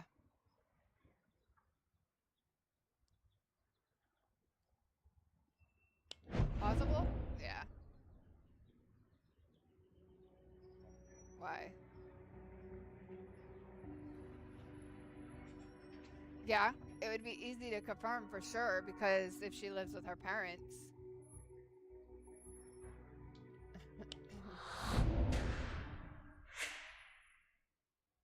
Here's my bus. Gotta run. We got all we need out of her. Come on, let's talk to the widow.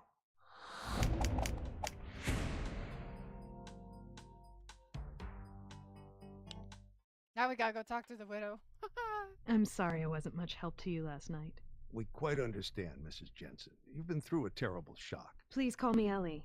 And I apologize again in advance. I'm going to have to cut this short when Noah wakes up at 3:55. You've got him on a schedule? It's the other way around. Wait and see. You could set your watch by him.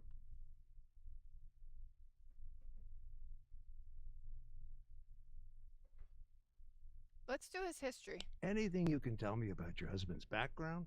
He had a poker problem in college when I first knew him. Poker. Junior year, I had to cover his student fees because he gambled away the money his parents gave him.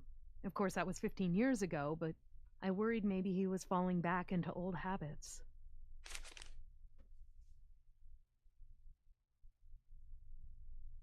Any idea what Mr. Jensen wasted your money on? God knows. Like I said, he was very closed-mouthed about his research expeditions.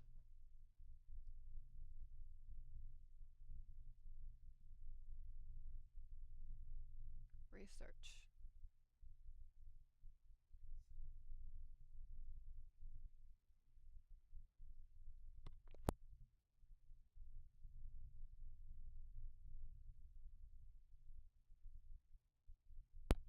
So do we believe her? Probably. No. We missed that one. What's that noise? Our chickens, Henny, Penny, and Maxine. You've never seen chickens in New York? Chickens. Well, sure, but they usually come with biscuits and a side of mashed potatoes. You're behind the times, officers. Urban farming is the wave of the future. Fosters a connection to the earth. Plus, once you've tasted homegrown eggs, those watery factory-produced things just make you gag. I do agree with her on that, because I know it for a fact. We don't know if it was chicken blood.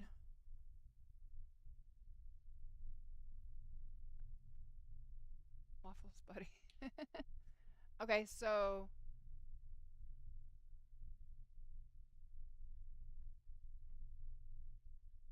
Should we ask her if he's missing anything? We could still keep going down that, but we don't want to like get too forceful with her. So maybe did he miss anything? Because you're thinking loan shark or something. Was your husband missing anything when you found him? Any valuable personal items? His wallet? Was on him. $8 and a MasterCard. His Rolex. Rolex, huh?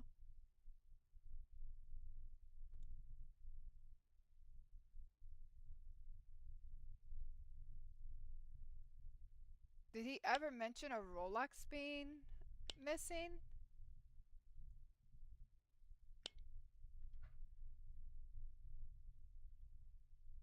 I think he did, didn't he? At the beginning?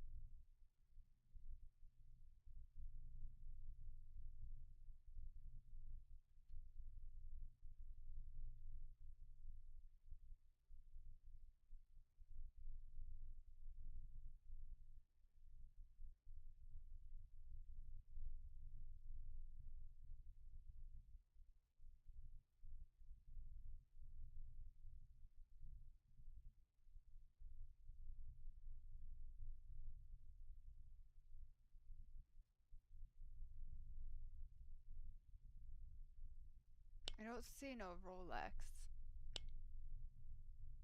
It's a nanny. I don't see anything about a Rolex. Yeah.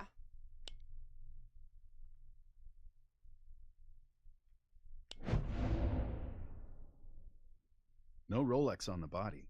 I gave it to him on our 10-year anniversary. It's engraved. He always wore it. Engraved. So Rolex engraved.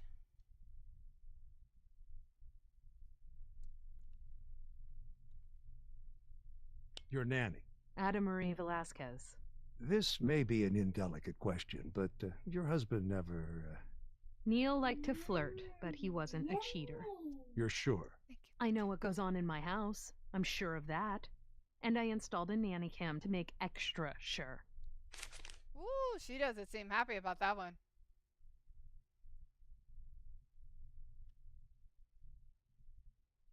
Alright, what else do we want to ask her?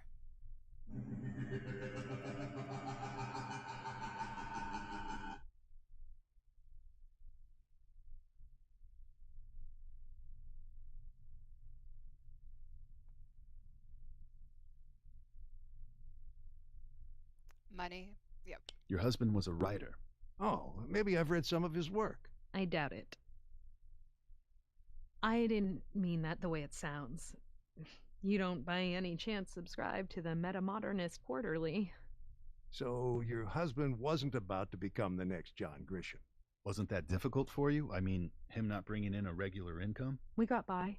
I believed in my husband's work, Detective, and thankfully my income was sufficient to support both of us comfortably. I'm principal at PS 84.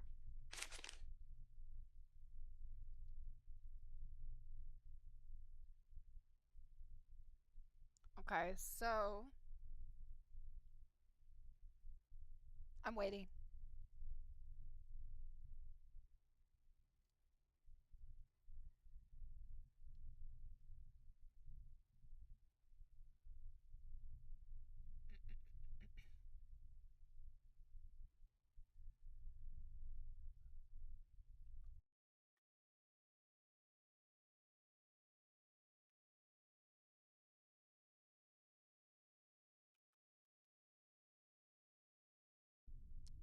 Thank you all.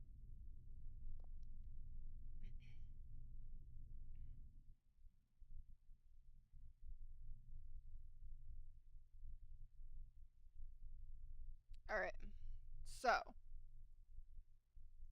what do we want to ask now? Do we want to ask about the chicken's blood? Because they did say they found bird blood, right? And there's a Pokemon in chat.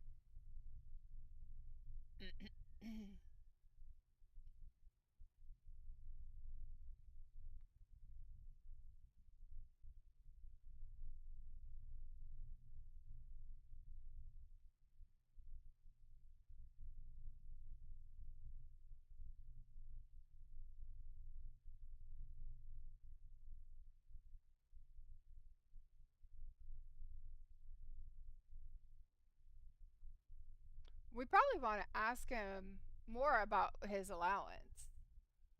Because remember, we heard something about you cutting off your husband's allowance. No.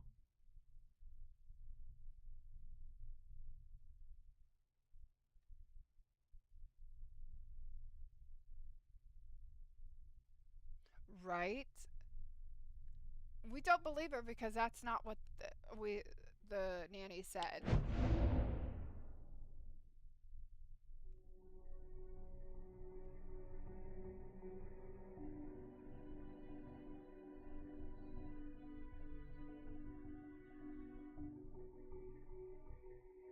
Right.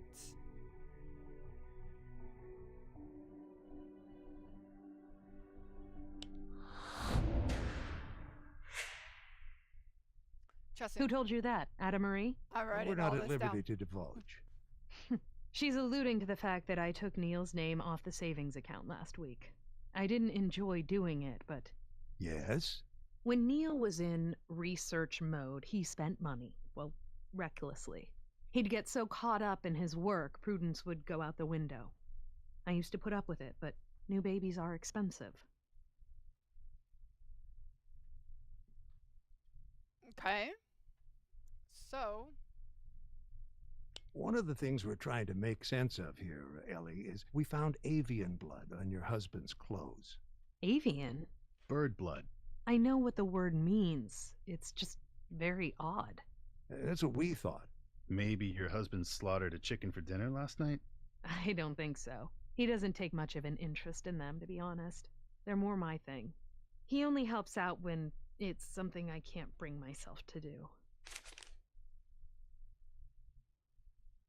ooh. Where was Do you he know last where your night? husband went last night? I have no idea. He left the house around 9, said he'd be back late, and I shouldn't worry. But you did. Of course, but no more than usual. This was par for the course for Neil. When he's working on a new story, he'll go off on research expeditions. Often at strange hours, sometimes for days at a time, and he never talks about it till he has a rough draft on paper. Doesn't want anyone to influence his thought process.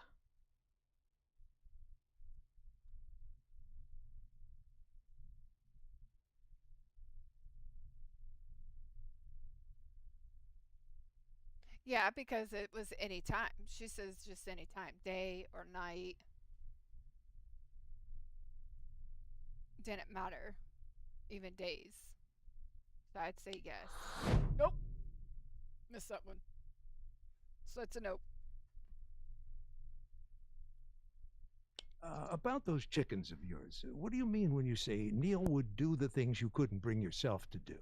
Well, Raccoon's got one once, and he cleaned up the mess, but that was ages ago. And I made him get rid of Roger last July. Roger? A cockerel. He started out as Rebecca. See, keeping hens is perfectly legal in New York City, but it's against the law to keep a rooster. Makes sense to me. We raised our brood from chicks. And of course, all chicks look alike. They're sexed before they're sold, but the process isn't foolproof. We bought 4 hens. And one of them turned out to be a rooster. Right. By the time we found out she was a he, I had grown fond of him. I didn't have the heart to get rid of him myself, so I made Neil do it. But like I said, that was practically a year ago. Do you know what he did with it? He took it back to the farm we got it from, in New Jersey. Cora's Cluckers. I can give you their number. They know us there. There goes the alarm. 3:55. What'd I tell you? Right on schedule. He doesn't. She doesn't seem to be like too fond of having that alarm.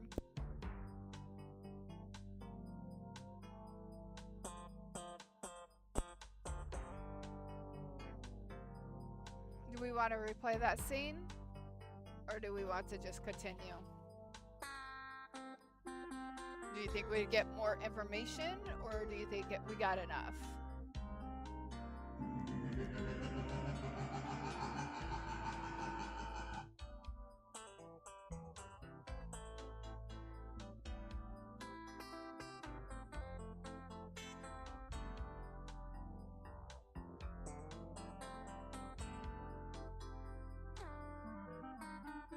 No. We got 2 marks. 2 X's. I don't even know what we got 2 X's on. But we got 2 X's. Replay it? Okay.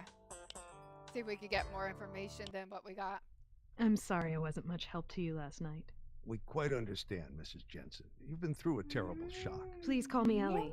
And I apologize again in advance. I'm going to have to cut this short when Noah wakes up at 3:55. You've got him on a schedule? It's the other way around. Wait and see. You could set your watch by him. All right. So what do we want to go down first? Probably his history. Anything you can tell me about your Like we husband's did last background? time. He had a poker problem in college when I first knew him.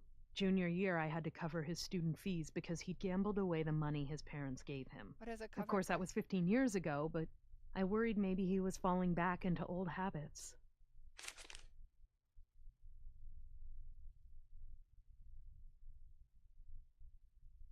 Oh, there's no numbers on them. They just ask. So.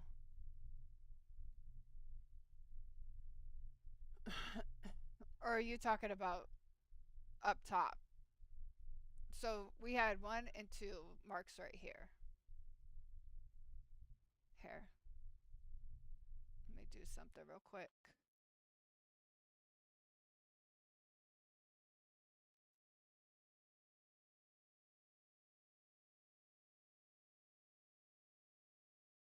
Maybe that will help. Does that work?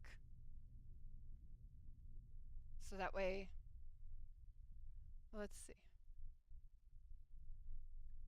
Sounds good, Demon. You go get food.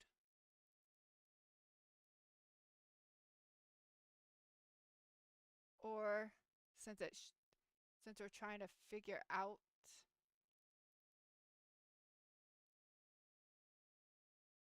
maybe right there, so we can read, see the stars, and everything. Is that better, Church? So we can read, see the stars, and everything.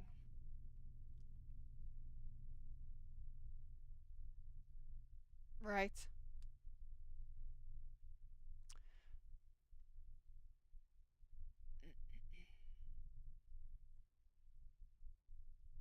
Okay. So we're back here. Missing item, personal item we know was a Rolex. She says she doesn't think they cheated because of the whole like nanny cam and stuff. But I think we want to hear his Was your husband missing anything when you found him? Any valuable personal we items? have to go through it anyways. His wallet?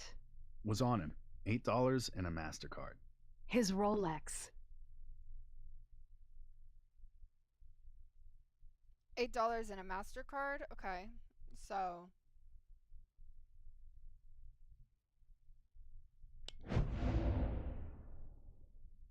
No Rolex on the body. I gave it to him on our 10-year anniversary. It's engraved. He always wore it.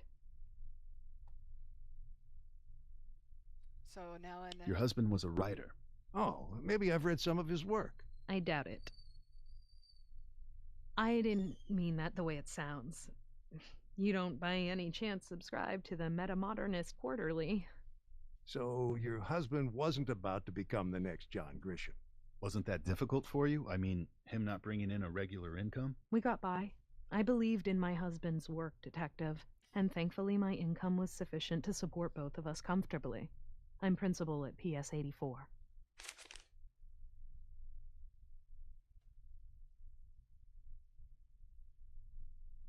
Your nanny. Ada Marie Velasquez. This may be an indelicate question, but your husband never... Neil liked to flirt, but he wasn't a cheater. You're sure? I know what goes on in my house. I'm sure of that. And I installed a nanny cam to make extra sure.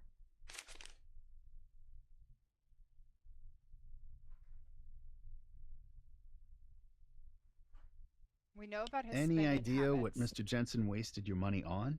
God knows. Like I said, he was very closed-mouthed about his research expeditions. We said no last time, but it was a yes, wasn't it? Because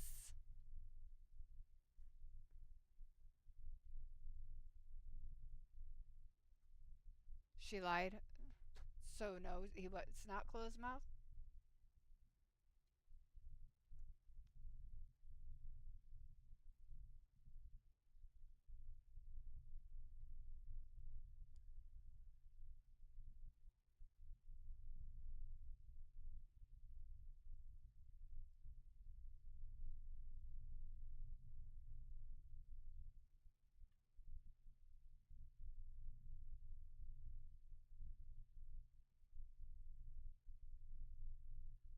Right.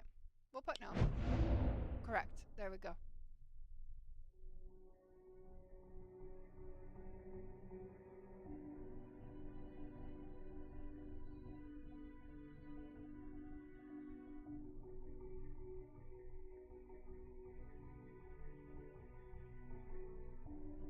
Oh, she already said that she was afraid that his gambling.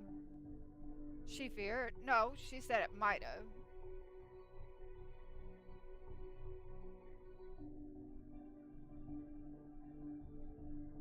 No, I thought she feared, wasn't it?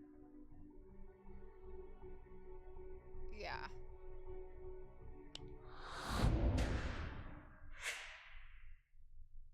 Be honest. Any chance it was something illegal? Drugs, gambling, or maybe he was being blackmailed? What's that noise? Our chickens, Henny, Penny, and Maxine. You've never seen chickens in New York? Well, sure, but they usually come with biscuits and a side of mashed potatoes. You're behind the times, officers. Urban farming is the wave of the future. Fosters a connection to the earth. Plus, once you've tasted homegrown eggs, those watery factory-produced things just make you gag. Like I said, I do agree with her on that.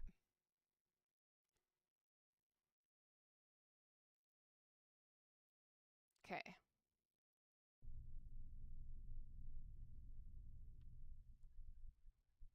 We heard something about you cutting off your husband's allowance. No.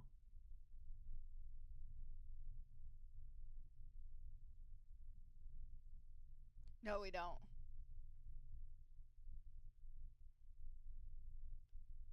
True. That is absolutely true. Oh, that's. Do you believe her that she cut off her? No, we don't, because that's what the nanny said something about.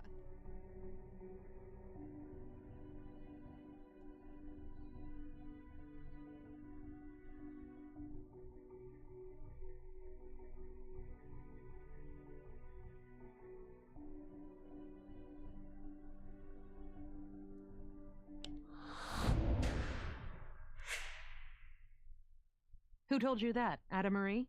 We're not at liberty to divulge. She's alluding to the fact that I took Neil's name off the savings account last week. I didn't enjoy doing it, but... Yes? When Neil was in research mode, he spent money. Well, recklessly. He'd get so caught up in his work, prudence would go out the window. I used to put up with it, but new babies are expensive. Yeah, but she doesn't seem to be happy with that new baby, with her whole, like, has to be, on a time. You know what I mean? Like, it's the time. I have no more bowls. That's okay. Right? Do you know where your husband went last night? I have no idea. He left the house around 9, said he'd be back late, and I shouldn't worry. But you did. Of course, but no more than usual. True. This was par for the course for Neil. When he's working on a new story, he'll go off on research expeditions. Often at strange hours, sometimes for days at a time, and he never talks about it till he has a rough draft on paper. Doesn't want anyone to influence his thought process.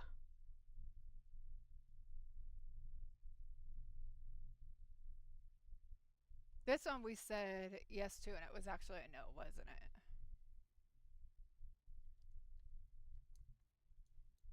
Yeah.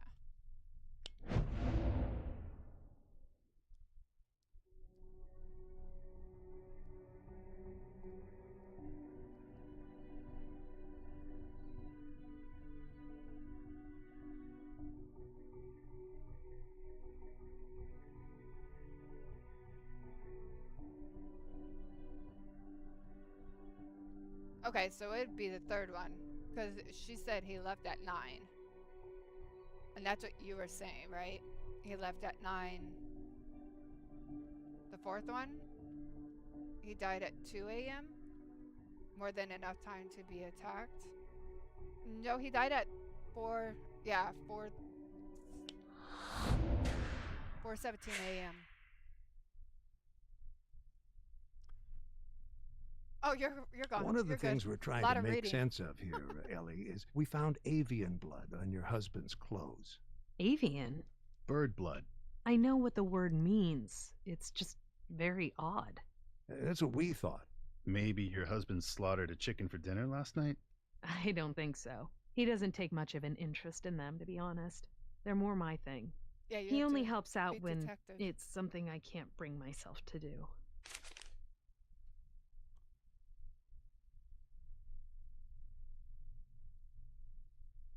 Oh, look. I got an owlbear from Diablo 4. Or not Diablo, but Baldur's Gate 3. I don't know why I said Diablo 4. Probably because my brain is like, oh my god. About those chickens of yours, what do you mean when you say Neil would do the things you couldn't bring yourself to do? Well, Raccoon's got one once, and he cleaned up the mess, but that was ages ago. And I made him get rid of Roger last July. Roger? A cockerel. He started out as Rebecca. See, keeping hens is perfectly legal in New York City, but it's against the law to keep a rooster. Makes sense to me. We raised our brood from chicks. And of course, all chicks look alike. They're sexed before they're sold, but the process isn't foolproof. We bought 4 hens. And one of them turned out to be a rooster. Right. By the time we found out she was a he, I had grown fond of him. I didn't have the heart to get rid of him myself, so I made Neil do it. But like I said, that was practically a year ago. Do you know what he did with it? He took it back to the farm we got it from, in New Jersey. Cora's Cluckers.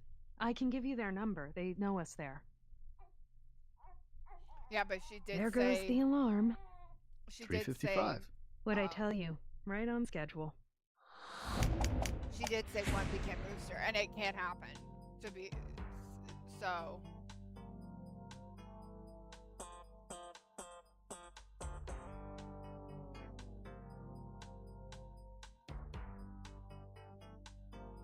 Okay, I didn't hear that part.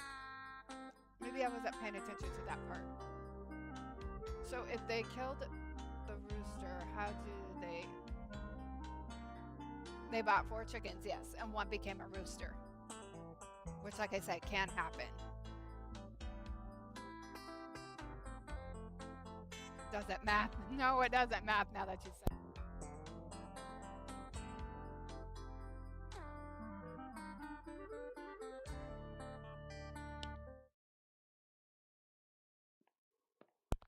Writing in your diary? It's not a diary. Math doesn't It's math.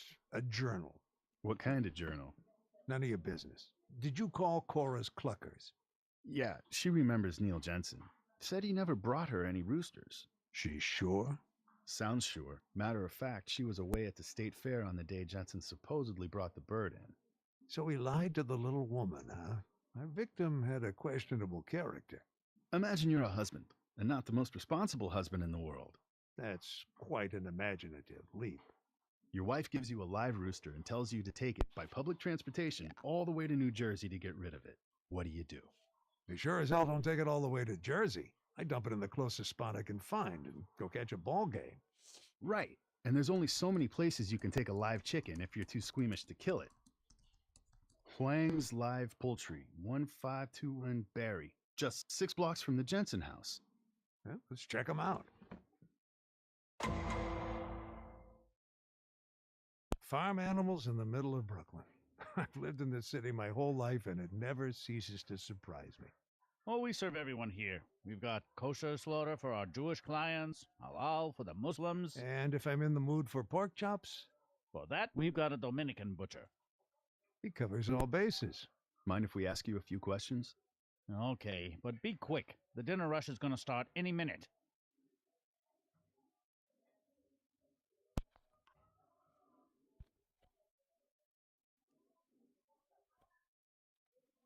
All right, so what do we want to ask first?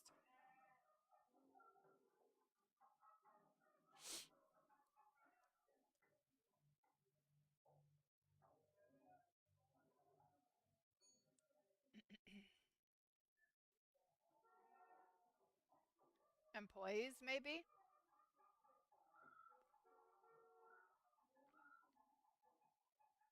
ID? This guy ever come in here? No. Look again. Mr. Huang, I thought you said you serve everyone here. How can you be so sure you haven't served him? Yeah, what I mean is everybody but wasps. His type usually like their meat wrapped in plastic.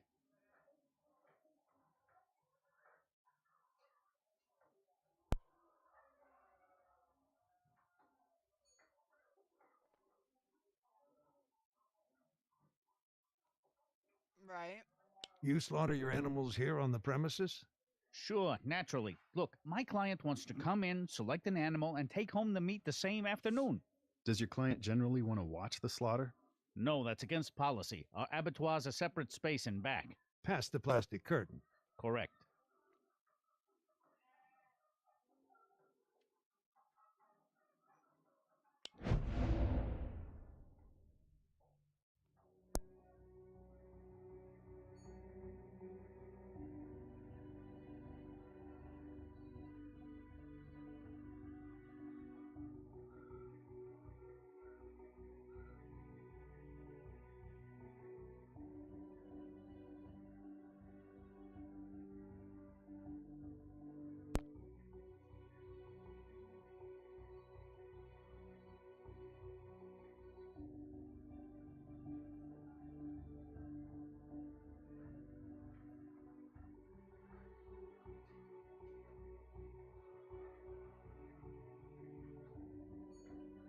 Well, yeah, you could get the bird blood. I'm thinking that too. Because then you can figure out if it's chickens or what kind of bird.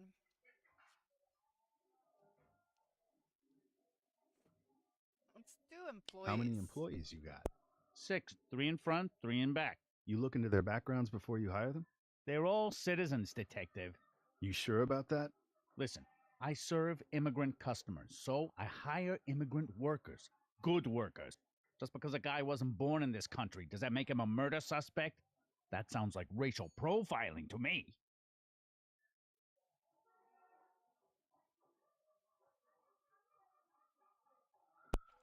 Yeah. He sounds aggressive. That's what I think. And he's bringing race into it. Yeah, me too.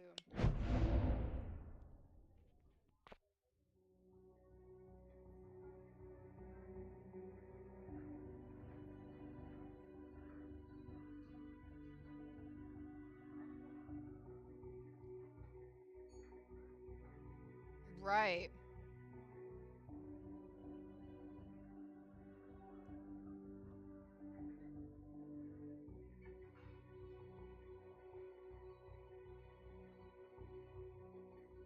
I don't think he mentioned the murder suspect. Did he?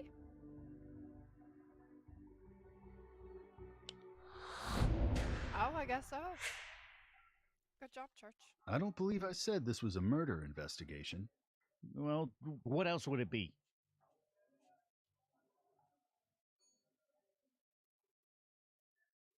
We'd like to take a look inside your abattoir if you don't mind. Out of the question. We're investigating a serious crime, Mr. Huang. And I'm running a business. I can't let you back there. It would violate health regulations. We won't tell the inspector. Honest. The answer is no, not without a warrant. Oh, so he wants to do a warrant now.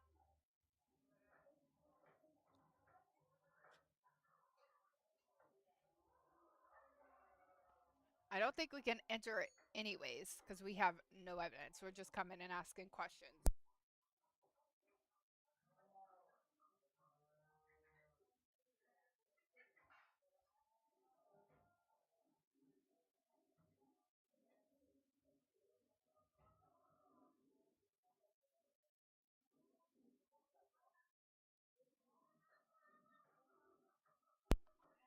I don't think so either. Yeah.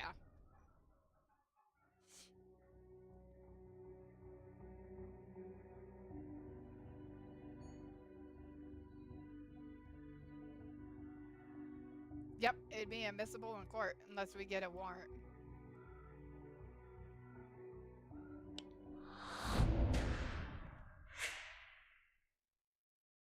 Hey, Mr. Wang.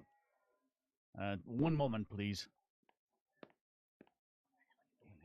What are the cops doing here? We gotta get out of here. Don't the cops. Go on, get out. I'll take care of it. Check out the Rolex. Sorry for the interruption. One of my butchers has a problem at home. Mr. Huang, could I ask you where you got that watch? This? It's just a knockoff. I got it from a guy on 5th Avenue. Mind if I take a closer look? Now look here. Enough with the suspicious questions. I'm an American citizen and I got my rights. Sounds like a no.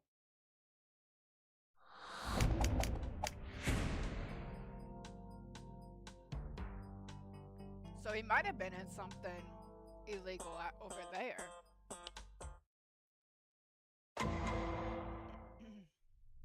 This guy's hiding something. And you're basing that on? He's wearing a Rolex. The victim's wife told us he was missing a Rolex, one he never took off. So wearing a Rolex is now illegal. He refused to let us check out the back room in his meat market. Jensen had avian blood on him. That room's the best spot in the neighborhood to find dead birds. There's something back there he doesn't want us to see. Spare me. As it stands right now, there isn't enough evidence to suggest probable cause. Give me reason to believe that there was something worse than slaughter going on in that room, or you don't get a warrant. And no arrests unless you've got something physical to tie this guy to the victim. Shit. Nina Haversham, 32, junior partner at McCormick and Preston. Wait a minute. Nina Haversham? She was one of the suspects in the preppy jogger case. So? Van Buren took us off that one. Yeah, but remember that little speech he gave back in February? All detectives are encouraged to ask about crimes they're not currently investigating. It's all about spreading the widest possible net. Well, the case may be closed for now, but the net's still open. Hey, well, happy fishing, partner. Hey, you know that meat market sells cow skulls? Now, I know that definitely isn't on your diet. Look what it says in the...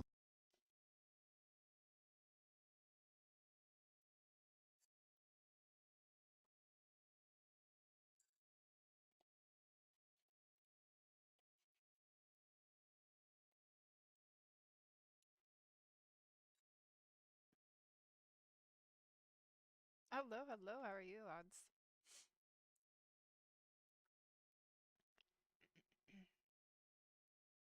Welcome into Law and Order Legacies, as we are trying to solve murders.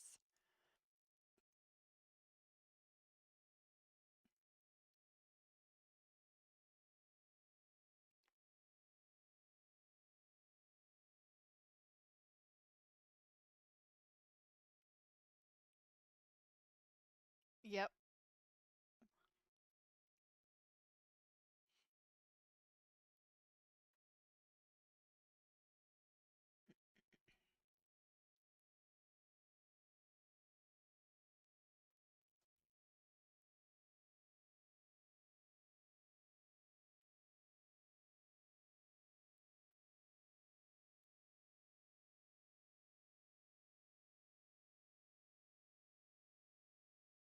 Just let me know when you're back, and I'll play it again.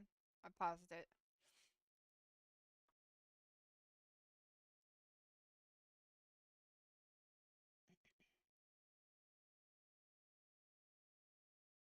Logs. 3 weeks ago Tuesday, we got a late-night complaint about noise coming from the meat market. How late at night? 1:45 a.m. Then, 2 weeks ago, also on Tuesday, the same noise complaint. Let me guess. Same thing happened last Tuesday. About 15 minutes before Neil Jensen was wounded. What do you think? I think we've got our warrant.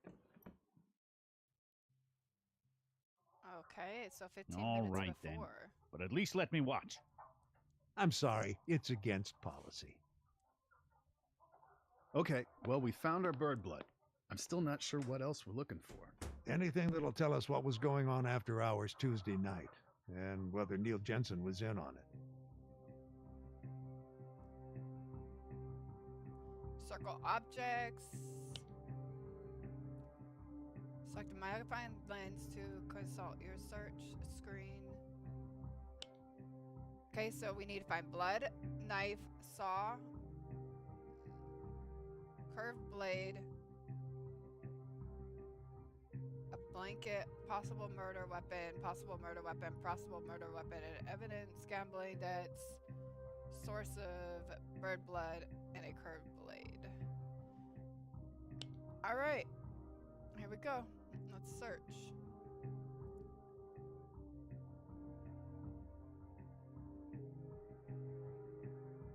There's blood right there.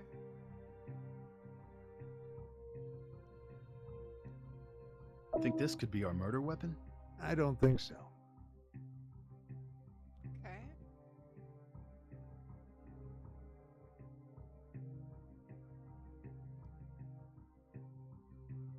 There's a lot of blood. Like, seriously?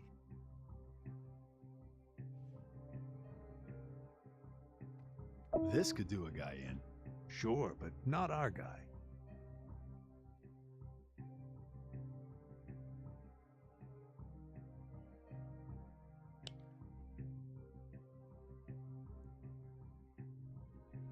Wouldn't it be like...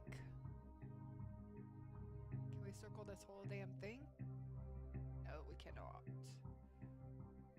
Alright.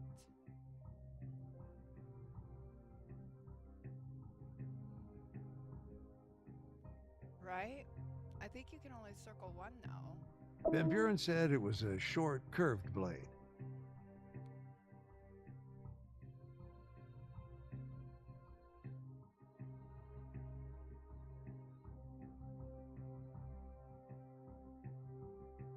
Yeah, but those are clean. Although he could have cleaned it.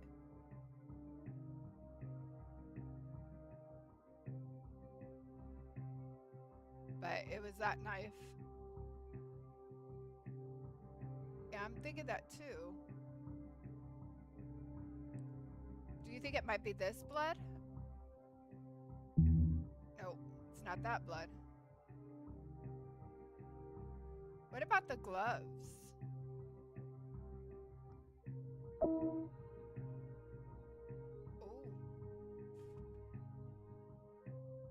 Look at this. Hey, look at this. A short, curved blade. What do you want to bet it's a match for the murder weapon? Wonder what it is. Doesn't seem like anything a butcher would use.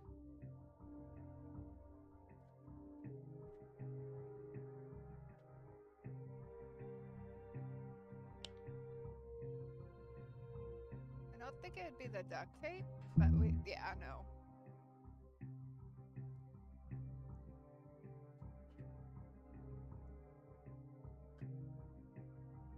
We're looking for blood. There's a bag right here that has blood. I wonder if this is the blood they're looking for. That's a hell of a lot of blood. Could have come from a pig or something, I guess, but why would you wrap a pig in a blanket? I mean, a real pig in a real blanket. Let's take it back to forensics. Okay, now we're looking for a book.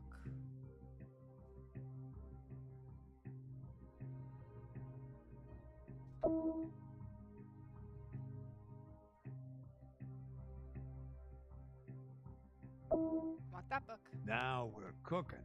What's that? A ledger. And I got a feeling these ain't sales of ground round in here. They look like bets. Looks like NJ owes a bundle to EH. EH. Edward Wang. So EH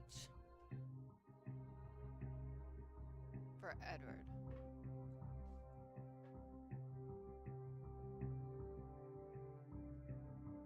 Illegal cockfights, right?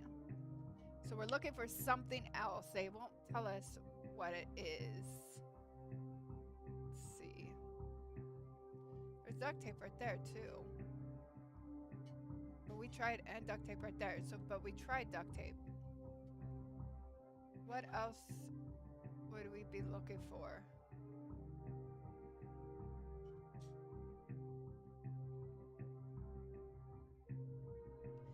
Yeah, they said there's no, we could try this one. Nope.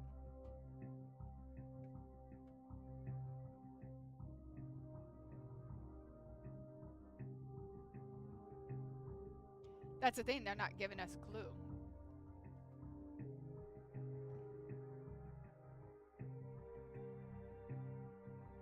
So we got the blanket.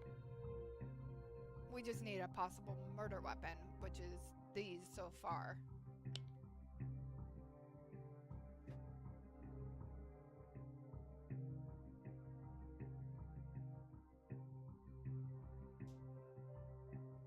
I mean, can he...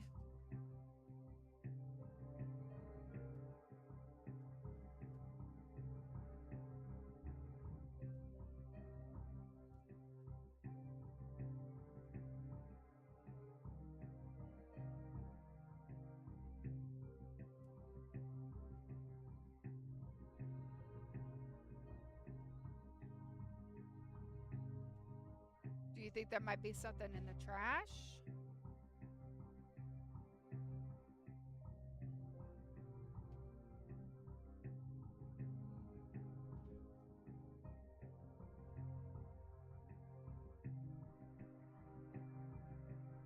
There's a piece of paper here. That's nothing.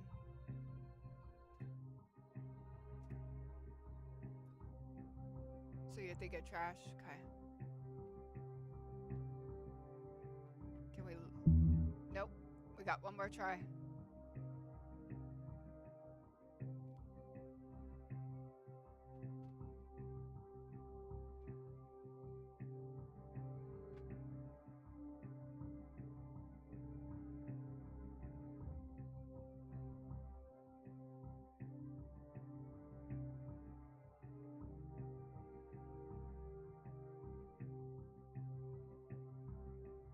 I think it's probably more over here.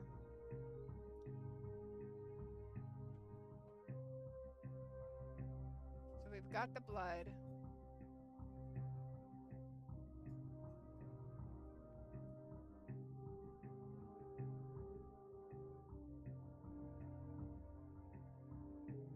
Maybe the bird cages?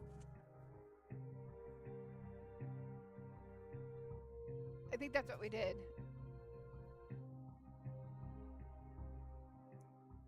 This is a question mark. So bloody blanket, possible murder weapon, possible murder weapon, possible murder weapon, gambling debts, source of the blood, a curved blade, bloody blankets. So yeah, we need bird blood.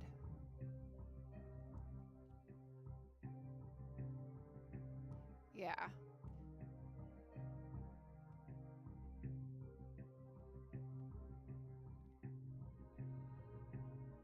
Would be this then, the chickens.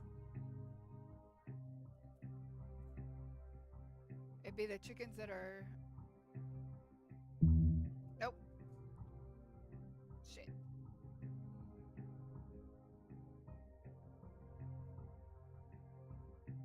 I know, but it's not.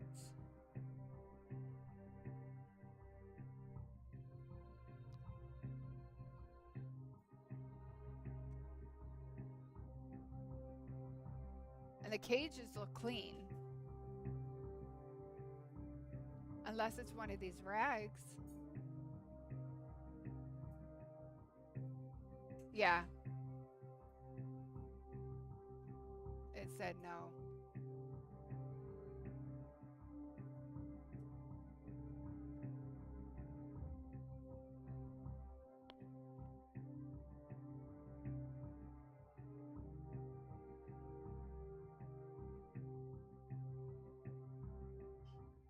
Below the body. Yeah, we did that one. We did not do the rags. You think it might be on the rags? Nope.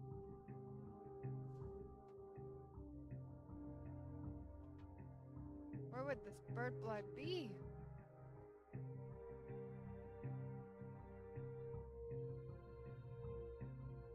You think the skull? Okay.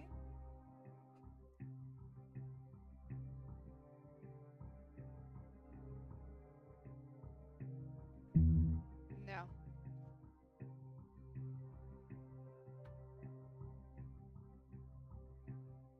I'm sure I tried this one, because this was an obvious one. These have obviously been moved. Should I try the cage just in case? Above the sink. You know what? The scale. What about the scale? You think this bucket, maybe? Nope. What about the scale? No.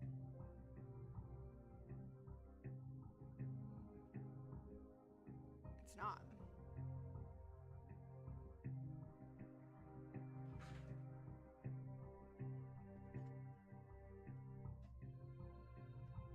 All right.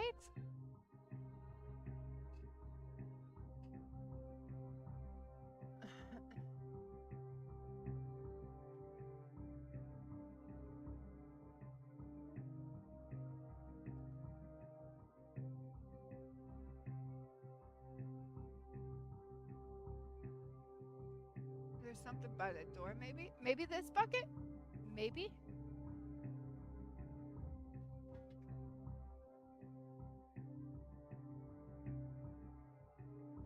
Yeah, we found all the weapons. Nope. I'm gonna circle the cage just in case. Nope. Oh, fuck. No, you're good, you're good. We're looking for bird blood. And right now it's not working out.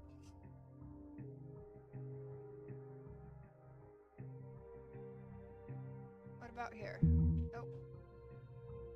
Yeah, nope. Where the hell would it be at?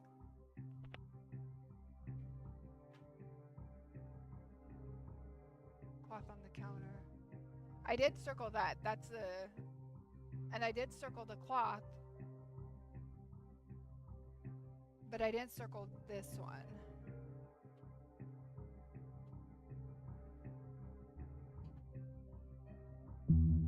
Nope.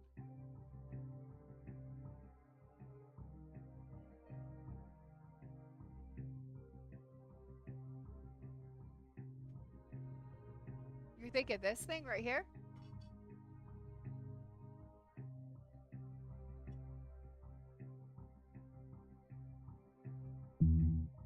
Nope.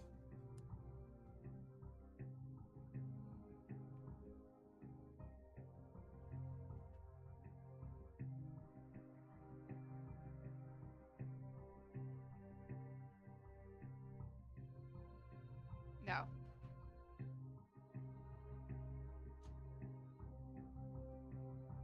That's as far as you could go.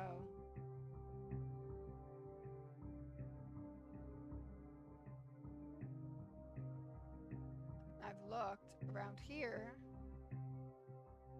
but I don't see no chicken blood. I don't even see like really chicken or anything.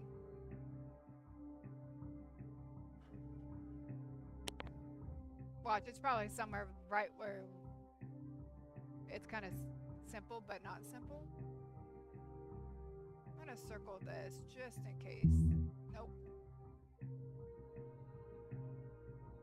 I would think the scale, but maybe not. Maybe this trash can that's closed? Ah! There we You go. want to search the garbage? It was Hey, garbage. Nothing I like better than digging through a mound of chicken heads and feathers. It was just the closed one. Huh. What'd you find? It's the carcass of a whole rooster. It's a big one, too. Why do you suppose they just throw it away? Maybe it died of diphtheria. Nah, it's all cut up. Yeah. Wait, let me see that blade again. I know what this is. It's a gaff. They attach these to the claws of...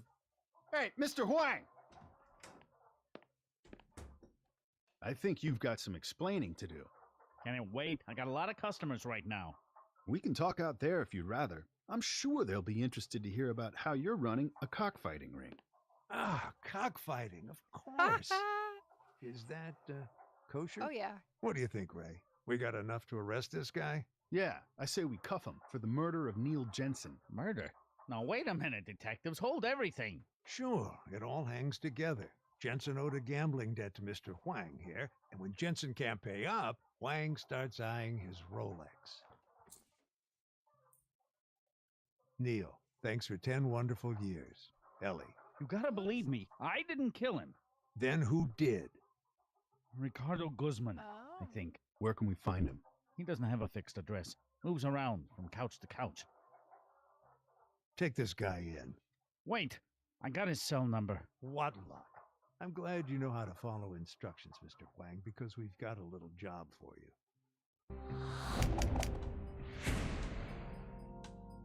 14 guesses. Try again for a better score. Think we should try again for a better score? You said yes in the first place, so... Nina Haversham, 32, junior partner at McCormick and Preston. Wait a minute. Nina Haversham? She was one of the suspects in the preppy jogger case. So? Van Buren took us off that one. Yeah, but remember that little speech he gave back in February? All detectives are Right? encouraged to ask about crimes they're not currently investigating. It's all about spreading the widest possible net. Well, the case may be closed for now, but the net's still open. Hey, well, happy fishing, partner. Hey, you know that meat market sells cow skulls? Now, I know that definitely isn't on your diet. Look what it says in the logs. 3 weeks ago Tuesday, we got a late-night complaint about noise coming from the meat market. How late at night? 1:45 a.m. Then, 2 weeks ago, also on Tuesday, the same noise complaint. Let me guess. Same thing happened last Tuesday. About 15 minutes before Neil Jensen was wounded. What do you think? I think we've got our warrant. All right, then. But at least let me watch. I'm sorry, it's against policy. Okay, well, we found our bird blood. I'm still not sure what else we're looking for. Anything that'll tell us what was going on after hours Tuesday night, and whether Neil Jensen was in on it. That's crazy, because I did circle the trash. I just didn't circle the closed one.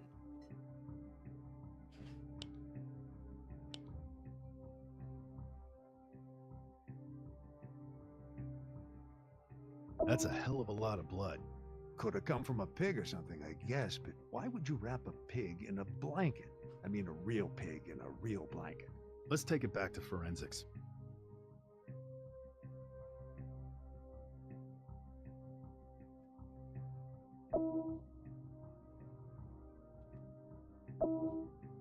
Now we're cooking. What's that? A ledger. And I got a feeling these ain't sales of ground round in here. They look like bets. Looks like NJ owes a bundle to EH. EH. Edward Wang.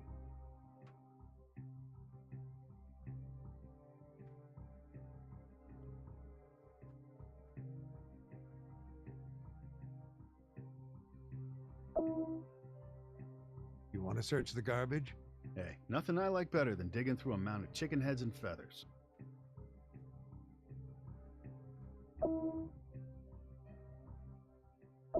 Huh. What'd you find? It's the carcass of a whole rooster. It's a big one, too. Why do you suppose they just throw it away? Maybe it died of diphtheria. Nah, it's all cut up.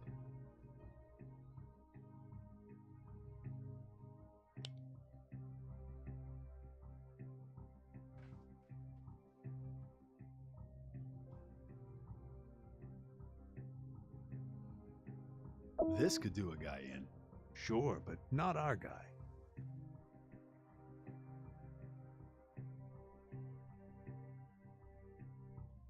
Van Buren said it was a short, curved blade.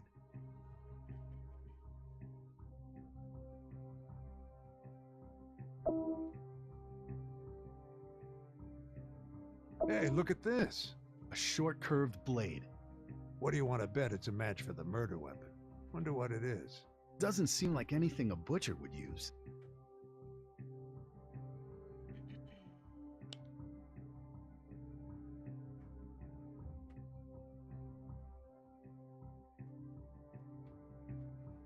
Think this could be our murder weapon? I don't think so.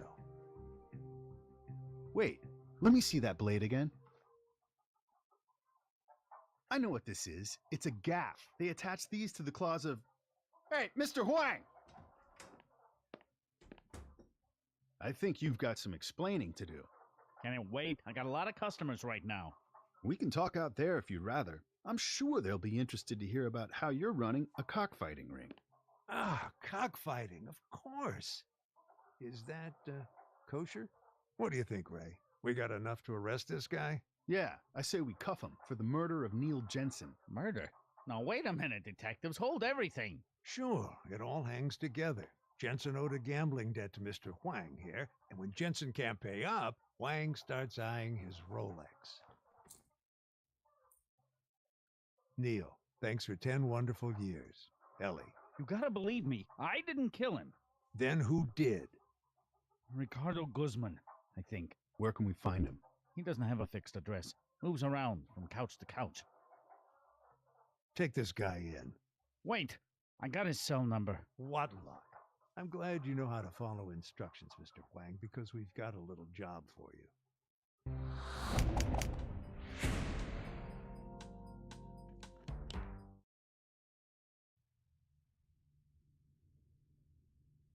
Okay, Wang, you remember what we told you, and this ought to go down quick and painless.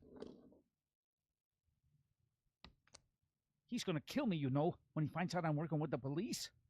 By that time, he'll be in custody. That is, as long as you play it cool and take your cues from us. Yeah? Ricardo, it's Wang. Hey, what's the matter, man? You sound funny.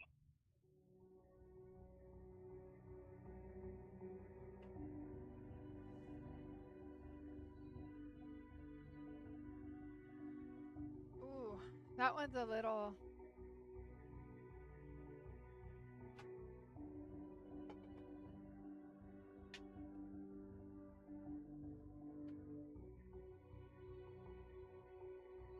Everything's fine. Everything's fine. The cops are gone, and they're not coming back. I still say you sound nervous. Oop, missed that one. They find anything?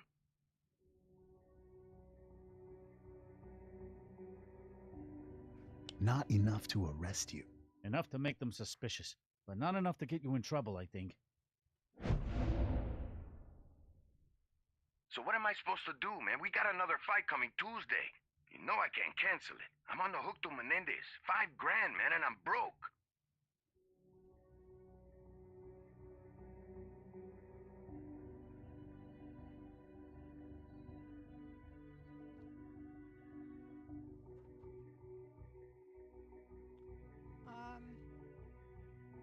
Hold the fight in a new location. Better not hold the fight at the shop. Too risky. You gotta find a new location. Where, man? I don't know nobody with that kind of space. Tell him you do. I do. My cousin Lou runs a body shop in Park Slope. Let me talk to him. See, you're a pal, man. Now, tell him you'll meet him later. Let's meet up later once everything's squared away. Where?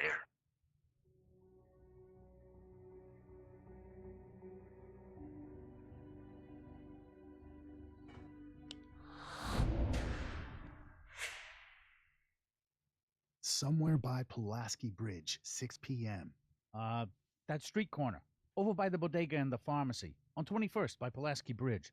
Around 6? See, sounds like a plan. See you there.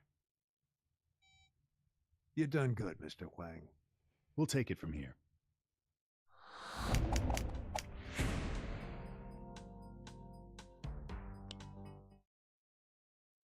Wang, over here.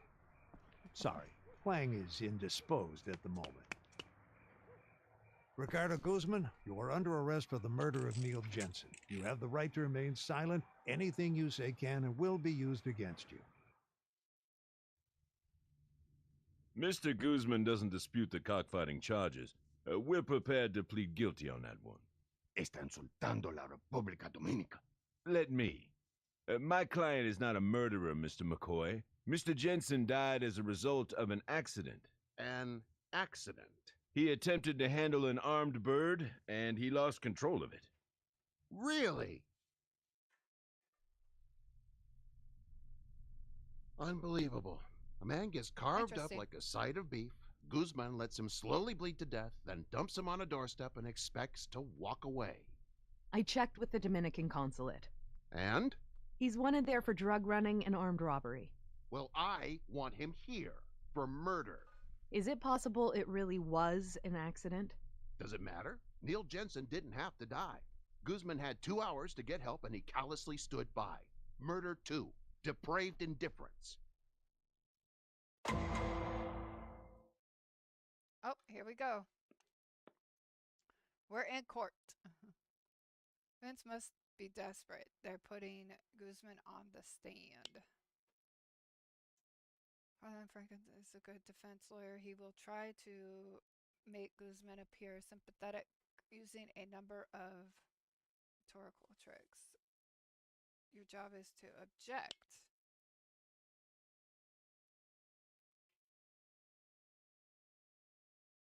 Okay, so we already know this. It was a leading, right? Nope. We don't have leading, we have spectate. The leading is when the defense attorney puts words in the defendant's mouth to help make a case.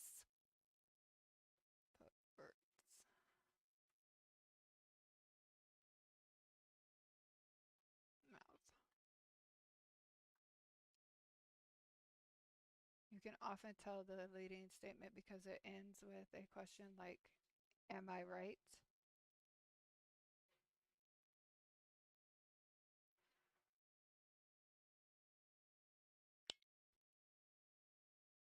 Asked and answered. This is what we need to do. Thank you, Thelma. Asked and answered. When the lawyer gets the client to repeat an answer for the dramatic effect. Yep, so they were asked, but it was answered. Listen closely for repetition of things you've heard before. Mr. Guzman, when did you first meet Neil Jensen? Maybe a year ago, I guess. Who initiated the relationship? You or him? He did.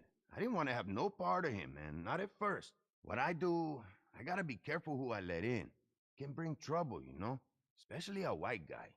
Mr. Jensen came to you with an offer, is that right? Yeah, he had a bird, and he wanted me to help him raise it and fight it. And at first you said no? That's right.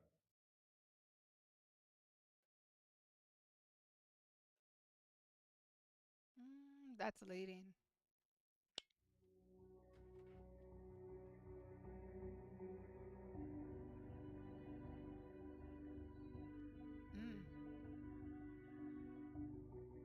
I object. Assuming facts not in evidence.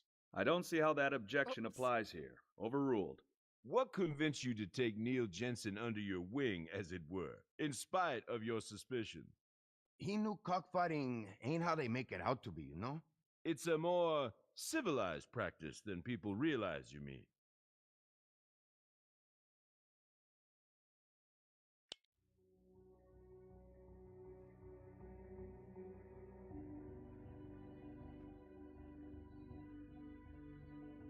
Objection, leading. Sustained. Strike that. What sort of sentiments did Mr. Jensen express to you? Well, like, caulking's a real sport. It takes dedication and discipline. And you know, it can teach you a lot about life if you let it. So you agreed to keep the bird and help him raise it? See, together we raised El Jefe, and together we conditioned him to fight. He was a good bird.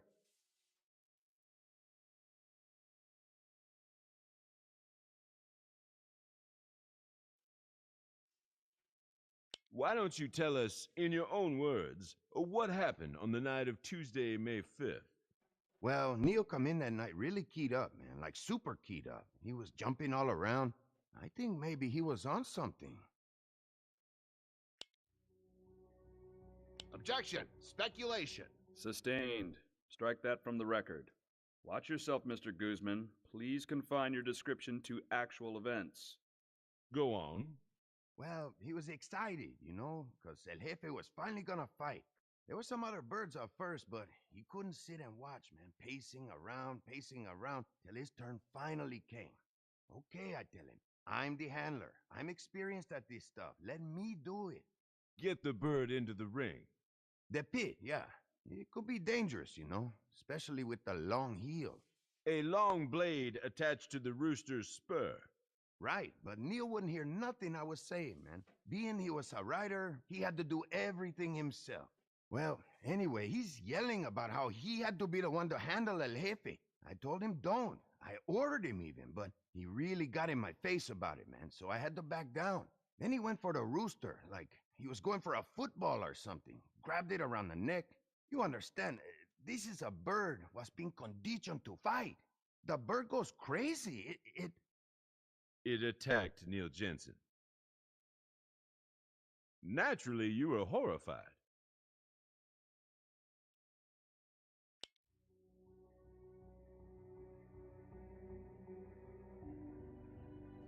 Objection, leading. Sustained. How did you feel? Horrified, naturally.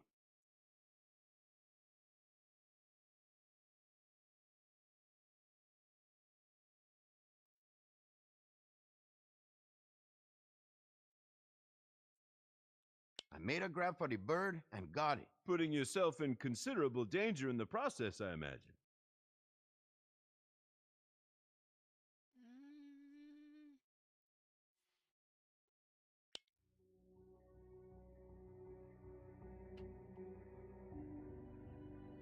Leading? Objection. Leading. Counsel is putting words in the witness's mouth. Withdrawn. But by the time I got the rooster under control, the damage was done. I see. So what then? What did you do for him? I wrapped a blanket around him to try stop the bleeding, you know. Did you think to take him to the hospital? Yeah, that's what I wanted to do, but he told me not to. He wanted me to take him home. Mr. Jensen asked you to take him home. Mm-hmm. His wounds, I mean, he was cut up pretty bad, but not so bad as all that. He should have pulled through, no problem. Objection. No expert knowledge. Considering the outcome, I think we can conclude that Mr. Guzman's assessment of the situation is off. Sustained. Facts only, Mr. Guzman. You swore on the Bible you'd tell the truth, Mr. Guzman. I'm telling the truth. I panicked maybe. You would have done the same. But I did what Neil asked me to do. What I thought would save his life.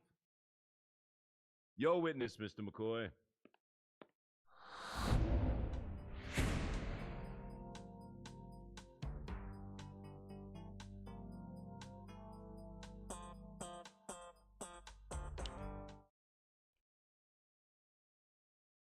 Mr. Guzman.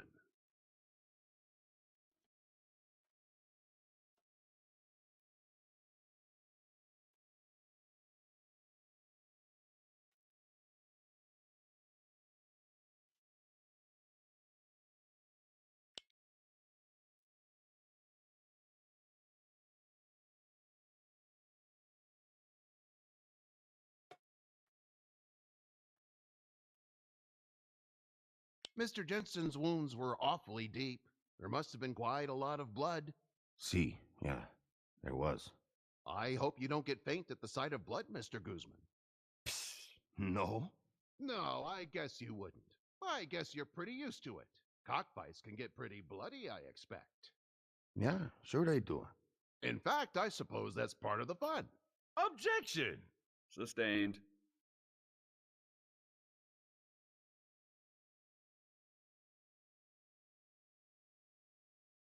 The incident in question occurred on the night of May 5th. That's right. Maybe 1:45. 1:45. And you say you acted to save him? Of course I acted. I tried to help him right there, and when I couldn't help him, I took him home, like he asked me to.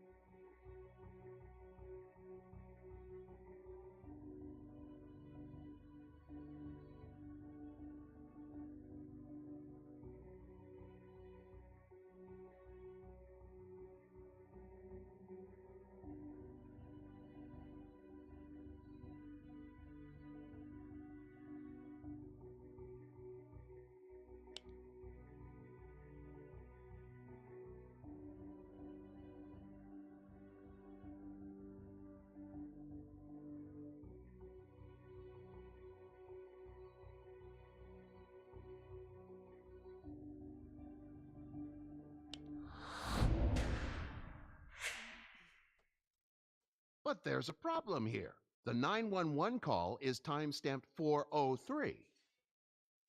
2 hours after the incident, Mr. Guzman. Under the circumstances, it's fair to ask, couldn't your response have been a little more prompt? Hijos de puta mentirosos. I'm sorry, Mr. Guzman? It's a mistake. Someone's not telling the truth. Are you suggesting 911 got the time wrong? Or somebody.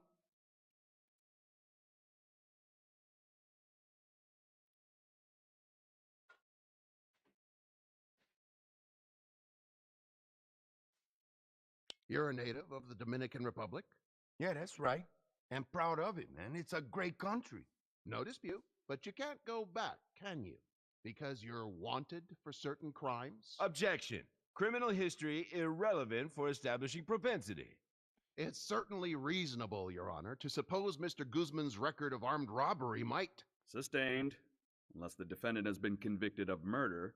He has not. The jury is instructed to disregard Mr. McCoy's remarks. That one I should not even done. You knew it was dangerous for Neil Jensen to handle his own rooster. Sure it was dangerous. When those birds are ready to fight, man, they're ready to fight. Then why didn't you stop him? I tried, man, but like I said, he wouldn't take no for an answer.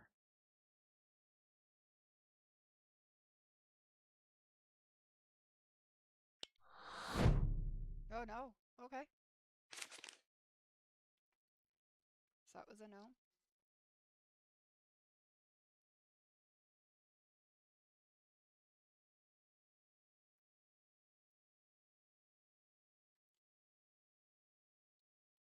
Mr. Guzman, you took Mr. Jensen into your confidence, initiated him into your illegal activities. Knowing your new disciple was a writer, didn't you worry that he'd give the game away, expose your ring, and force you to shut down operations? Well, sure I was worried, but he promised me he'd keep quiet, and he wouldn't write anything neither, unless I okayed it first. And you trusted him? Yeah, he respected me, man.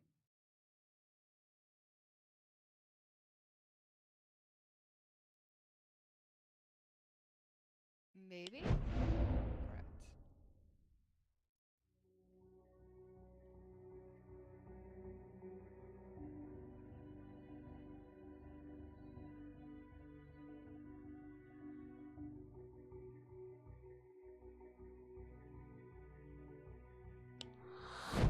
Missed that one.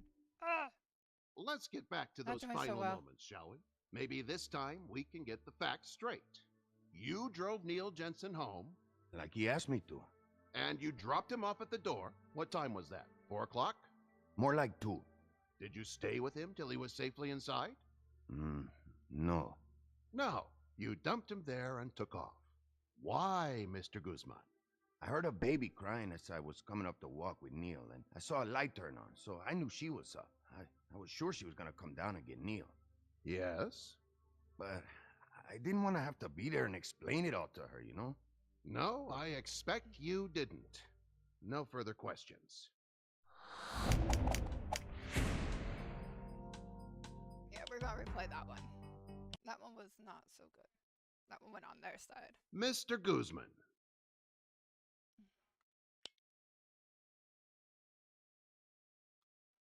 The incident in question occurred on the night of May 5th. That's right. Maybe 1:45. 1:45. And you say you acted to save him? Of course I acted. I tried to help him right there, and when I couldn't help him, I took him home, like he asked me to.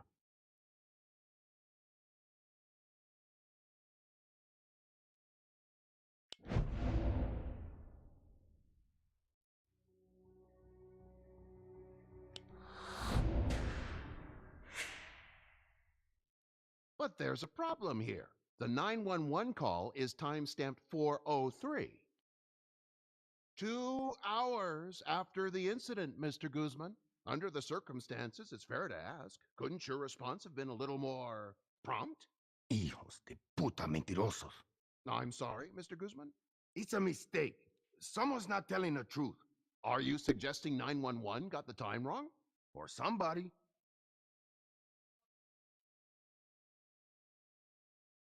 Mr. Jensen's wounds were awfully deep. There must have been quite a lot of blood. See, yeah, there was. I hope you don't get faint at the sight of blood, Mr. Guzman. No? No, I guess you wouldn't. I guess you're pretty used to it. Cockfights can get pretty bloody, I expect. Yeah, sure they do. In fact, I suppose that's part of the fun. Objection! Sustained.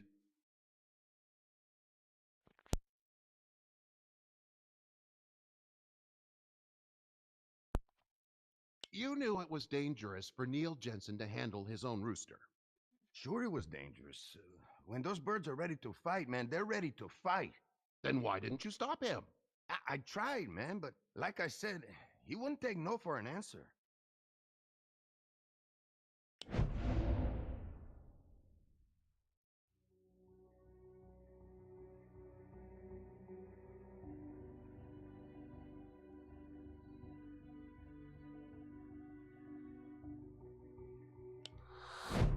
Oh, missed that one. Whoops.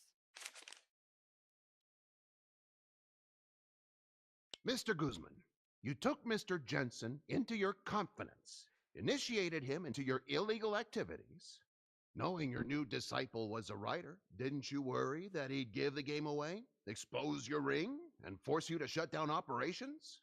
Well, sure I was worried, but he promised me he'd keep quiet, and he wouldn't write anything neither, unless I okayed it first. And you trusted him? Yeah, he respected me, man.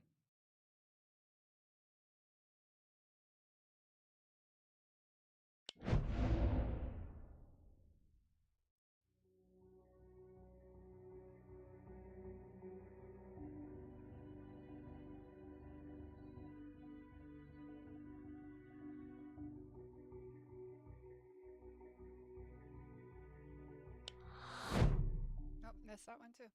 Gosh darn Let's get back to those final moments, shall we? Maybe this time we can get the facts straight. You drove Neil Jensen home. Like he asked me to.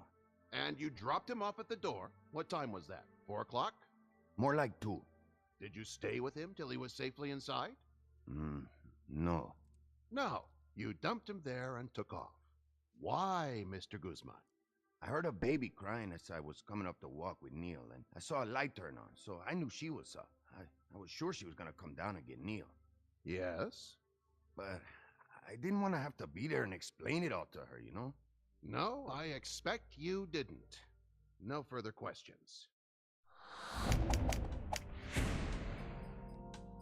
Ooh, I lost. We're gonna play that again. I don't want to lose that much points. Mr. Guzman. This one's a little bit difficult. You knew it was dangerous for Neil Jensen to handle his own rooster. Sure it was dangerous. When those birds are ready to fight, man, they're ready to fight. Then why didn't you stop him? I tried, man, but like I said, he wouldn't take no for an answer.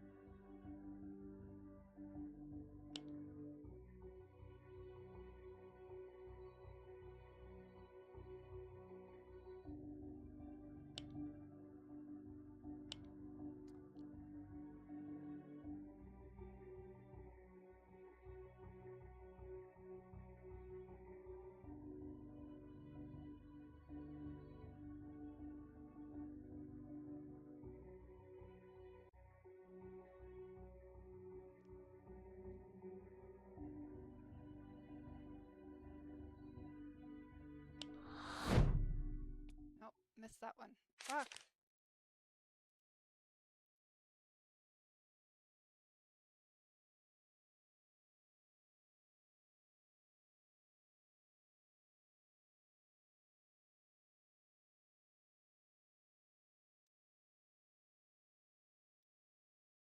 Mr. Guzman, you took Mr. Jensen into your confidence, initiated him into your illegal activities. Knowing your new disciple was a writer, didn't you worry that he'd give the game away, expose your ring, and force you to shut down operations? Well, sure I was worried, but he promised me he'd keep quiet, and he wouldn't write anything neither unless I okayed it first. And you trusted him? Yeah, he respected me, man.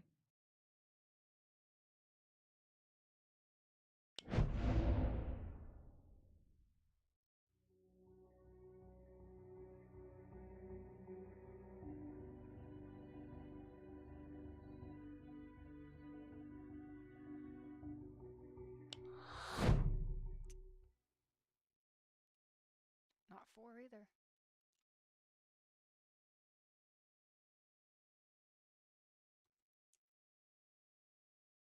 The incident in question occurred on the night of May 5th.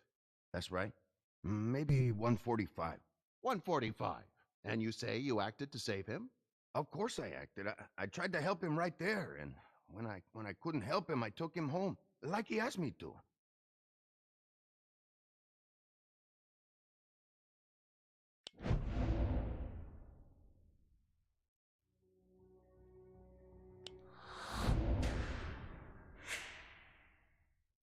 But there's a problem here. The 911 call is timestamped 4:03.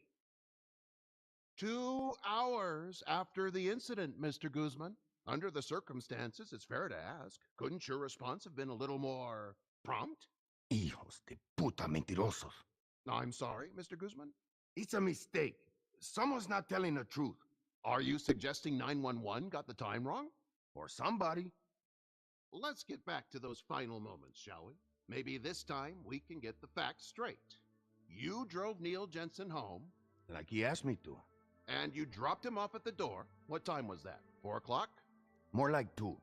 Did you stay with him till he was safely inside? No. No. You dumped him there and took off. Why, Mr. Guzman? I heard a baby crying as I was coming up to walk with Neil, and I saw a light turn on, so I knew she was up. I was sure she was going to come down and get Neil. Yes? But I didn't want to have to be there and explain it all to her, you know? No, I expect you didn't. No further questions.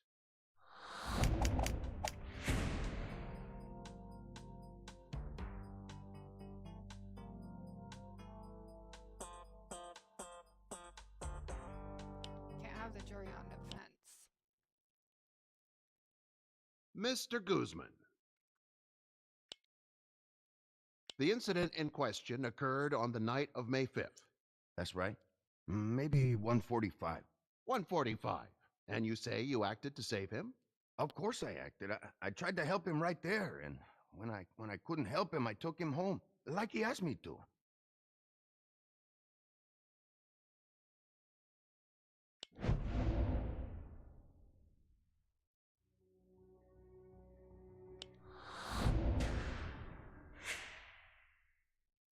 But there's a problem here. The 911 call is timestamped 4:03. 2 hours after the incident, Mr. Guzman. Under the circumstances, it's fair to ask, couldn't your response have been a little more prompt? Hijos de puta mentirosos. I'm sorry, Mr. Guzman? It's a mistake. Someone's not telling the truth. Are you suggesting 911 got the time wrong? Or somebody.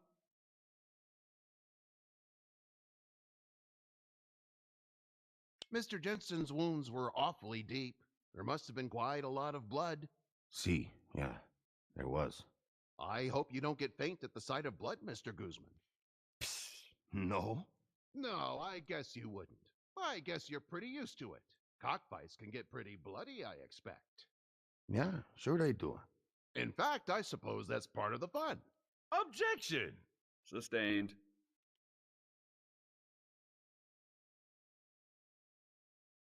You knew it was dangerous for Neil Jensen to handle his own rooster. Sure it was dangerous.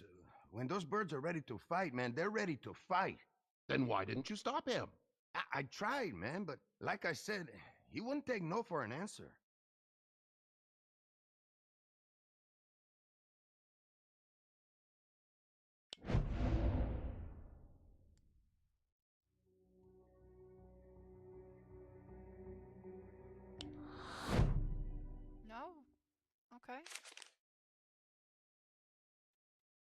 Mr. Guzman, you took Mr. Jensen into your confidence, initiated him into your illegal activities.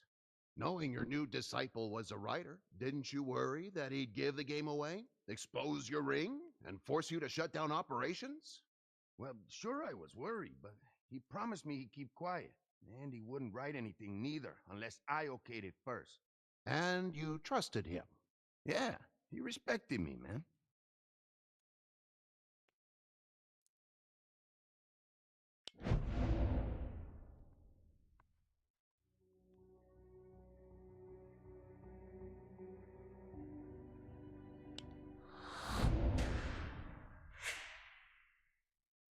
Well, it doesn't seem like he respected you very much on the night he died. I mean, he defied you. He disobeyed your orders to stay away from the rooster. Yeah, I guess that's right. Let's get back to those final moments, shall we? Maybe this time we can get the facts straight. You drove Neil Jensen home. Like he asked me to. And you dropped him off at the door. What time was that? 4 o'clock? More like 2. Did you stay with him till he was safely inside? No. No. You dumped him there and took off. Why, Mr. Guzman?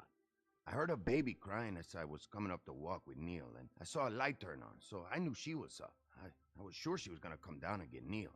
Yes?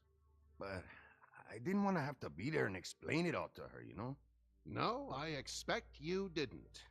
No further questions.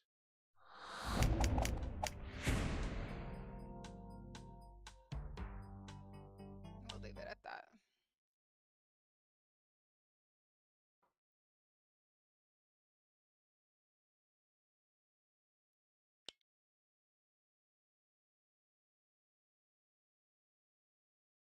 Want to take this one, Abby? The people call Ellie Jensen to the witness stand.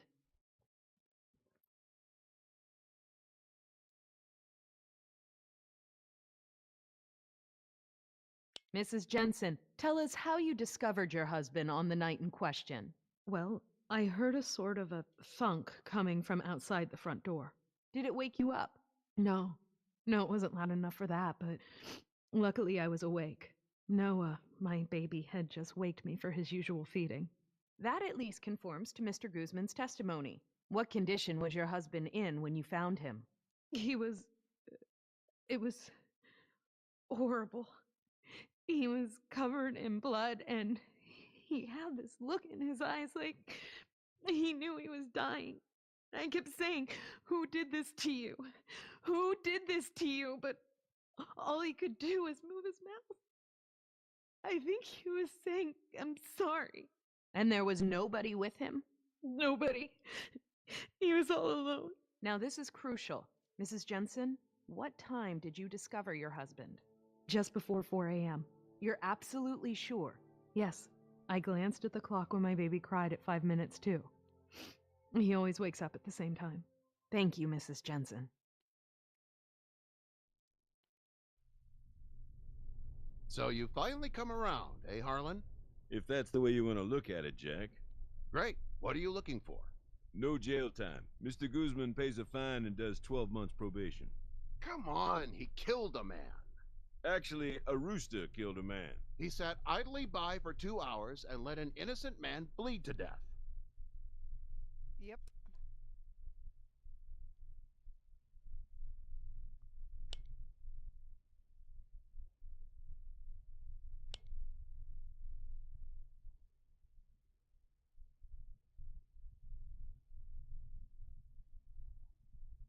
Man 1, he served 7 to 15 years plus a $2,500 fine for cockfighting. How about it, Mr. Guzman? It's a deal. Nice doing business with you, Jack. Good work, Jack. You managed to put a pin in that case without dragging it out. I wasn't sure Guzman was going to go for it. That guilty plea hung on his lips for about 5 minutes, it seemed like. Probably still considers himself innocent. The mind can rationalize just about anything. Counselors, I just wanted to thank you for putting Neil's killer behind bars. He deserved a longer sentence, if you ask me. Surely, but, well, I can't dwell on that. Vengeance. It's not healthy. Life goes on, you know? Vengeance might not be healthy, but it's sometimes necessary. Guzman got off too easy. Let it go, Jack. We got another 60 cases lined up this month alone. How about we grab lunch? You still on that diet? Nope. Ditched the health food. And, Julia. Right on schedule. And I feel great. Any preferences? Nope, I'm up for anything. Except chicken. For some reason that doesn't appeal to me today.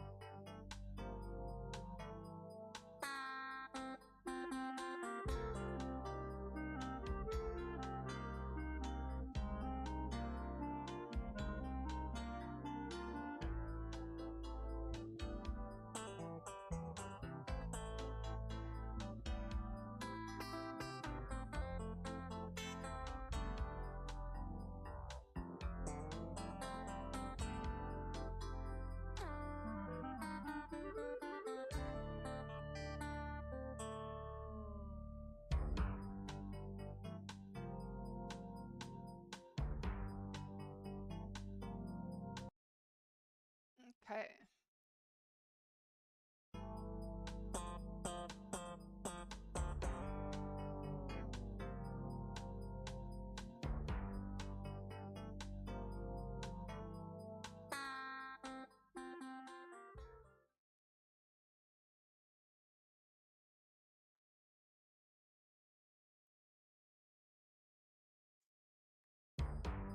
All right. Well, thank you everybody for joining me. This is actually quite fun and quite interesting.